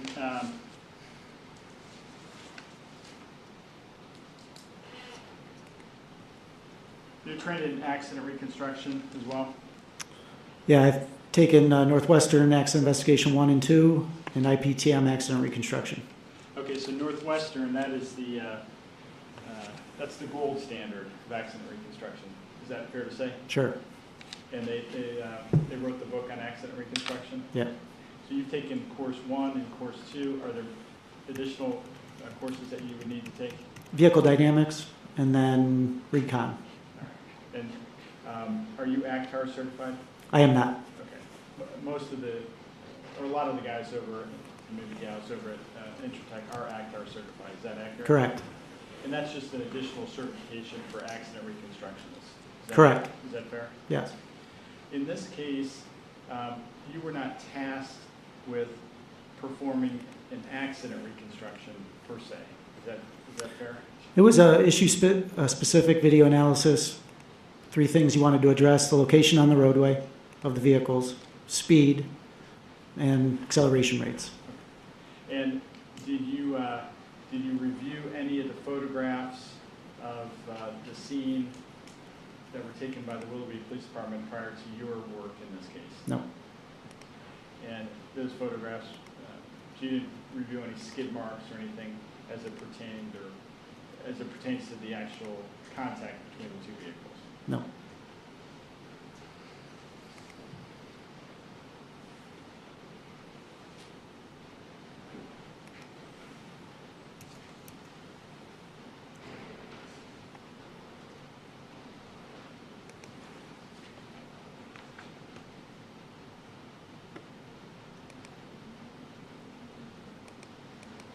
And were you aware when you were performing this reconstruction exactly where the damage was on the Nissan, or is that not relevant to your reconstruction? I believe I was told, I think later on, that it was on the left front of the Nissan. I think is what I was, if I remember When you were told correctly. that later on, was that after you had performed all this work? I believe so. Yes. Okay. All right. So that the actual location of the damage on the Nissan truck had no import in your calculations here. No. Because you had determined, based upon your review of the video evidence and your reconstruction methods that you trained in, that you could not determine or plot the crash itself based upon the cameras. Yeah, the Excalibur location was the last point that I could plot. Right. I have no further questions. Redirect examination. One moment, Your Honor.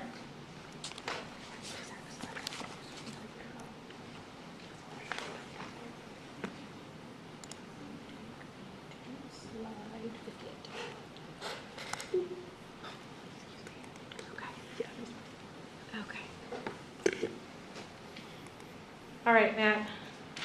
Mr. Martinez showed you that last animation of our last known point at Marouse moving up toward Excalibur. Did you also show us a top-down view of those not animated? Yes. Is that what we're seeing here? Yes. What does the path of travel for the motorcycle look like when we look at it from the top down? It's an arch. What's the shape of the road there? It's an arch.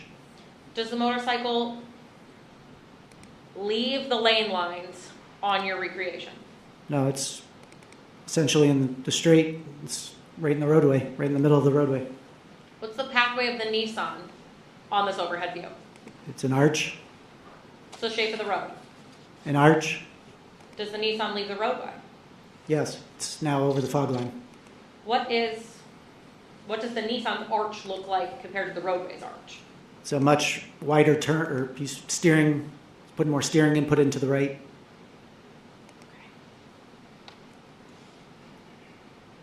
And then I'd like to address this last point that we have with that acceleration. Who is moving faster at the last known point that we have? The Nissan, How much faster? about 10 miles per hour.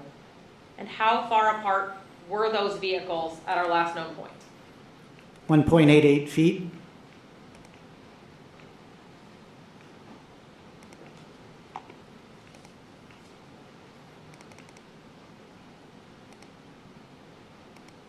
Okay, thank you. I have no further questions. Recross-examination as to the redirect. Mr. Healy, just a couple of questions. So, the prosecutor asked you about the last known speeds of both the Nissan and the motorcycle, correct? Yeah, And according to your calculations, the Nissan was traveling at approximately 63 miles an hour, correct? 63, yeah, 64 to be exact, yeah. And and that the motorcyclist was traveling approximately 54 miles an hour. Correct. And according to your reconstruction, the Nissan at that point in time was to the right side of the motorcyclist, correct? Correct. And based upon those speeds, if those speeds were consistent, would you agree that the Nissan, if we kept those speeds consistent, would have shortly thereafter overtaken the motorcycle? I would agree with that, yes. And you don't know when the crash occurred after that last point where you were calculating 64 miles an hour and 54 miles an hour? No, You don't know what path of travel the motorcyclist took post your last reconstruction there in the Excalibur panel? correct.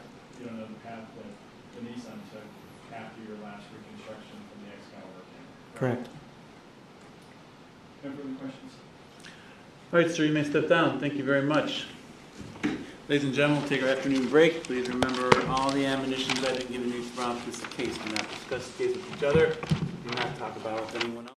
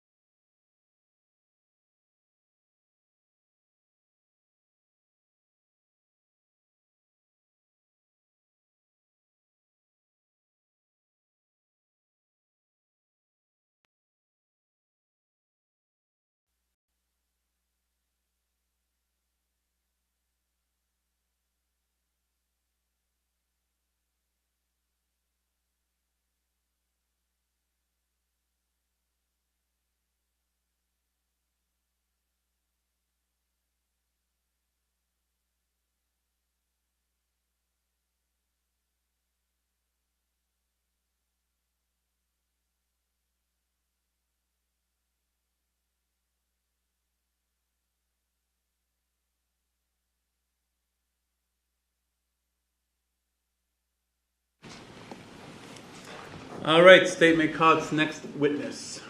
The state calls Detective Sergeant Kevin Rastel.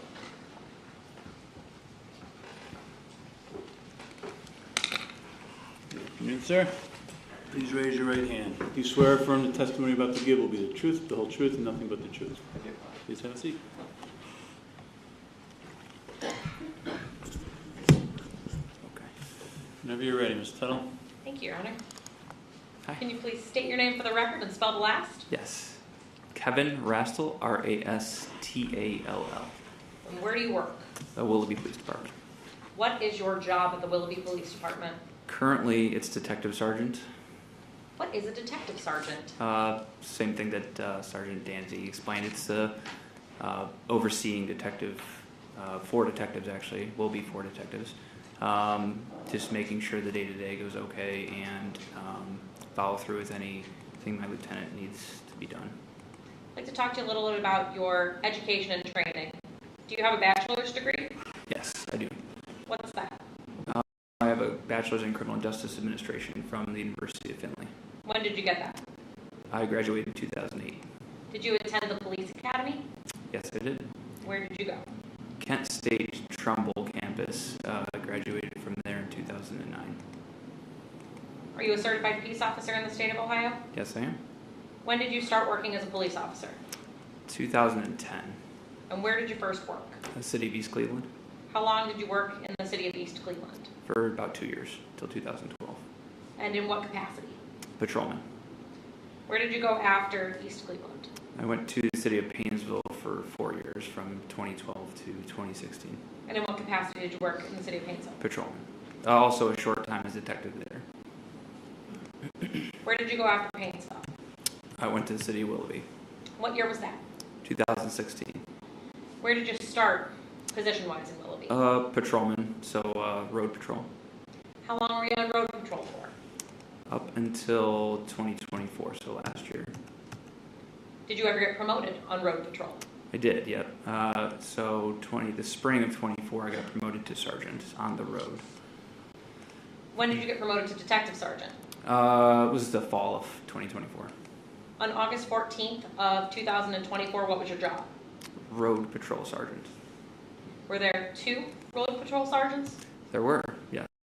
Yeah, our shift was short that time period, so there were 3 bosses, so 2 sergeants and 1 lieutenant on that shift, just to cover to make sure we have enough people. Do you have any specific training regarding crash investigation? Yes, I do. Tell me about that. I went to the basic crash training at the Ohio State Highway Patrol. It was 2013, so when I was in Paynesville. In 2014, I went to the same place for crash investigator. And then in 2021, I went the same place. Next one was, I think the other ones were intermediate, might have been 2 weeks. I know technical crash, so I got my technical crash investigator from the same place in 2020. Ohio State Highway Patrol? Correct. Are you a member of the Lake County Crash Reconstruction Team? Yes, I am. And in what capacity? I'm just one of the investigators on the team. Do you have any other sort of supervisory roles or training roles that you do? Yeah, so I am on the SWAT team. I'm a SWAT operator. I'm a sniper. I am on our bike patrol unit. I was an FTO. What's an FTO? Field training officer, among other things. Have you completed any sort of leadership training? Yes, yeah. So I recently, when I was promoted to sergeant in the spring into summer of 2024, I graduated a 3-week FBI leadership school, FBI LEADA it's called. Detective Sergeant, were you working on August 14th, 2024? Yes, I was. What shift were you working? It was day shift, so 7 a.m. to 7 p.m. Were you assigned to a specific zone? Yes. Is that normal for a sergeant to be assigned to a zone? Not normally, but we were short on the road. I was the junior sergeant, so I was assigned to what we call Zone 2, which would be the area that covers Vine Street, Route 2 area. Would there be a time when anyone else would possibly come into that zone? Yeah, so officers, they're allowed to go into other people's zones if they need to go back to the station or if you have to back up another officer, if we need backup, or if the call dictates having more than even two, everybody can show up if that needs to happen. Did anything notable happen in your zone at about 4:30? Yes, yeah, the dispatch advised of a rollover crash on Route 2, eastbound, Route 2 near what? nearby. What did you do when you got that call? So I responded to lights and sirens to that area I was right by the Kirtland Country Club when that call came in. How long do you think it took you to get from the area of the Kirtland Country Club to Route 2? I think it was roughly 4 minutes. Who arrived first on scene? I did. What did you see when you arrived? So I saw somebody sitting on the ground on the right berm, which ended up being John Caddis, the rider of the motorcycle. I saw a rolled over white Subaru, and I saw other vehicles. I saw the Ford Fusion on the right berm, parked kind of at an angle in the grass. And there were other vehicles, like witnesses and people helping, that were stopped as well. How did you determine what on earth was going on when you arrived? Just talking to people. So I initially asked John if he was okay. He said he was, and actually his first reaction was he wanted to know how the people in the other vehicles were doing, was his first reaction to me. So once there was somebody talking to him, making sure he was okay already, so I decided to move along and talk to some people down the way. The driver of the Subaru I came upon, and she said she was okay. She said everybody was out of the vehicle. She indicated there was kids, I think, but they were out of the car. I remember, I think I briefly spoke with the driver of the Ford Fusion to make sure she was okay, and then there was a couple people standing farther down that I talked to that said they just stopped to make sure everything was okay. They didn't see the actual crash occur. So. Were there ambulances on the way? Yes. Yeah. Did other officers arrive as backup? Yes. Who arrived? Sergeant Brad Lampola arrived, and Patrolman Travis Stevenson. So what did you do between the three of you? So I was getting on the radio at the same when I'm talking to all these people. I'm trying to delegate and divide my attention to different things so I can make sure everything gets done and nobody gets hurt. So the first thing to do is try to make sure that we have the roadway shut down in some fashion. Everybody was stopping already, but at some point it's becoming gridlocked and we're going to have to start diverting traffic. So I told the officers kind of where to go, that they could get on from Vine Street, and where to start making sure traffic gets stopped. So did the other officers use their cruisers to block traffic, Yes. or was there something more formal done? No, just cruisers at that point. Okay. What did you have Sergeant Lampola do? I had him take pictures of the crash scene. Did you see those pictures presented in court today? Yes. What did you have Officer Stevenson do? I had him getting statements from different people.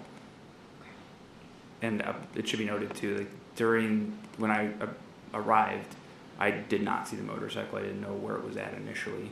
I had to ask people where John's motorcycle was at, because it was far enough down that I couldn't see it. It was blocked by other cars. How did you figure out that there was a motorcycle even involved in this? I believe just from talking to people on scene, I think dispatch might have told me that there was a motorcycle. But eventually I saw John sitting there with a helmet, and I knew that he was riding a motorcycle. But I had to come back and ask them, and they pointed out that the motorcycle was far down on the inside shoulder. How far away do you think it was? I would say at least 100 yards.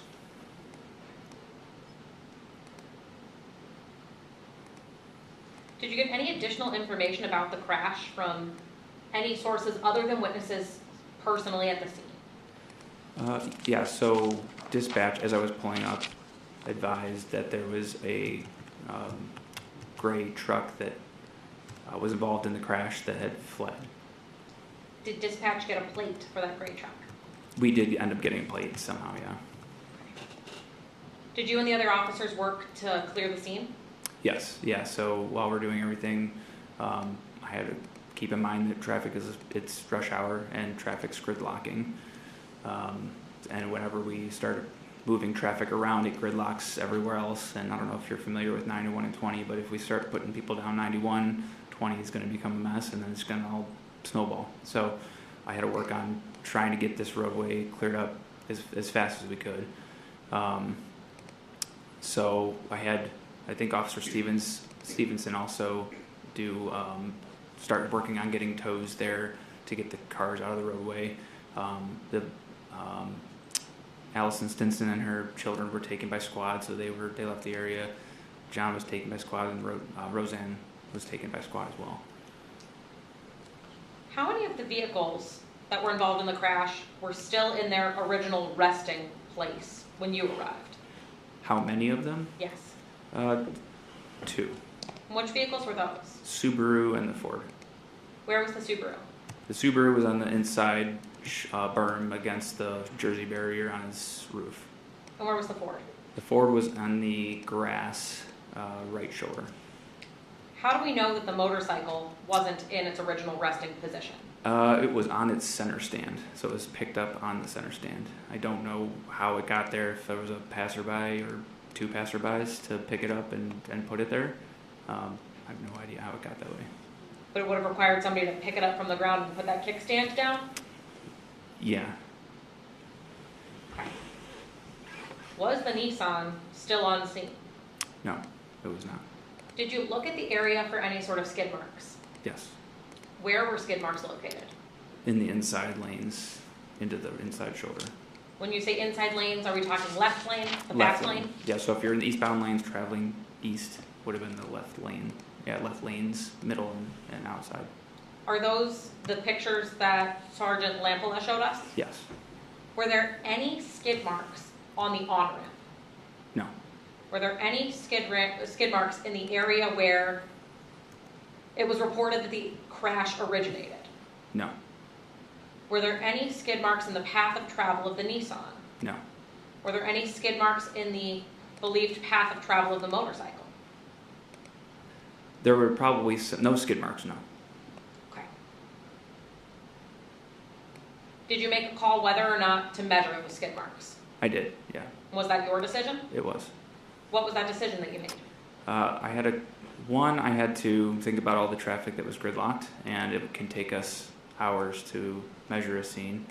And 2, I wasn't sure, we only really call the crash team out for near fatals, or something that's very visibly a serious injury. So in this case, I made the call not to do that. And we ended up getting information on those 2 vehicles that left skid marks later on with other data that we had. So At this point, did you know the extent of the injuries that the individuals had suffered? no, I didn't.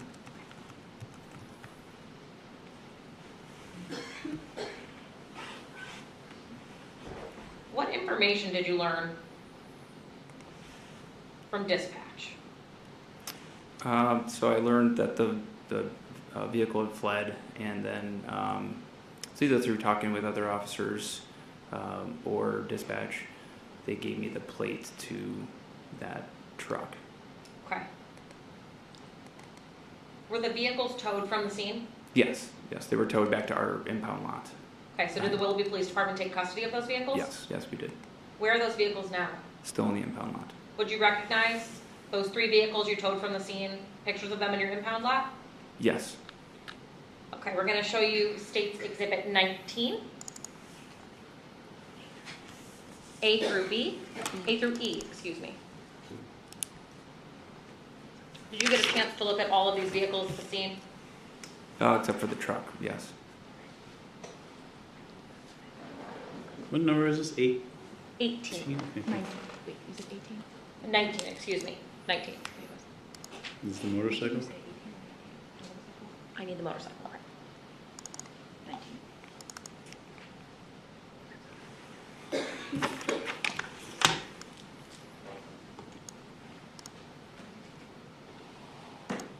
Okay. Can you click through these photos? Do you have them? I have the laser Yeah. pointer. I'm going to bring you the laser pointer. You can click I through think those. I think I know how to work it by now. Let us know when you're through them.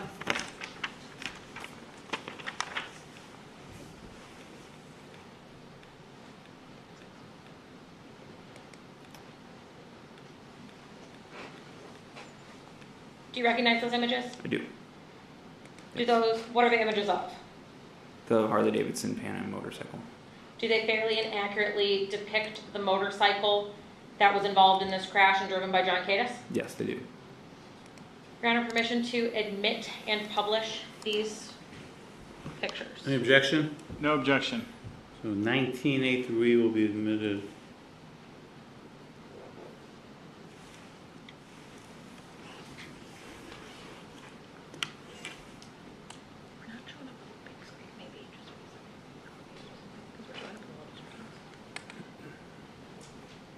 Judge, we're showing up on the small screens, but not the big one.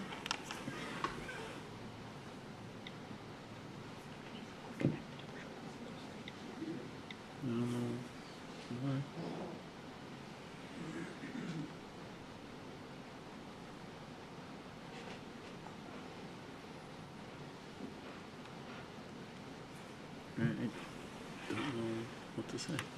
Plug and read plus maybe? Move your mouse down top. So what were you using, Hector, when you were doing cross-examination? Were you just using their mouse? Our clicker. Yeah, there's.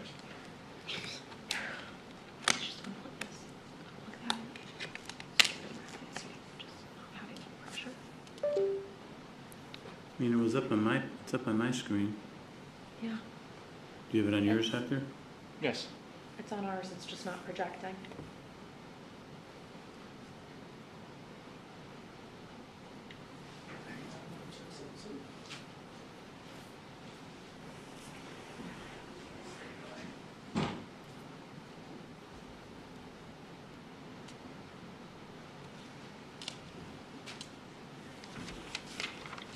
Or All right, Stan unplugged it? thank you. What are we seeing here? The back side of the Harley Davidson. Okay, can you click to the next photo? Yep. What are we seeing here? This looks like the left side of the bike. Just scrape marks Okay. on the frame. What about the next photo? Another picture of the bike. Are we seeing any damage on that photo?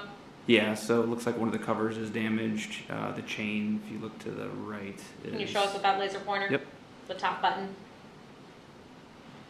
The chain right here is off, and then you can see the damage right there. Okay. You click to the next photo, Yep. 19D. What are we seeing in 19D? Again, there's a little bit of damage to the peg here, and then there's some scraping up here, and then again the chain has been popped. Okay, and what about 19E? Right side of the bike, another more scraping on this frame here. So is there scrapes on both sides of this bike? Yes.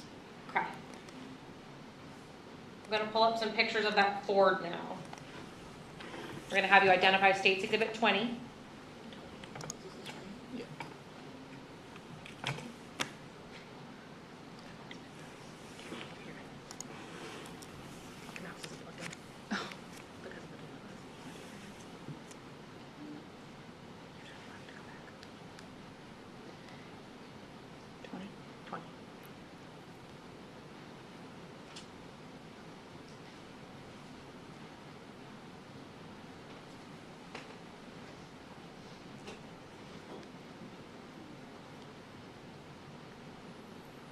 All right, Detective Sergeant, you seeing some pictures up on your screen? Yes.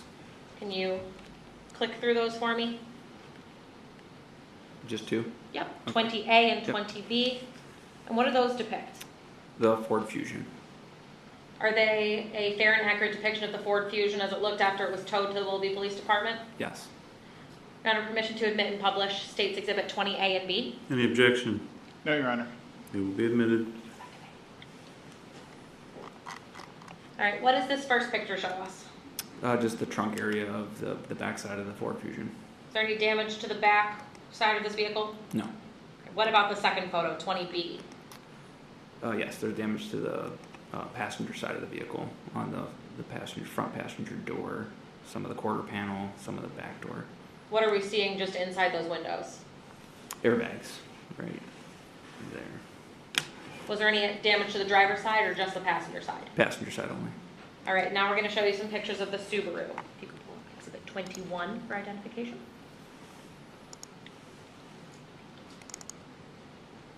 This is 21A through C. Are you seeing those? Yes. Can you scroll through and let me know when you're done looking at them? What do those pictures show us? The Subaru Vincent.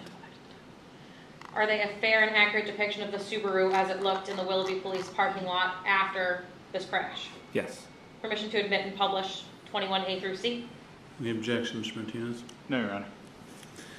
21A, B, and C will be admitted. What do we see here? It'd be the driver's side front corner of the Subaru. What's that teal colored thing that we see? That is right here.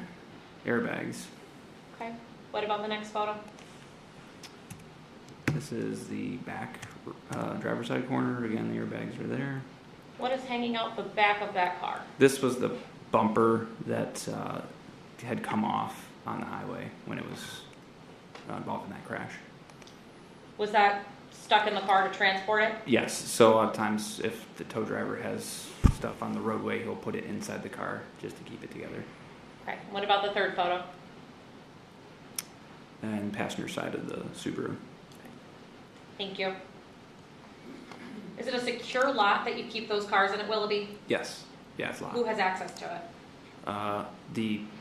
Basically the bosses. So like the key is in the sergeant's office. Okay.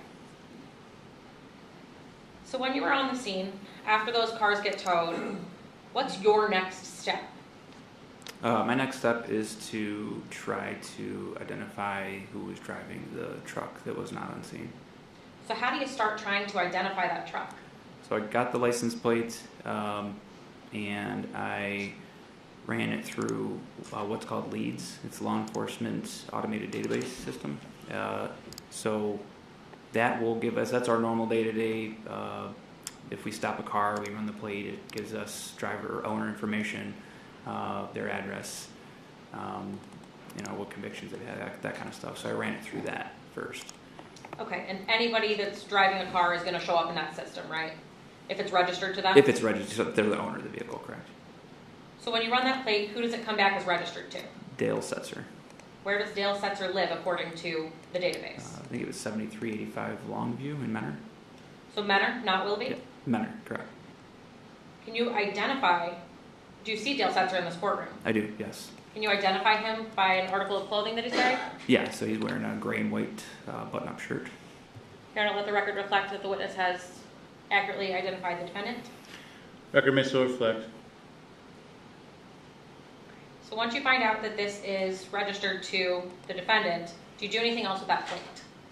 I did, yeah. So I ran it through our flock system. Again, that's a system of cameras located out throughout different cities. We can search that system and put a plate into it, and it will show us if that vehicle has crossed one of those cameras. The camera will pick up the plate, and it's got recognition where it'll read that plate. The camera will, or some software that reads that plate and show me where that truck has been if it's crossed the camera. After the crash, did that truck cross any flock cameras? It did, yes. Did you get a result? I did, yes. Were you able to download and save that? Yes. Would you recognize that if we showed it to you today? Yes. I'm going to show you State's Exhibit 16 for identification. Judge, can we make sure that the screen is turned off? It is. Okay, thank you. Do you see that? Yes, I do. What's that image? Image of the Nissan Frontier, owned by Dale Setzer. And is that a fair and accurate representation of the image from the date and time that you saw it? Yes. Is there a location, date Yes. and time on that image? Yes, it says Menor, Ohio PD, 615 southbound at Route 2. And the date and time is 8/14/2024 at 16:39:49 Eastern Time. Your Honor, may we admit and publish State's Exhibit 16? Any objection, Mr. Martinez? No, Your Honor. 16 is admitted. So where is this truck located? That would be right now in the image? Yes. In the image, it's located 615 southbound, south of Route 2. Okay, and that's in the city of Mentor? Yes. Is there anything that you noticed about this image? So if you look close, you can see the damage to the truck here. There's the bumper that's sticking out from the damage. You can kind of see on the right side is not that way, the left side is that way. Okay, so you're talking about that little dark colored bump out? Yes. Just underneath the mirror on the left side? Mhm. Yeah, you'll see if in the photos of the truck, you can see that front bumper's pushed out slightly, and that's what we're seeing in this picture.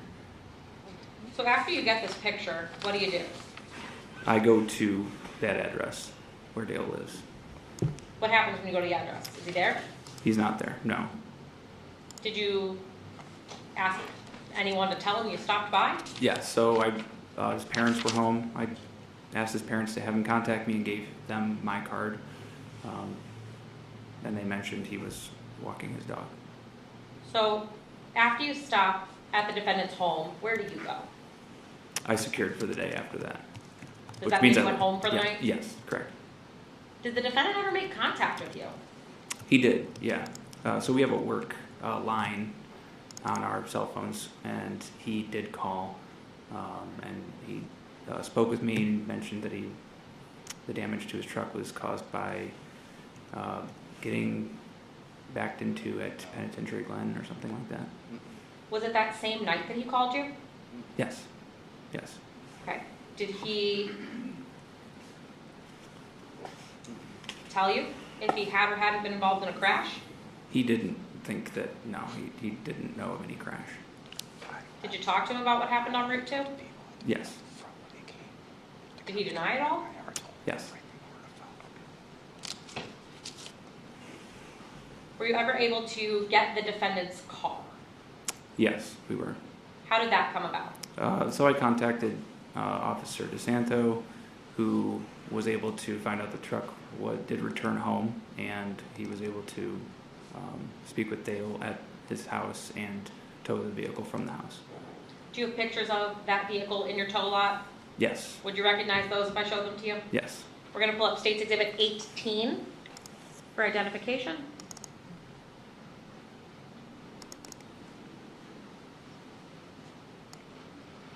Okay, this is 18A through E. Are you seeing those on your screen? Yes, I am. Can you click through and let me know when you've looked at them all? Yep. Do you recognize these? Yes, I do. Are they a fair and accurate depiction of the defendant's truck as it sits in the Willoughby tow? Yes, it is. Permission to admit and publish State's Exhibit 18A through E. Any objection, Mr. Martinez? No, Your Honor. 18A, B, C, D, and E is admitted. All right, what's this view? Just the rear of the truck. Okay. What about 18B? That is the front driver's side of the truck. Can we see any damage in this? Yes, yeah, so the fender has a dent and that front bumper is pushed out there. Okay. What do we see in 18C? Just a close-up of that damage to the front driver's side of the vehicle. 18D? And another angle from rear forward of that bumper and the dent to the fender there. And 18E? And just a farther back view of that bumper sticking out. Does this show you a similar view to what we saw on Flock? Yes, it does. Is that spot you saw on the Flock camera consistent with the photos of the vehicle? Yes, it is. Thank you, Ms. Bell. Did you ever speak to the defendant in person? Yes, I did. And when was that? The next day he came into the station to drop off a written statement. A written statement form? Yes, Did he sit down and talk with you? he did, yeah. Was this voluntary? Yes. Let's talk a little bit about your interview techniques. Do you have training on interviewing suspects? Yes, I do. Tell me about that. It just depends on the situation, the person, on how you talk to them, when to talk and when to be quiet. But there are many different tactics that you can use to talk to somebody to try to obtain the truth from them. What kind of tactics did you use when speaking to the defendant? Minimizing, trying to make him feel comfortable, that kind of stuff. So if you minimized, did that mean that you agreed with him? Absolutely not.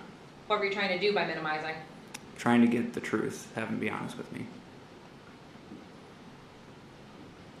Did you record the interview that you did with the defendant on August 15th, 2024? Yes, I did. Would you recognize that if we played it for you today? Yes, I would. We're going to show you State's Exhibit 17.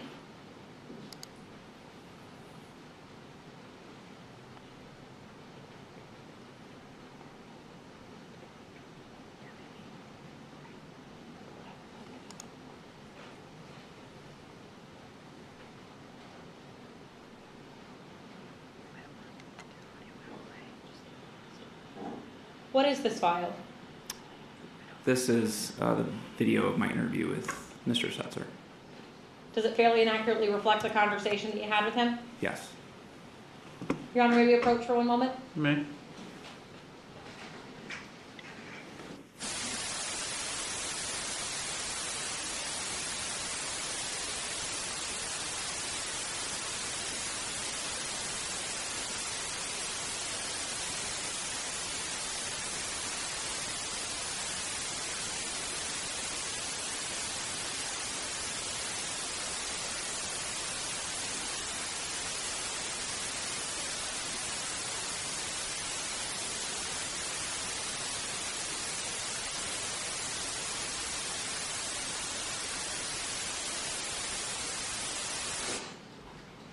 Your Honor, I would also ask to admit and publish this to the jury.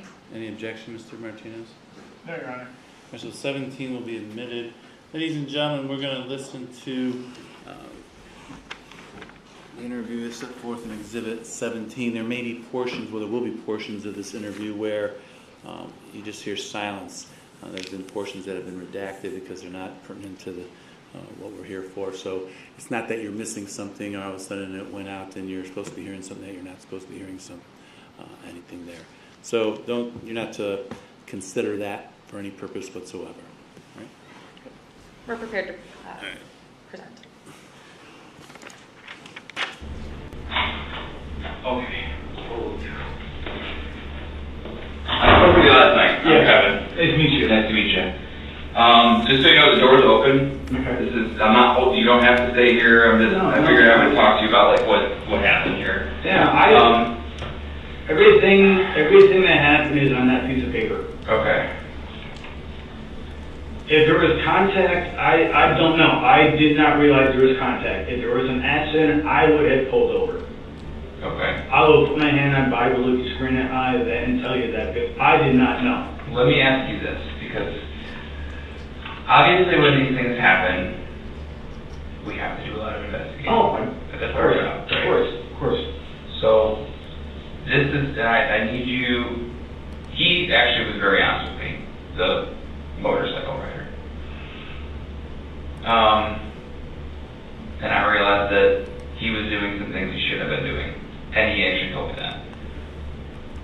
So in the interest of honesty, okay,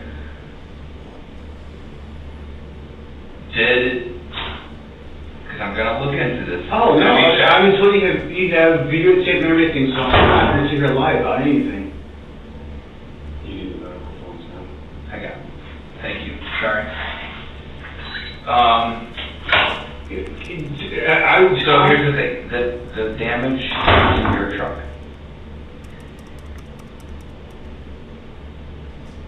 We have images of your truck right after the crash and before you went to penitentiary, Glenn. Okay. Okay. What do you think I saw? Probably damage on my truck. Okay.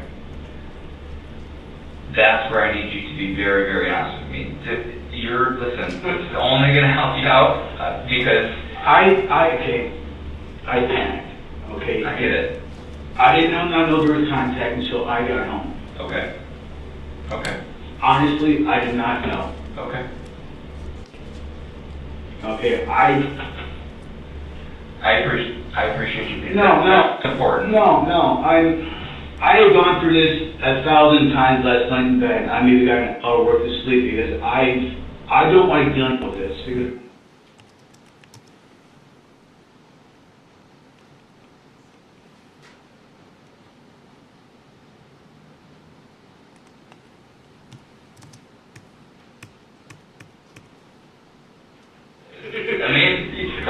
deal with enough assholes, you don't need to deal with me either. But you've not been. I understand. I'm just saying that. I was maybe the 34th car behind, making the left, in line, making a left-hand turn. While I was waiting in line, I saw him cut across traffic, lines of traffic to get in, between cars, not like between cars to get there. Anyway. No, I get it. I was maybe from here, maybe a car length behind the car in front of me. I was making a left-hand turn on an on-ramp. And by the time he sat here and cut me off, I was maybe this far away. And I tried to get over it because I feel like he's going to try to brake check me. And the whole time he's running up the ramp, he's looking at me going, yeah, like I'm in the wrong. So I try to get over it. Next thing you know, he speeds up, I speed up, and what looks like he's going around the other freaking car, I speed up. Next thing you know, he's darting that direction. I'm paying attention to where I'm going, not what he's doing. And next thing you know, I come home, I see damage. I didn't know there was an accident. Well, based on the damage, and this is going to be, you have to look at it from somebody whose perspective, it's an outside perspective, right?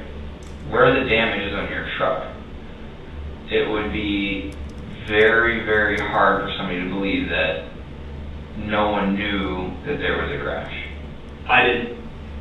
I was paying attention. Or that at least there was contact between your truck and I didn't know. Like I said, I'm paying attention. I'm kind of paying attention to what he's doing, but I'm trying to pay attention to the car. So if anything happens, you know how we do it. Yeah. He went that way. He was right next to me, as far as I know, like within this area. Next thing you know, I'm saying he goes that way, and I go that way. When he went that way, what did you see? I saw a car in front of me in other traffic, trying to get on, on the highway. That's all I saw. I'm trying to merge. Okay. That's all I saw. If there was there was about, I don't know how many cars were around me. How would you describe your driving? Because he was, again, so the reason I'm asking you this is, one, there's video of it, and then two, he was, in the interest of honesty, he was honest with me. What you told me about how he was driving, he told me that. Okay. He was honest, but I need that from both sides. I can't just have one side, okay? How would you describe your driving behind him up the ramp? What do you mean by... Just describe it to me. Not aggressive. I mean... How close would you say you were to him? When I finally made a turn and I got behind him, I was probably about 6 inches away from his back tire. Okay. If not closer. Give or take. Okay. And I was sitting there waiting for him to see him brake check me. Okay. And that's when he sat there and turned around looking at me like I was the asshole. Was it like one of those things that pissed you off because he was... No, there is no road rage. There is no meanness. There's no nothing. I deal with that crap every day. So I go to work at 7:30, 4:30 in the morning. I deal with that every single day. Okay. Because the other officer, you told the other officer that you said something about you would hit them. You would hit him. When he looked back thinking I had attitude, if you do anything, I will fucking hit you. Okay. I got no problem with that. You're the one who screwed up, not me. You're the one who cut me off, not me. Okay. That was my attitude. Yeah. I didn't want to, but dude, it's going to be your fault. Yeah. And that was my thinking. And then, dude, go ahead. I'll hit you. I don't care. If you want to use actions have consequences, and if these are the consequences that you're going to face, then that's what's going to happen. That's my thinking. So, I would have no problem if I did that to them, I'd do the same attitude toward me. Okay. Yeah, I mean, I understand what you're saying. Yeah. My thing is... There is no road rage, there is no anxiety except for he cut me off. And I'm trying to get home. That is maybe on a scale of 1 to 10, maybe a 2, maybe 3. 3 what? Being angry they cut me off, Okay. but nothing that I'm going to sit here and do something about that. Well, or run off the road. Would you said your driving wasn't aggressive. I don't think it was. If somebody were watching you drive the way you were driving then, would you think that they would think it was aggressive or not? Honestly.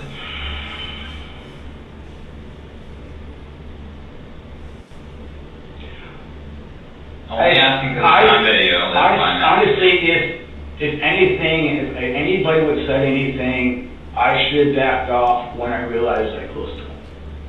Okay. I think that is the only thing that anybody would have said about it. Do you think it's reckless to be that close to him on a bike?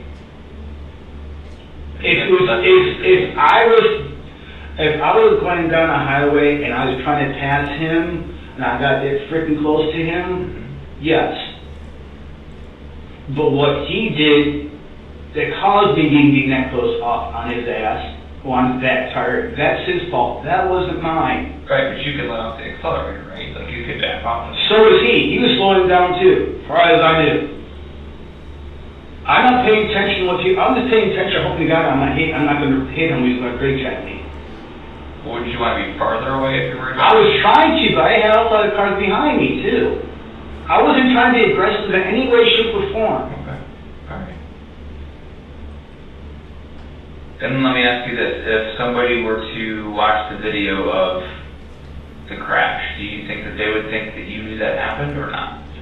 I can't. I have no opinion on that. I can't sit here and say what other people are going to say. Well, the only reason I'm saying that is because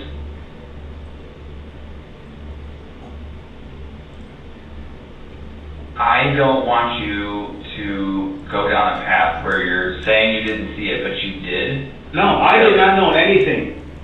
I didn't know about anything. You're at a point now where if we get this all out, we can get this typed up and it can be down the road, okay?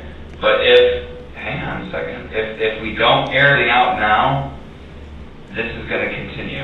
Like I said, if I known there was contact or there was an accident, I would have pulled over. Because I would want somebody to do that to me. I'm a very person who tries very hard to do things that I would want done to him. That's the way I work.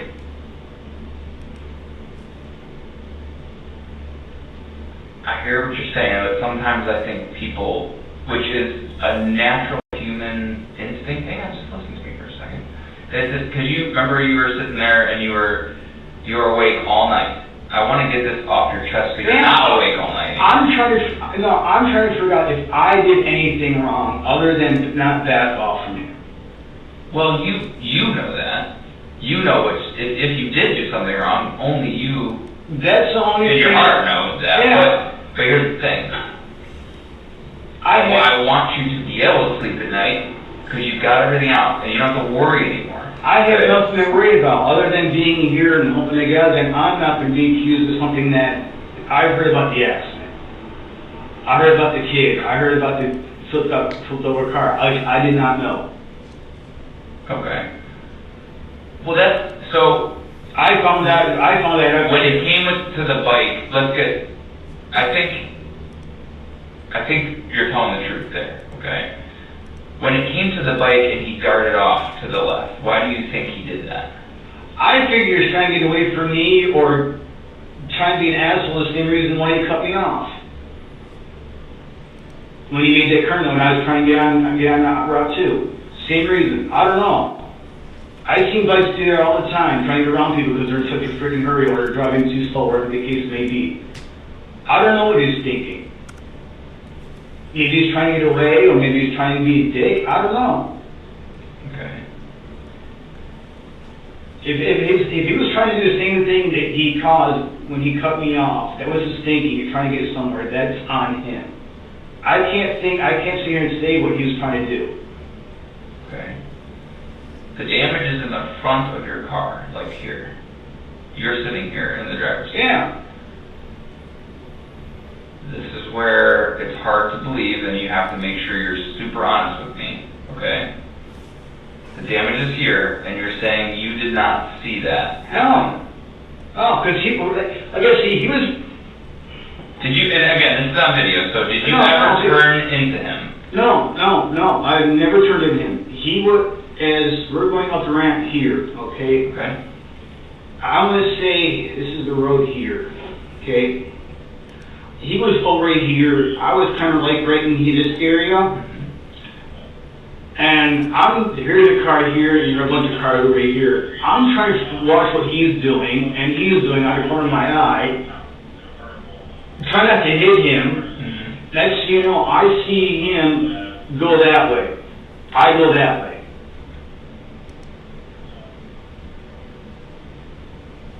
How hard did he go to the left? I mean, you never steered any at all into him. No, I was probably over here on this line trying to get around him. Or not to avoid him from hitting him. I never went over that line or anywhere near him. Never went anywhere near him.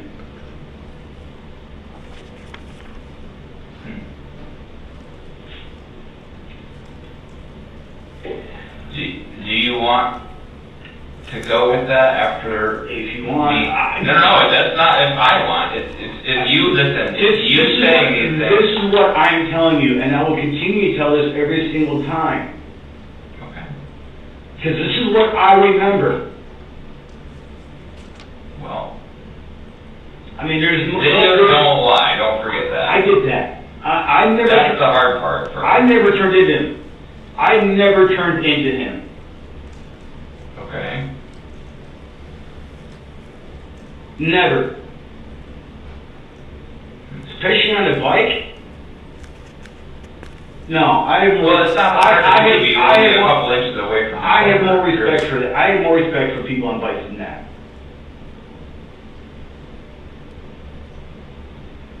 Okay. If that's what you're saying, then I'm not going to change my story any other way. Well, here's what I'm afraid of. I'm afraid that you are not changing it or not being truthful because you've told me otherwise earlier. Don't let that stop you because I'm not. I admit when I got home I noticed damage. I just figured I didn't know there was contact. Well, and that's obviously you. Which is normal human behavior. And I don't want to tell me that. That's fine. And I panicked, and I admit that. And that's when I gave you the story about I didn't know what to do after that. And that's when I panicked. Okay. Everything I'm telling you, I wish I had a dash cam on my vehicles to show you. It's one of those moments that I swear to God, I wish I had a dash cam. And I'm sure there's a camera. We have to put it in my vehicle. Yeah, I mean, where is still video of you and the bike? So I understand that. But you don't have a video from my point of view.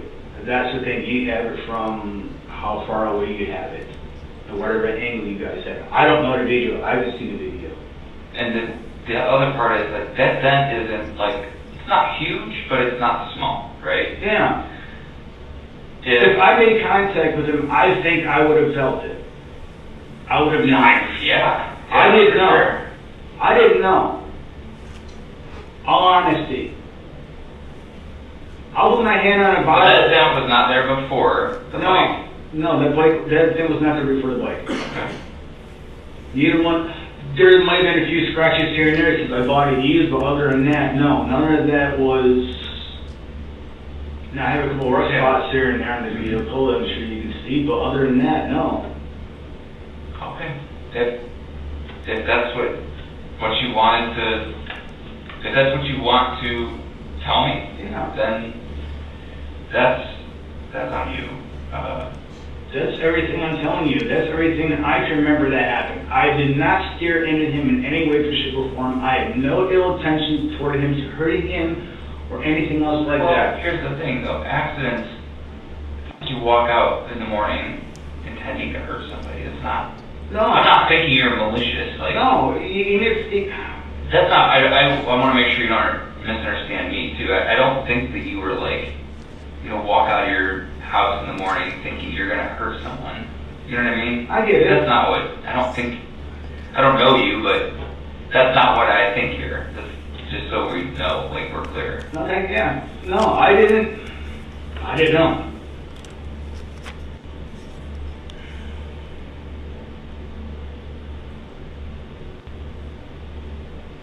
Believe me, if I know there was an accident and there was contact, I would have stopped.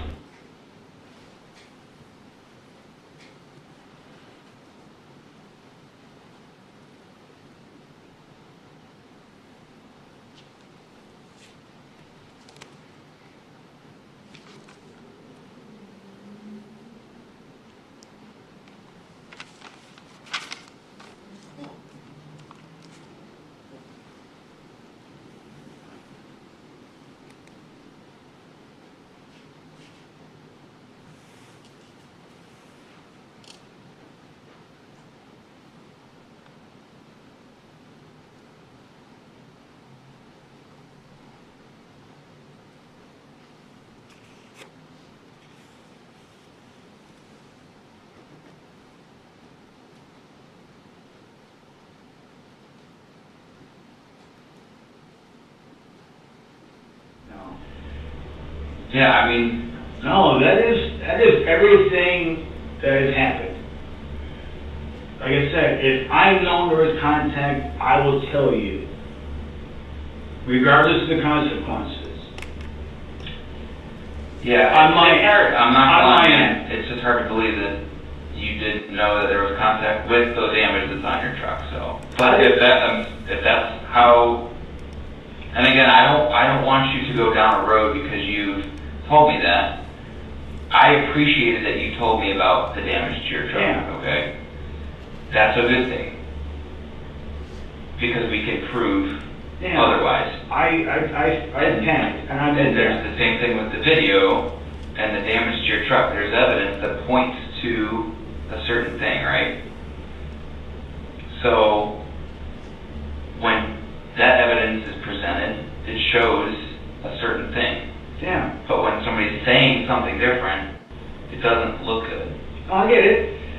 And I want to make sure that you're not going down that path because you've told me something different, because I would appreciate the honesty. That's all I'm saying. Yeah, and now's the time, to get it out there. Like I said, if there was any contact in an accident, I didn't know about it. I would have stopped. But you knew about it when you got home. Yeah. That's when I got out of my truck and saw the damage, and I didn't know what to do. Why not just call us? I didn't know. You didn't. I panicked. I panicked. Okay. Flat out simple. I panicked. Okay.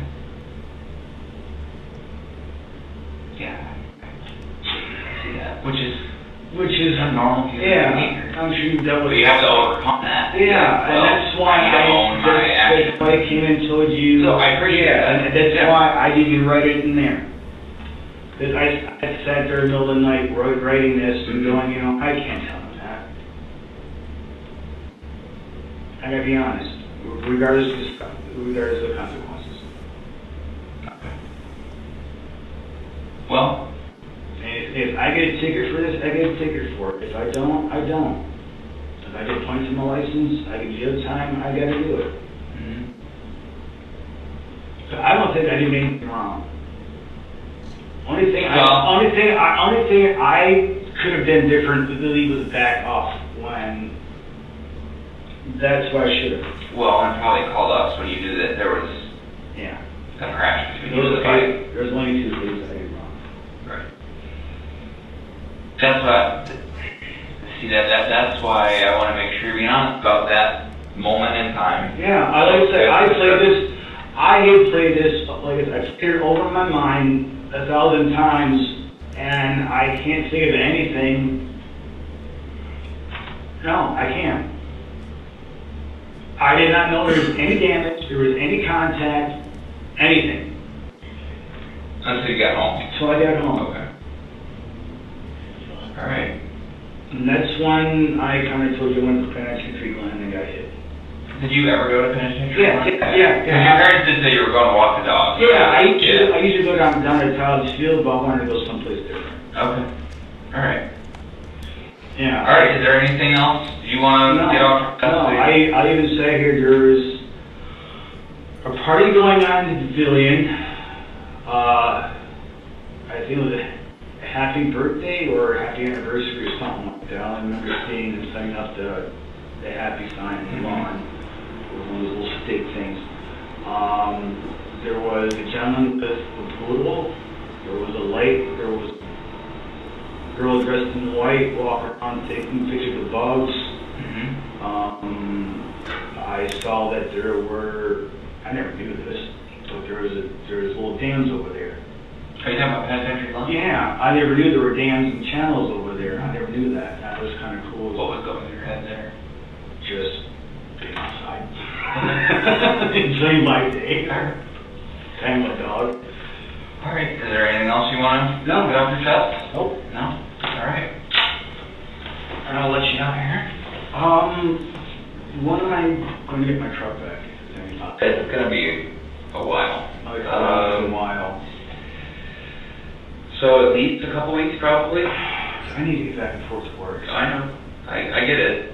I don't have a choice. That's evidence in the crash. So Is this something that because here's what is this something that insurance could cover? What do you mean? For rental, since you ever. That's between you and your insurance company. I don't know. All right. Yeah, I'm not sure. Couldn't tell you, but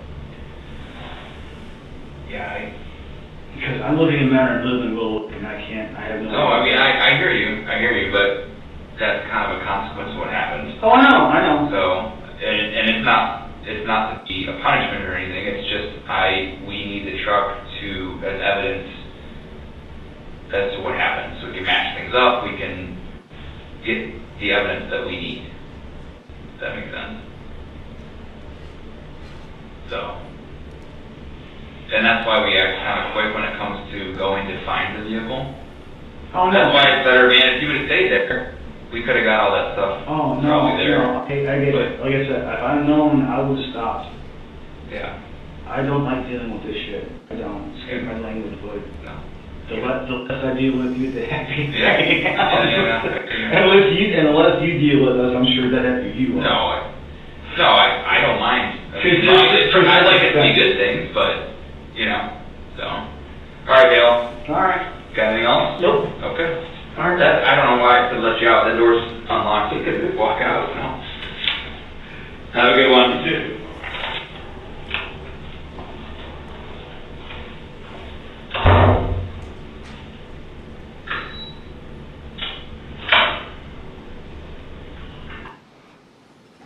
All right, Detective Sergeant, what stuck out to you most in that interview? Well, after watching the footage of what actually occurred, the fact that what he was telling me was not adding up to what I saw later on. Did the defendant lie to you at any point during that interview? Yeah, he said they were both slowing down, which we know did not happen. Did he lie to you about anything else? Well, he admitted that he lied about the Penitentiary Glen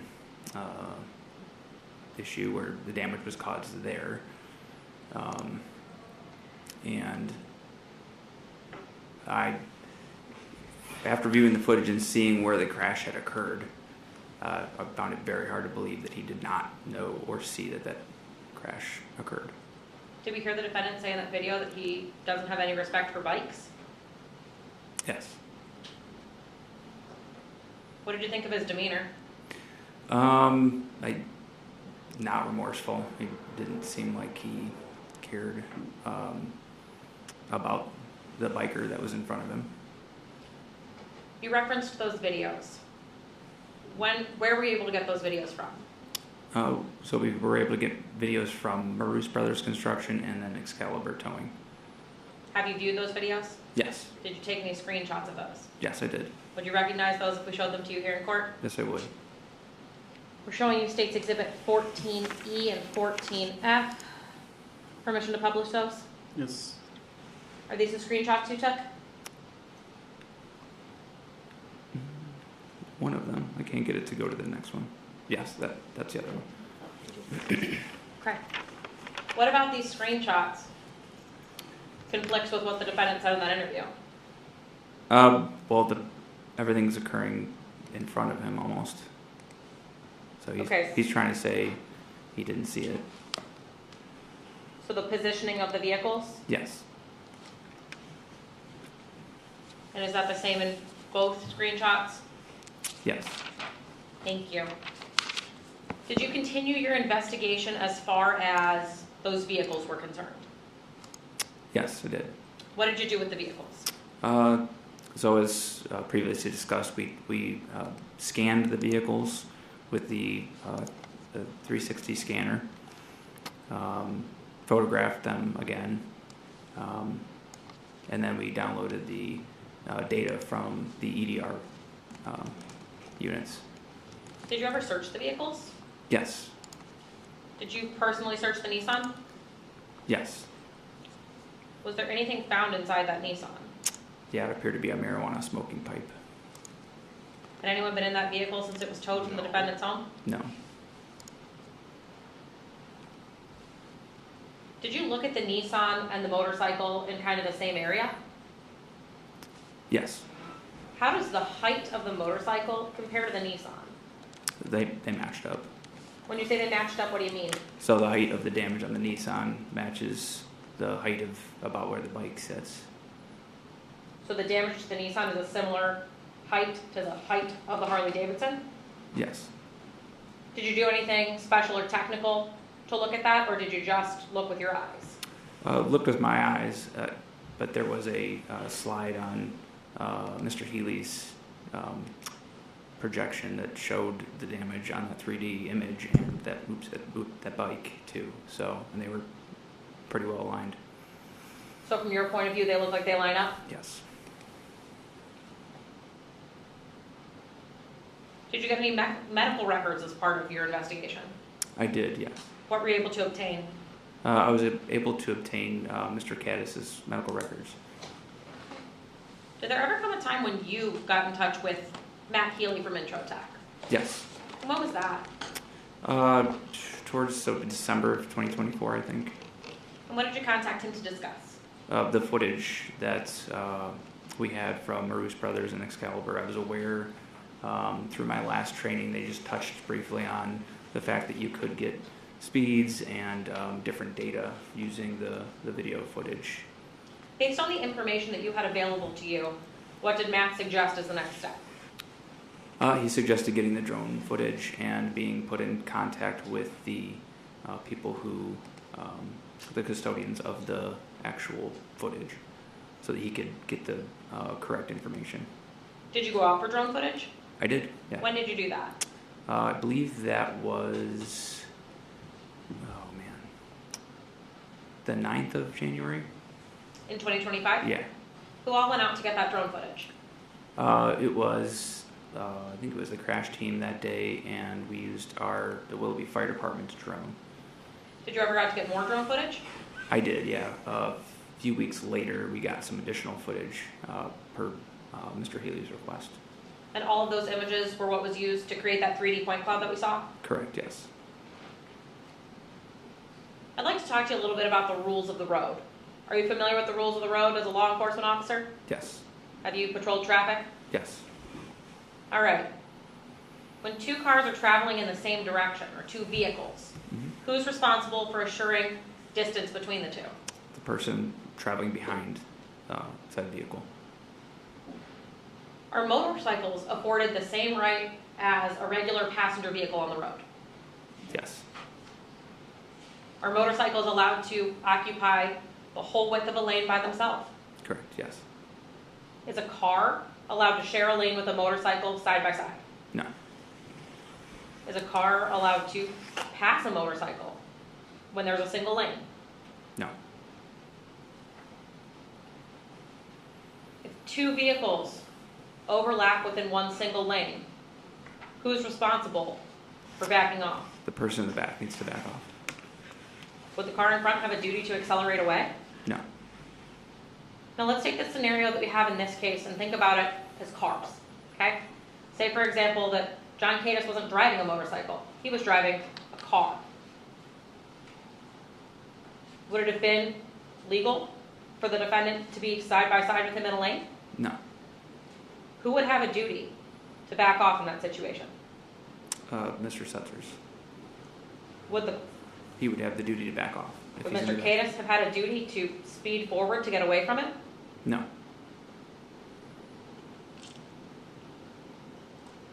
Would there be any situation in which the defendant would have been entitled to pass John Cadis on that ramp?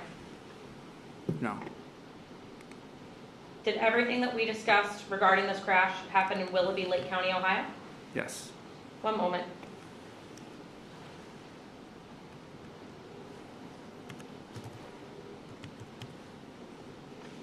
I have no further questions. Thank you. Thank you, Ms. Tuttle. Mr. Martinez, cross-examination. Thank you, Your Honor. All right. Detective Sergeant Rastol. Hello. How you doing? Good, how are you? I'm good.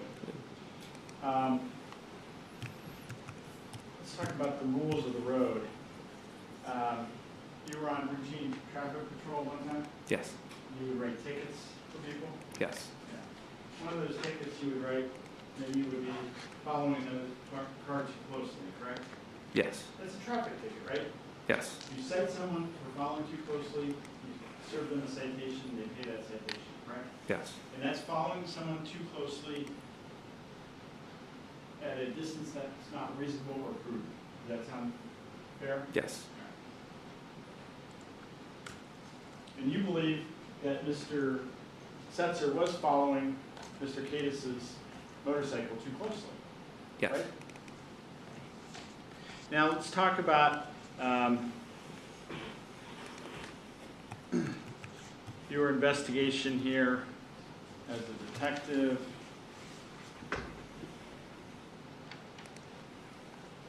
Now, you are trained in technical crash investigations, right? Yes. That's your latest training. Yeah. So you went to the basic crash investigation course, then intermediate, and then the technical, right? Yes. And then you're part of the Lake County Crash Reconstruction Team. Correct, yes. Maybe it's regional crash. It's, reconstruction. you could say Lake County Reconstruction Unit, it's Okay. fine. It's the Lake crew. So part of being part of that team is it's a joint effort, correct? Yes. So there's officers from different agencies that are available to assist, right? Yes. Okay. Mhm. So in this case, you made a decision not to activate or call any other members from the Lake County Regional Crash Investigation Team, right? Yes, unseen, yeah. And one of your concerns was that the traffic was going to be backed up for miles, and you were concerned about gridlock, right? I think that was the term. That's one of the, yeah, that's one of the things. But you have Detective Sergeant Danzy from Mentor, right? Yes. You have other officers available, correct? Yes. You can pick up the phone and call them anytime, right? Yes. Just like they can call you. Yeah, my concern was time. Okay.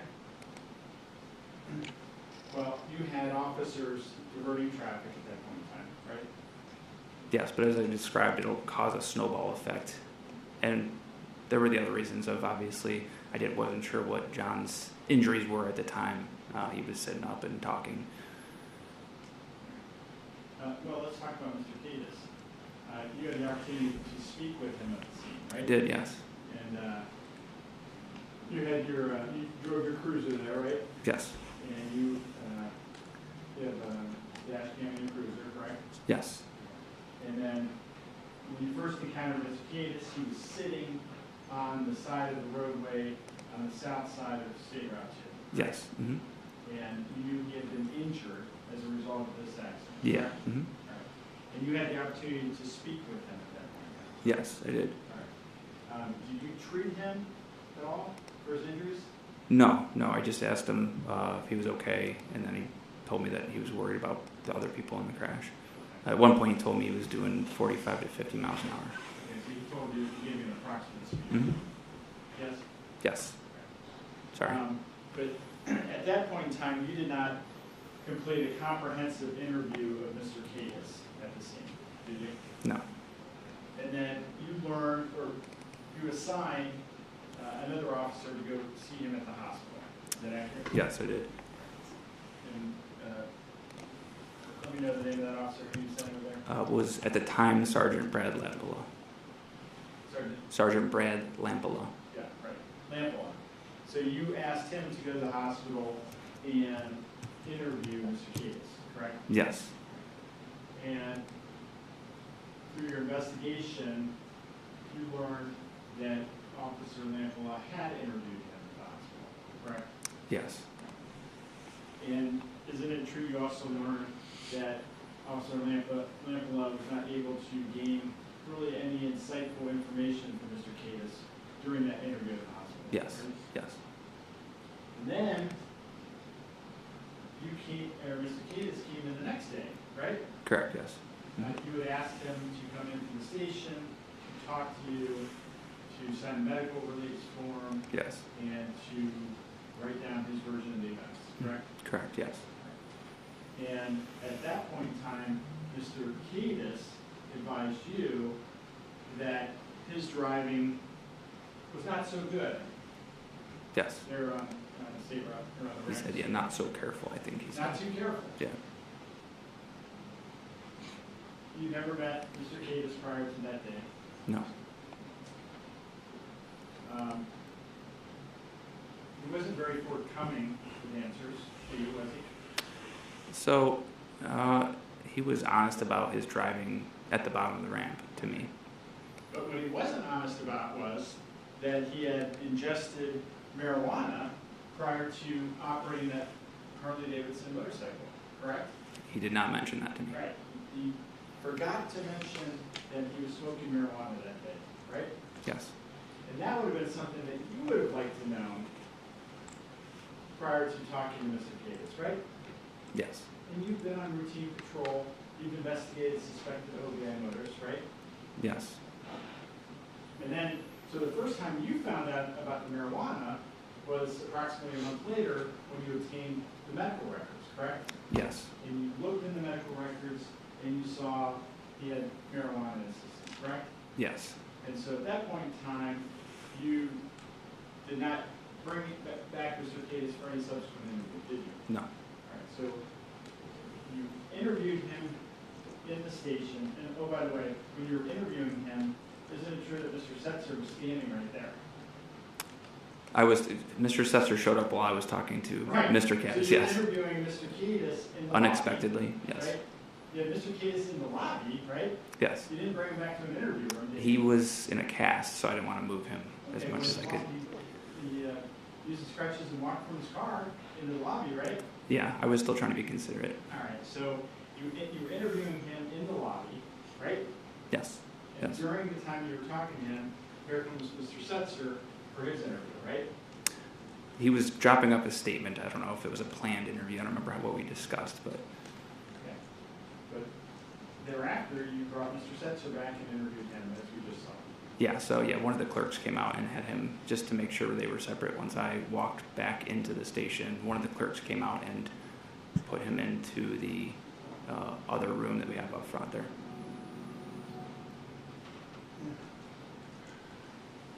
So, Mr. Kiedis, once you received the medical records, you learned that he ingested marijuana, no further contact with him, correct? He No did. further interviews with him. Right. Correct.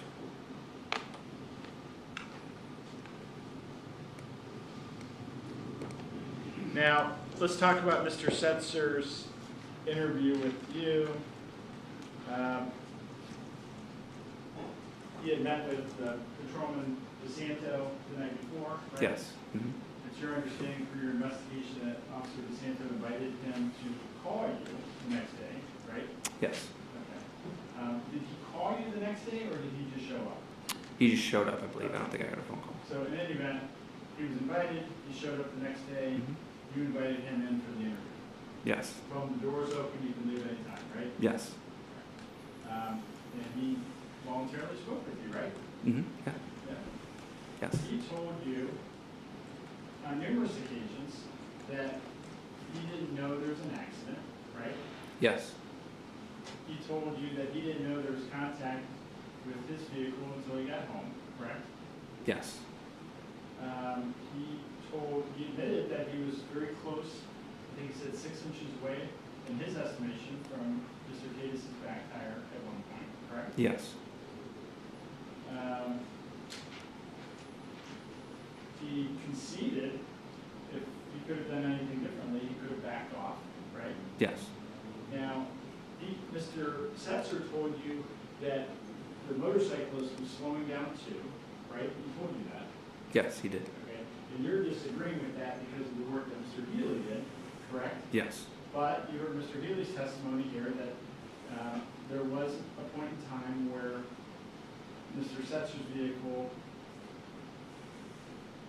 his position as it relates to the motorcycle, became further away, correct? Yes, I And did. you heard Mr. Healy say it could have been that the motorcyclist was decelerating at that time, slowing down. Yes. That would have caused it, right? That's just, we don't need to be as smart as Mr. Healy in numbers and everything else to know that if someone's decelerating or slowing down, you have to close the distance, correct?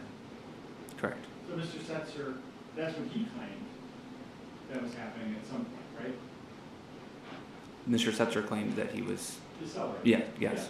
Yeah. He also claimed that he was worried about the motorcyclist brake checking, correct? He did. Yes. He told you that if he knew there was an accident or any contact, he would have pulled over, right? He did say that. He said, if I would want someone to do that for me, right? Yes. You said you heard about the kid in the flipped over car, right? Yes. He said he had no intention of hurting Mr. Gatis, right? Yes. He also told you at one point that he was on the line, trying to get around him. Remember when he said that? I did. Yeah. Mm-hmm. Okay. And we've all seen the reconstruction performed by Mr. Healy, which places Mr. Setzer's vehicle on or over the fog line, the right side fog line. Yes. Yes. So it appears that he was being honest with you, that he was on or over the fog line, right? Yes. And you didn't have access to this at that time. Mr. Setzer you didn't show him the videos, did you? No.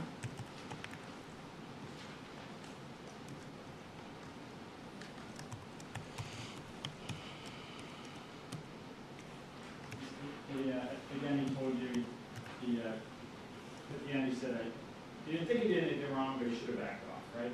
Yes.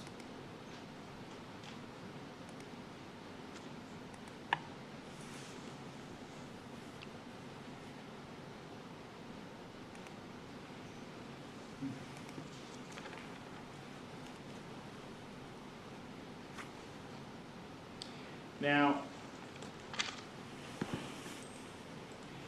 through your investigation into this case, talking about you were at the scene, you had people reporting back to you, conducting interviews, you're the detective, you gather everything. At the time, just a road sergeant. Okay, But road sergeant at the time. Yeah. You were in charge of this investigation.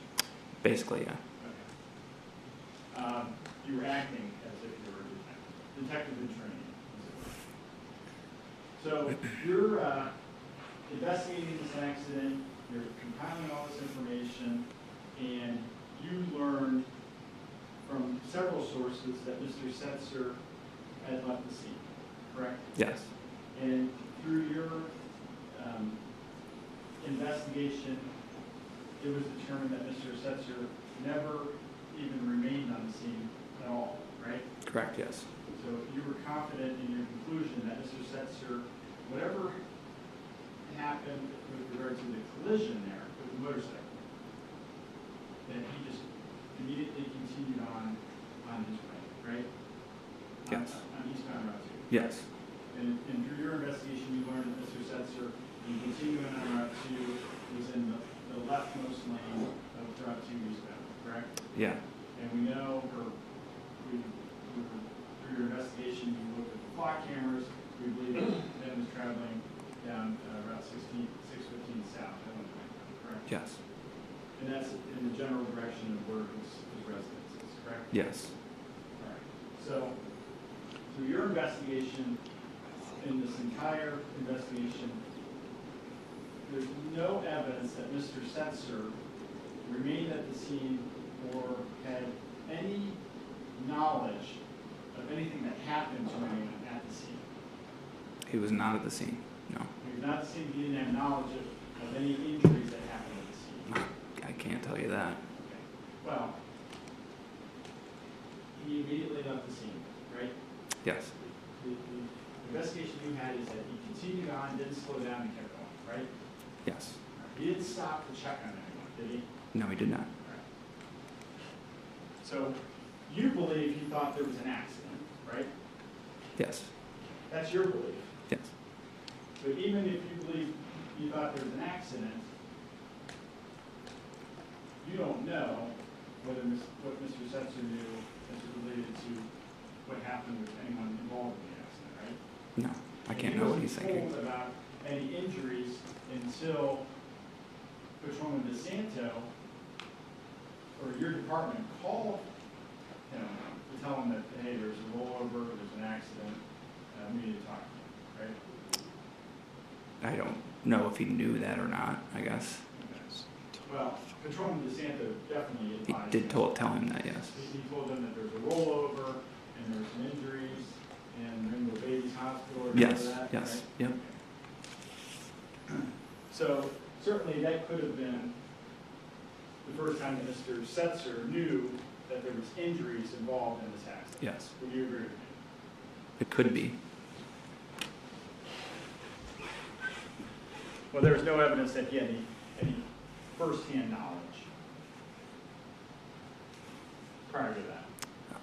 Everything, There's no evidence that he had any first-hand knowledge. the of- photos show different to me. Okay. The photos show that you believe that he knew that he had contacted the motorcycle, correct? Yes. And from your investigation, Mr. Setzer's vehicle only contacted the motorcycle, correct? Yes. That he had no contact with the Ford Fusion or the Subaru. Yes, correct. All right. And it was the motorcycle that contacted the other vehicles which caused the chain reaction. Yes. Correct?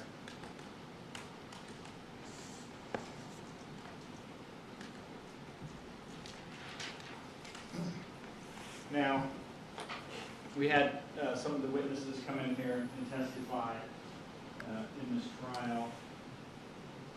Mr. Chafin, Ms. Swanson, several other witnesses, you recall that? Yes. Okay. Now, prior or subsequent to this accident, you became aware that these witnesses had filled out written statements.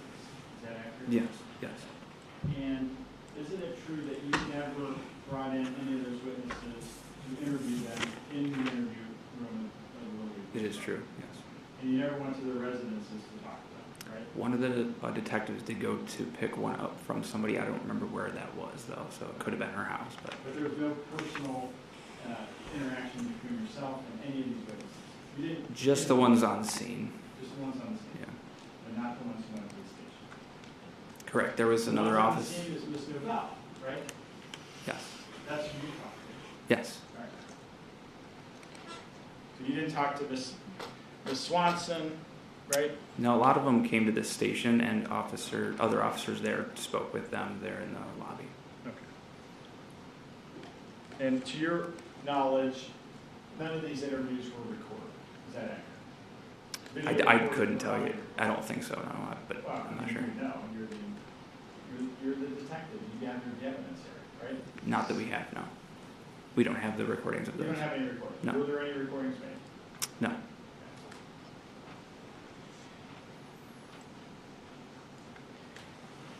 Now, as far as the motorcycle here, Mr. Cadis' motorcycle, we heard from Sergeant Dancy that he did some work for you at your behest to extract the data from the event data recorder of Mr. Setzer's vehicle, correct? Yes. We heard from him that there is no data recorder on the Harley Davidson or on any motorcycles, correct? Very rare. Rare, yeah, he says rare. And that there wasn't in this case.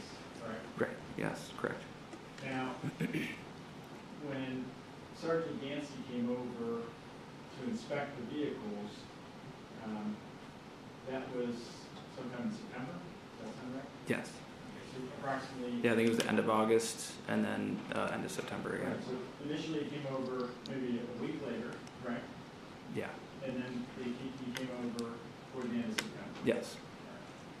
And toward the end of September is when the Harley Davidson was inspected. Does that sound right? Yes. And were you present for that inspection of the Harley? Yes. All right. So isn't it true that pursuant to that inspection of the Harley, that there was some significant finding as it related to the tread depth on the front tire? Yeah, I believe it was lower. Like, It was at a minimum tread depth? I think so, yeah. Yeah. So from your recollection of the inspection of the Harley, the tread depth on the front tire was at the minimum threshold, Yeah. correct? Yes. All right. I believe it was 2 30-seconds.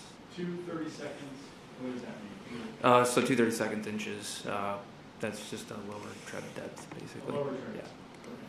And then also, it's true that one of the tires was significantly underinflated when you inspected it, correct? There was one was lower than the other one. I do remember that. Right.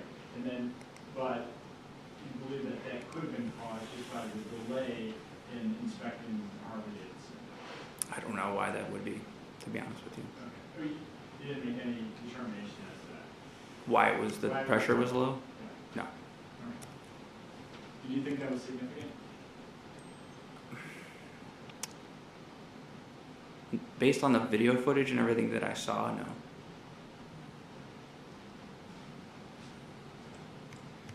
And again, you never interviewed Mr. Cadis, or you did interview him, but you never really discussed the bike and his experience on the bike and how long he had the bike and things. I did, yeah. So he did tell me he felt like he was hit from behind. He was pinned between. Oh, I understand that. Okay. But as far as his experience riding this particular bike. No, I didn't ask him how long he had ridden bikes for. Yeah, I see what you mean. How long he'd ridden the bike, when he purchased the bike, any of those. Right.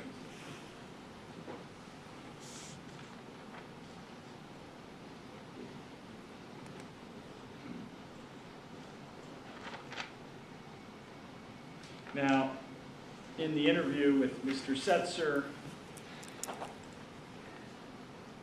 prosecutor asked you about the interview and your investigation techniques, and you advised that you have different techniques for interviewing Mr. Setzer as well as other persons that you interview, right? Yes, yeah. And oftentimes you're not aggressive, you minimize things, right? Yes. So you told Mr. Setzer that you didn't believe he woke up that day, got out of bed thinking he was going to hurt someone, right? I did, yes. Close to that, Yes. right? You also told him that he didn't think he was a malicious person, right? Something to that effect, yes. Or was that, right? And you also told him that Mr. Davis was being honest, had been honest with you. You told him that twice, right? Yes, I did. Now let's talk about, you watch these videos, right? Yes, yes. You're a seasoned law enforcement officer, been on road patrol, correct? Yes. Mr. Gates committed numerous violations on that day. Is that accurate? He did commit violations, yes. Pardon? He committed violations, yes. All right. So he was shortcutting in front of traffic that was not there, correct? Yes. Made an improper pass of one of the vehicles who stopped at the red light there. Yes. He never stopped at the red light, did he? Couldn't look like it, no. And he also arguably failed to yield to Mr. Setzer in the line of traffic when he turned right and they had the right way, correct? Yes.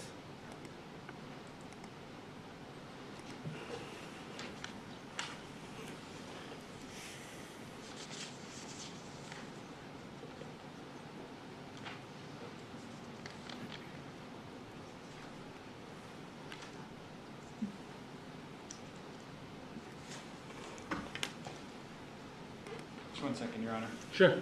Yeah.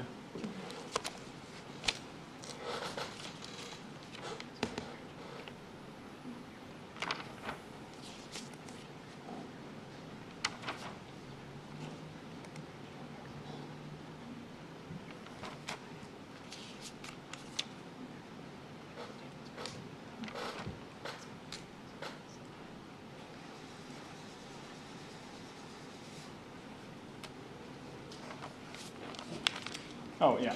As it relates to Mr. Setzer and Patrolman DeSanto, you knew that Patrolman DeSanto had spoken to Mr. Setzer that evening? Yes, I did, yeah. At his parents' house, right? Yes. And confident that you debriefed Patrolman DeSanto about his conversations with Mr. Setzer? Yes. Right? Yeah. And he didn't indicate to you that there was any indications of impairment on the part of Mr. Setzer? He did not, no. And this marijuana smoking pipe, that wasn't entered into evidence? Yeah, it was. And there was no marijuana found in the vehicle? Just the burnt marijuana on the pipe, but that was it.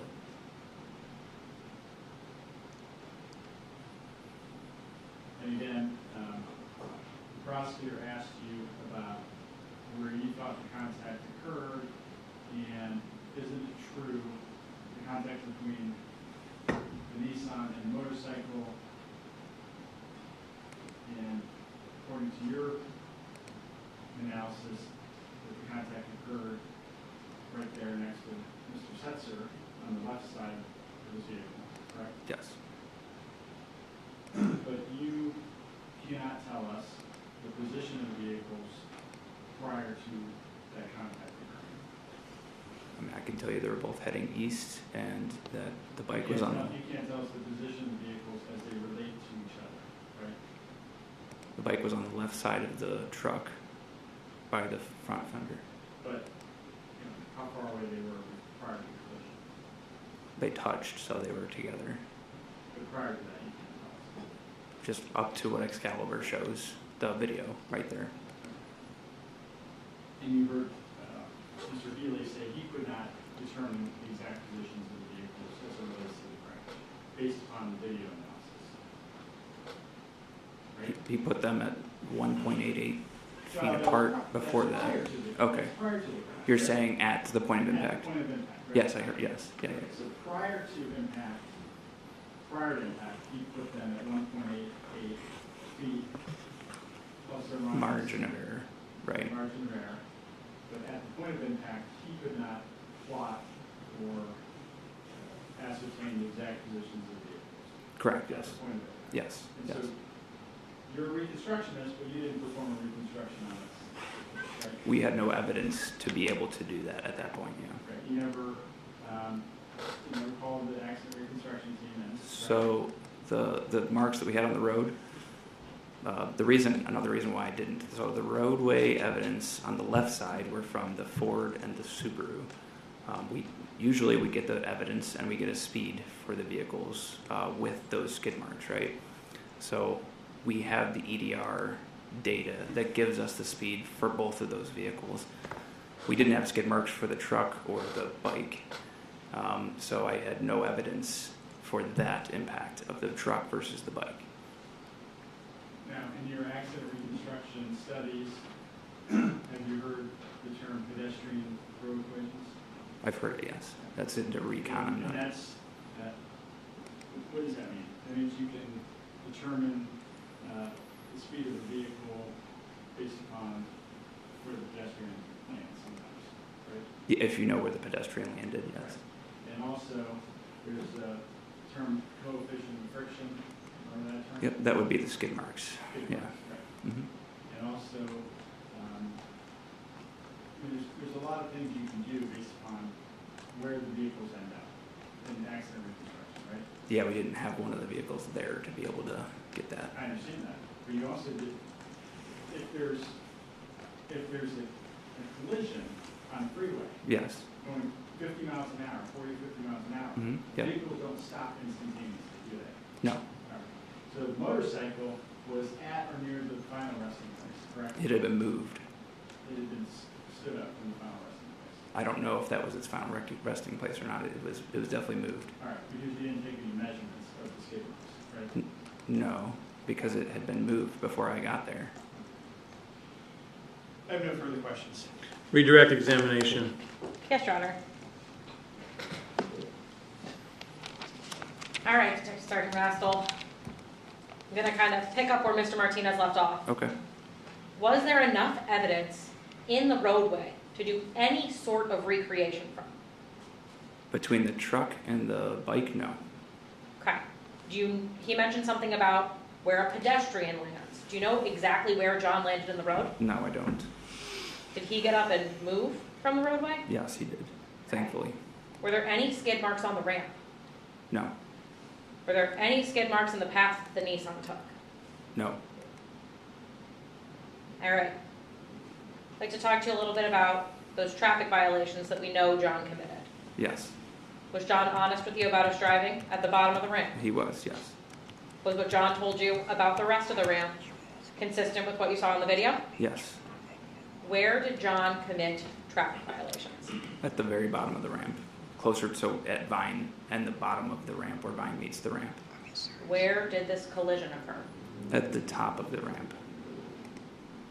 Did you note from the video or any other physical evidence John committing any traffic violations at the top of that ramp? No. Did you note the defendant committing any traffic violations at the top of that ramp? Yes. And what were those? ACDA, assured clear distance ahead, following too closely, lanes of travel, coming outside his lane. Is there ever a situation where those are more than just a citation? Yes. I'd like to talk to you a little bit about marijuana. You got John's medical records back? I did, yes. Okay. And those showed that there was marijuana in his system? It showed it was there, present, yes. Were you able to determine if there was like a particular level of marijuana in his system? No, it did not give it, just said it was positive for cannabis. Was that test able to be used to determine impairment? No. Have you seen people under the influence of marijuana? Yes. When you approached John Cadis on the side of the road, did you believe he was under the influence of marijuana? No. In fact, I remember getting very close to him to talk to him, to ask how fast he was going, and he gave me no indications that he was impaired. Anything in his face or eyes that gave you an indication of impairment? No. Anything about the way he smelled? No. You heard John testify that he smokes marijuana? Yes. Were you able to smell the odor of burnt marijuana on his person? No. Are you trained to detect that odor? Yes. Did John Cadis and the defendant know each other? No. Would they have known each other on site in that lobby at Willoughby PD? No. They'd never met each other. Now, Mr. Martinez asked you a little bit about written statements.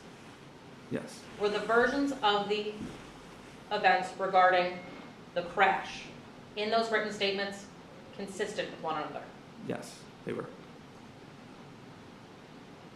All right, I want to talk to you a little bit about the defendant's version of events. Mr. Martinez asked you about the defendant being worried about getting brake checked. Correct, yeah. Did his statements about getting brake checked make sense to you? They did not make sense to me. Why didn't they make sense? Well, bikes can naturally stop way faster than a vehicle. And if you're worried about somebody brake checking you, you would slow down, make more space, not be so close. And did he say this to you in the context of saying that he was following too close? Yes, he did. Why does the defendant's statement about not realizing that there was a crash make sense?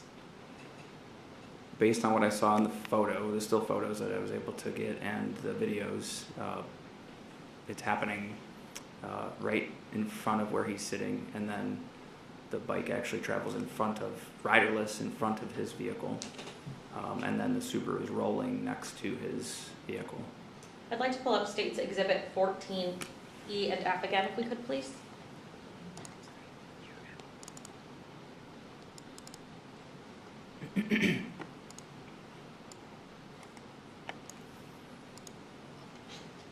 All right. Go to E, please. We're going to go to E first. This happens first in time, right, at 52 seconds? Yes. Where is John Cadis in this photo? He is just in front of and to the driver's side of the pickup truck. You have the laser pointer if you want to point Yeah. to that. I don't know if we can blow that up or not, but Yep, you should be able to use that. so right in this area here. What's his body doing? It's flying into the air with his arm up. Where's the defendant's car as the John Cadis is flying into the air? Behind and to the right of that. Where did John fall? Where did John fall? It would have to be in that general area, right there. Is that the highway Route 2? Yes. Was there oncoming traffic coming down Route 2? Yes, there was. Was that traffic coming towards John Cadis lying in the street? I would assume yes. Okay. Let's go to 14F. Where was the defendant as the Subaru was rolling over? Behind and to the right of the Subaru. When a car rolls, does that make a sound? Yes. Is that loud? Yes. When there are skid marks created, does that make a sound? It does. Is that loud? Yes. Does it make sense to you that the defendant wouldn't have seen or heard that? It does not make sense. Sustained. Do you believe that the defendant was being fully truthful with you in his interview? No. Thank you. I have no further questions. Cross-examination. Detective Sergeant Rastel, you're looking at these photographs, you're making some, giving some answers to the prosecutor about where you think the vehicles were in relation to one another, correct? That's what I see on the That's what screen. you see. Yeah. But again, you're trained in accident reconstruction, right? I'm just a technical crash investigator. Okay. You have Sergeant Dancy, who testified here, he said he has advanced training, correct? Yes. You have other officers, probably on Willoughby and other local departments who have advanced training, correct? Yes. And it was your call not to do an accident reconstruction here, correct? Yes, it was.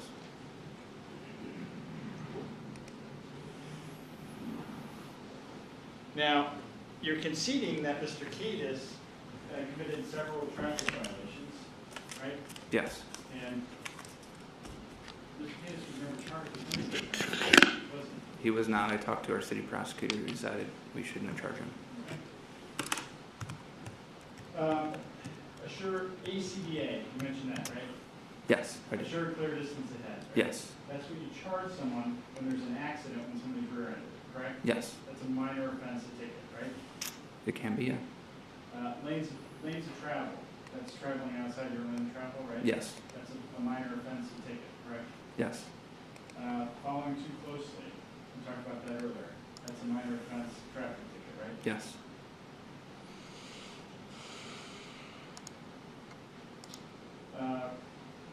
We talked about the, prosecutors talked about the marijuana levels and Mr. Cadis's medical records. Do you recall that question? I do, yes. You never asked Mr. Cadis about marijuana consumption, even after you found out that he had marijuana consumption. I did not. Isn't that true? That is. So isn't it true the first time that you found out that he'd smoked marijuana shortly prior to this accident was when he testified here in trial? It is. No further questions. All right, you may return to your seat. Thank you. Thanks. Please approach.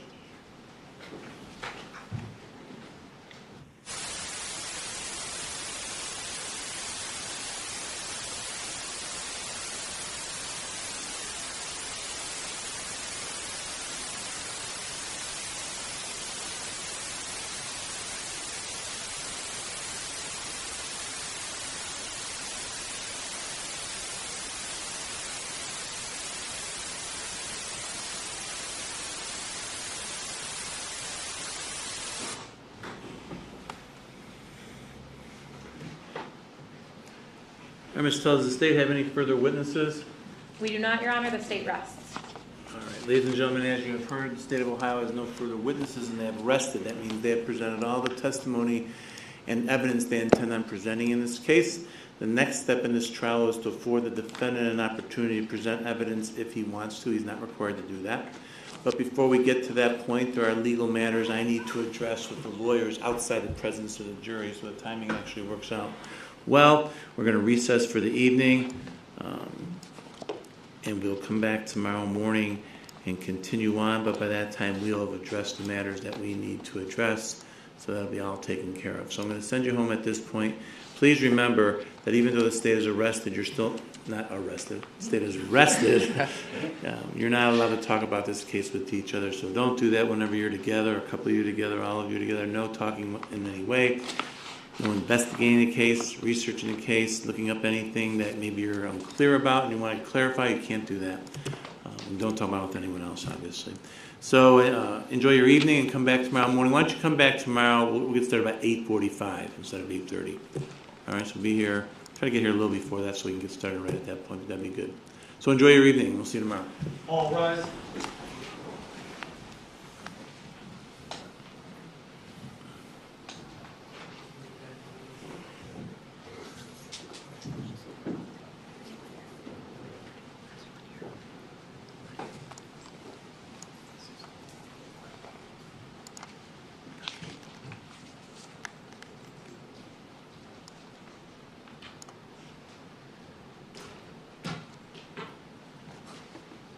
You may be seated. So the state is rested, and you said all the exhibits have been admitted. We're not admitting, though, and I don't think we did, but number 22, that was just for demonstrative purposes, right? Yes, Your Honor. We have copied everything that has been identified and or admitted to the court's drive. So we have an admitted folder on there that contains states exhibits 1 through 21, and then we have a separate folder called identified that will contain exhibit 22. When we create the jury drive, we will only send back the admitted folder on that, but we'll keep anything that was identified or referenced but not admitted on that court's drive. Okay. In regards to the video, I don't know if it's necessary. Do we have an unredacted copy of the video? I know the jury heard redacted portions. I don't know if it's necessary to have that even for the record. It's not. We also cut out 9 minutes at the beginning of the video where the defendant was sitting waiting for Detective Sergeant Rastel. We're okay just admitting the video in the form that it's in with the redactions. Yeah. The defense is fine with that, too. Okay, very well. All right, this is what we're going to do. We're going to come back tomorrow morning. You make your motion at that time, or whatever you want to address at that time, and we'll go over jury instructions tomorrow morning. So I'd like to have you guys here about 8:15, so we could talk about jury instructions, let the defense do whatever they want to do in terms of motions, and get started by 8:45. All right. Okay. Are there any, I've given you a draft of the instructions. The only thing that's listed, and you'll see it's highlighted, is the portion, first couple of pages where the defendant testifies or doesn't testify, because I don't know yet, so I have it highlighted so I know to take out whatever option doesn't apply. But if there's any special instructions either side is requesting, Ms. Tuttle? Your Honor, we would request a flight instruction with regard to the assault case. That's in there. Okay, thank you. I mean, we'll still talk about this stuff, but I mean, I've already put that. I didn't address it just for the assault, though. I guess I didn't have to think about that. We just weren't sure how the court would like to handle that, as it is an element of failing to stop after an accident, so we weren't sure if the court would prefer to give it only on the assault counts or just we can discuss that tomorrow. Thank you. Any other requests? No. What about for the defense? Yeah, so defense is going to ask for an accident instruction.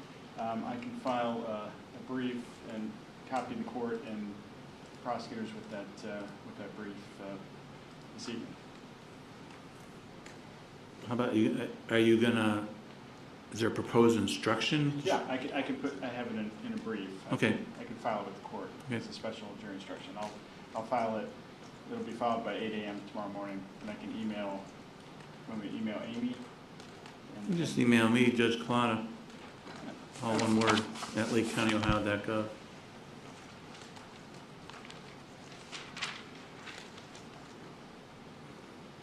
Or B. Culotta, either one will work. Wait, what? Judge Culotta, all one word at lakecounty.ohio.gov. Okay. All right. Thank you. All right, that's it, friend. We'll see you in the morning.